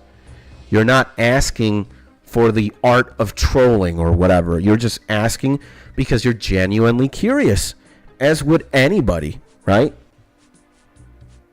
It's just that, bro, when you consider again that you are wrong because you think I'm playing in the same server as you, then thinking about like really setting in the fact that, yeah, man, I don't have running water 100% of the time. My internet sucks. The electricity might fucking go any given second. The internet might go out. I'm not in a stable place. I'm not in a first world country where everything works. Again, I'm in the opposite. I'm in the complete inverse. Venezuela is a third world country, and it's arguably the worst country in South America. And if anybody starts thinking about that, you naturally get bummed down. It's not pissed off, bro. It's just like, okay, so you guys don't understand the things that me and my wife have to do. You guys don't understand the work that has to go behind me being able to stream at 7 a.m. and just focus on content. Sometimes I don't have internet and I can't do anything. Sometimes I don't have electricity and I can't do anything. Sometimes I don't have water, I can't shower, I can't take care of the dog, I can't fucking eat, I can't do anything. So it's complicated. And it's way harder than you think. You guys think it's Mark's like, yeah, it's only 10 minutes to make scrambled eggs and you know, clean the frying pan where you make the scrambled eggs. That's what you think. That's what's going on in your kitchen, buddy. Not in mine. And it's like, why isn't it, Skits? Genuinely curious. Well, would you understand that the faucet is fucked up and that we only get a little drip of water every fucking time you fully open the tap? Do you just know how much time it takes to just clean a little glass? It's like, it's fucked up, man. It's fucked up. And make that P.O. box. I'll send some milliliters over. You don't have to send anything, man. We're good, bro. And bro, get it. Bro, I get it. Change the subject. I don't like the vibe. Hey, man. Sometimes I don't like the vibe either, if I'm being honest. But it got here, and it is what it is. So why don't we, like, talk about this once and for all so we never have to talk about it again? All right? Because I would very much like that. I think you would like too. You know? So we never have to talk about it again. Right? And again, I don't have to be super incisive about it. But yeah, what is it like to be in a legendary difficult where the difficulty is like, let's say you just spawn in Final Fantasy IV, bro, and you're level 1 and you have to fight enemies that are like level 45. It's like, bro, that's what you're waking up in. All right? And I promise, all right? Well, you know, now that you make me think about it, it's not like it's not the vibe I don't like. It is what it is at the end of the day. It's just, but dude, we've been going through this bullshit for so long as Venezuelans, bro. Like it's not a recent thing. It's not like we've had electricity problems or water problems or internet problems recently as a country. No. Consider the fact that the government in Venezuela has made it like this for years, bro. So, like, they've fucked up the country. They've made this server almost unplayable. So, and say how much you love me, please change subject. I love you, my man. But yeah, let us talk about it so that we never have to talk about it again. All it takes for you is to, you know, Google Venezuela or just watch a couple of YouTube videos from, let's say, Venezuelan YouTubers. And now let's dig deep. Why no water and internet? Why? Well, the short answer is the government has been on a crusade to make the majority of the population, which is anti-government, they've gone on a 20-year-long crusade to destroy the livelihood of its citizens so that we don't have like any ammo or any stamina to fight. Should we want to fight and do something like what happened in Nepal right now recently? And by the way, they made armories, like places where you can buy guns and ammunition. The government eliminated that so that the common man, the average Joe, wouldn't be able to legally have a gun. And the only people who have guns and military grade weaponry are the government, the army, and the police. But I don't have a gun and I can't have a gun. Why? Because I'm a citizen. And citizens are not allowed to have weapons. So, and again, look. I believe that every storm ends with a sunny day. Me too, my G. Me too. Absolutely. I'm a glass half full kind of guy. But I love that we got here. So you guys understand what's going on. What it's like to be Skits and run a YouTube channel in the worst possible fucking place ever and try to give you guys content every day when the server I'm in right now, where the location is on legendary difficulty. And again, I only ask why you always eat at restaurants, and it started to storm. My mans, look, Mark, it's not your fault. It's not a storm. It is what it is. And remember, look, I'm not angry, my guy. I love you, my G, okay?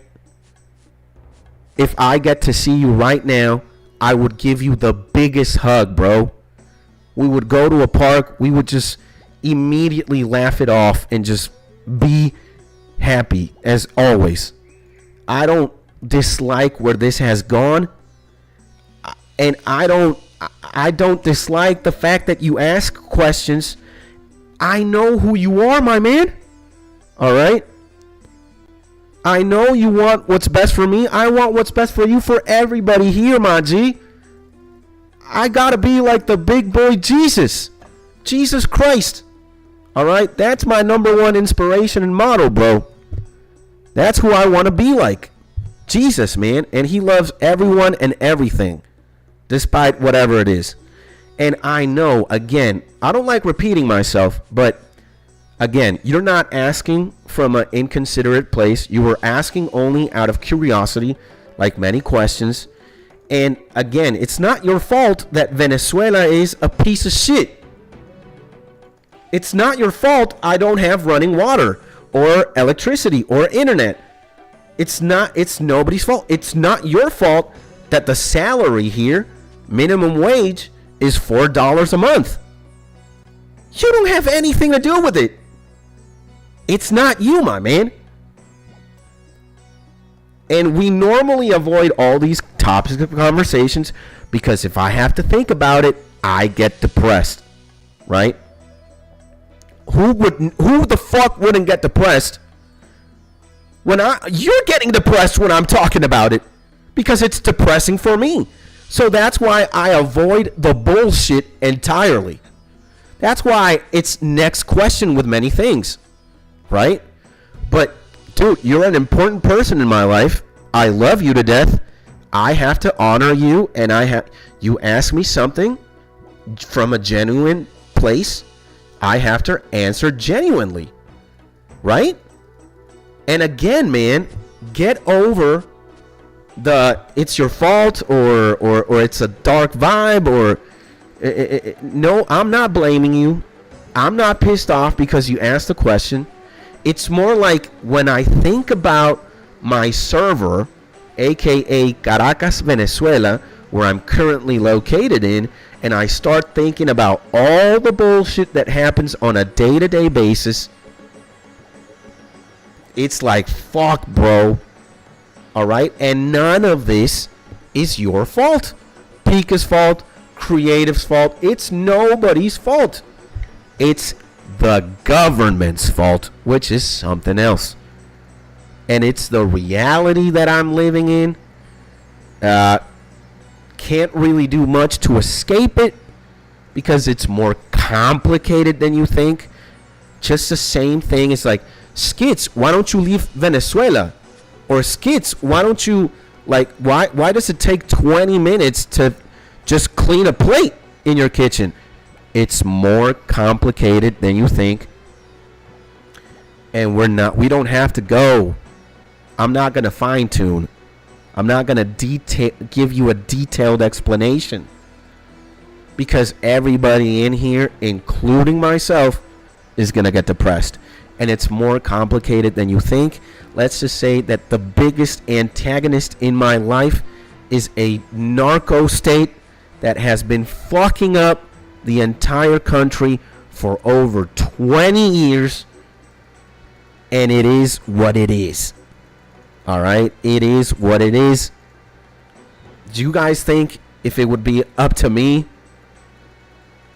Like, if I could move into a different place, or if I could change the country, you think I wouldn't? I would do it like this. Boom! To not deal with half the bullshit that I have to deal with. Or my wife, or every single citizen in this country. You don't believe me? Why don't you guys watch a couple of YouTube videos and Google? Like, it is that you guys think I don't want to have running water 100% of the time? Like, so it's just complicated, bruh. It's way more complicated than you think. And it's not a thing that's been happening recently. The government has been on a crusade for decades now to make its citizens lead and live the most miserable lives possible. And that's happening every day.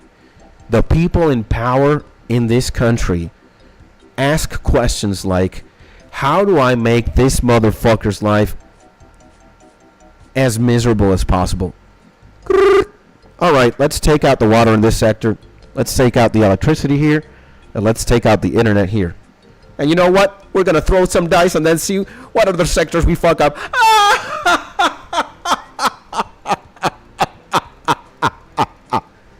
Real life anime supervillains. That's the short answer.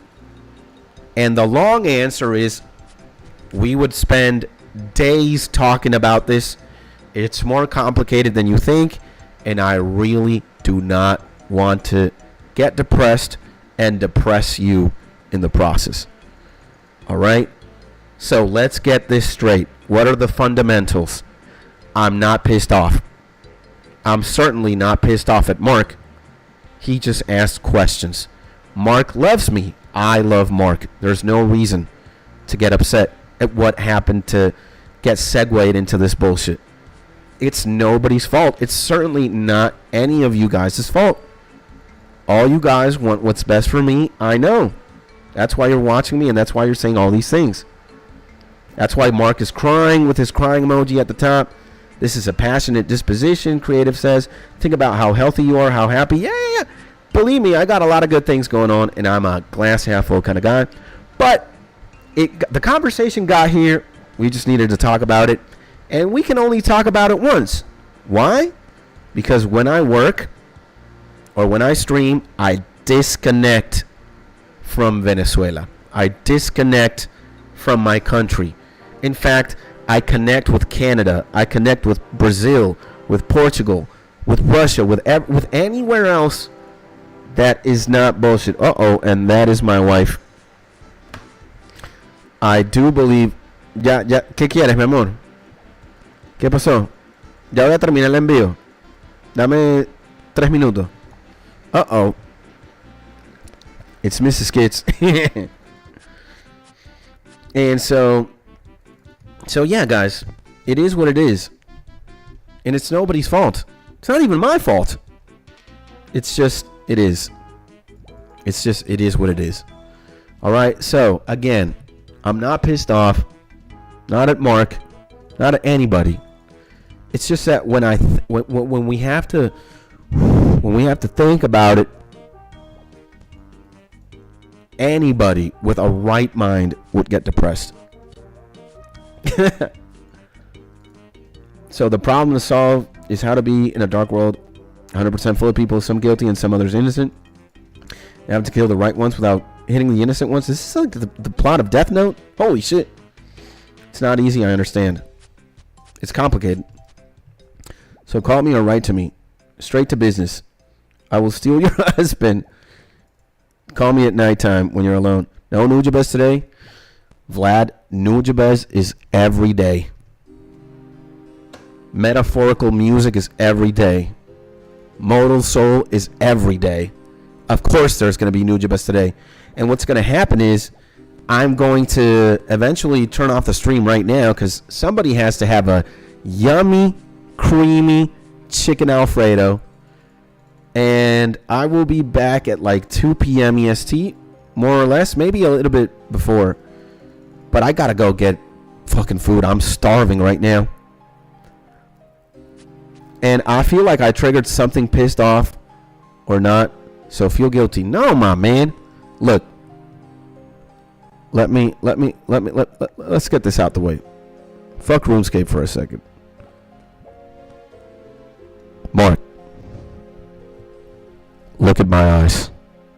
You sexy Wolverine from Quebec. Can you forget about that for a second? It's just you. Me. 10 bottles of Johnson & Johnson's baby oil. You get the phone. I get the phone. You'd normally say something like, Skits, I have something very important to tell you. And I ask, what is it? Come to Papa. So,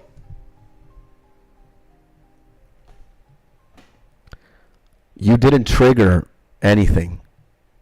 For 1 second, when I had to answer your question, I distracted myself from the sanctuary that we have going on here. And I remembered that I live in a third world piece of shit country. That's what it is. But at the end of the day, Venezuela also has very good things going on for it. It might be a shithole in many ways, but it is. And I have to give you a real answer, my man, because I love you. And you're here with me every day. So I'm always going to be honest. I'm never going to be mad at you, man. That's not the language that I speak, my G. You know that. It is if I'm trolling or not. You know, sometimes I can admit I take the bit a little bit way too far. But it's just to get a reaction out of you or anybody. And now, Mark, you just triggered my erection. So, caliente. What are you using that tape measure on the right for? I have no idea. Do I even have a measuring tape? God damn. Figured it out. I don't know. So, remember that, man. I am not your average Joe. I get over things very snippy, very quick. Dude, we already went over the fundamentals. You know what they are. So, Mejor álbum de los Migos, Culture 2. No, Culture 1 is better than Culture 2, bro. Culture 1, definitely. Culture 2, bleh. But I still love the Migos. And I'll take back that. Culture 2 is good. But it's not better than Culture 1. So, guys, I need to eat a chicken Alfredo. I love your faces. I will return at 2 p.m. EST or a little bit before then. We're going to take care of a music stream or a big dick stream. We'll figure it out. And Jessica Fitness Coach. Hey, Jessica Fitness Coach. Welcome to the stream. Wow. We have a Jessica Fitness Coach. Ladies and gentlemen, what a turn of events here. Do you play RuneScape, Jessica? Or is...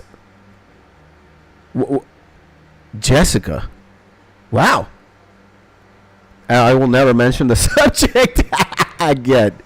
Oh my God, Mark. Jesus. Dang, put me in, coach.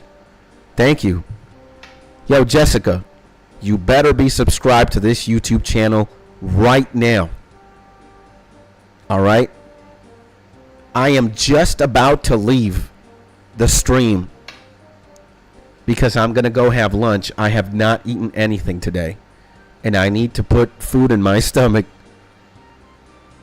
And you play sometimes, not daily? You play RuneScape. Woo! Okay. We have a Jessica. Thank God for Jessica. And she plays old school RuneScape. Jesus, man. Thank God, man. Skates, don't forget to send us a pic of the Alfredo meal. I will. And is that a naked pic? I'm kind of afraid of clicking that profile picture or going to her YouTube channel. I'm not going to lie. But, no, it's not a naked pic. She has clothes. I can see she does. But, Jesus, man. Well, ladies and gentlemen, subscribe to the YouTube channel. Support your boy Skits. Skits loves you. Skits loves Mark, Pika, Jessica, Creative, Axel, Dawn, Vlad, everybody. Sending you guys a big hug. I'll see you guys in 2 hours or less, more or less. Love your faces. I will send you the Alfredo. In the meantime, stay happy, stay safe, stay cozy. I love you. Stop thinking about it, Mark. Really, stop it. Give me a hug. That's it. And I'm also starting YouTube and uploading new content soon. Amazing. Jessica, if you subscribe to me, I'll subscribe to you. Maybe, I don't know, fitness and life grown related. We're here to help you. I'm also a YouTuber. You see me. I've been doing this for a long time. I'm going to be one of the biggest YouTubers one day. I can help you out. And you can hang out here if you want to. And if you play RuneScape, even better. So, all right. You're witnessing one of the legends of legends in the making. I stream every day, and I just want you to be happy at the end of the day. Doesn't matter where you're from. It doesn't matter what you do. You guys know what it is. I sub you already. God dang it. All right. I am going to sub to you. I promise.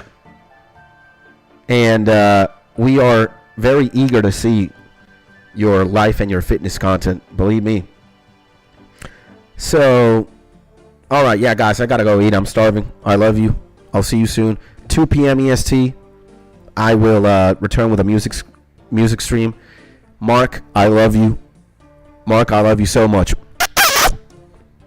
I'll see you guys soon. I love everybody. Big kisses. Big hug. Where are you from? Venezuela. But more information, 2 p.m. EST.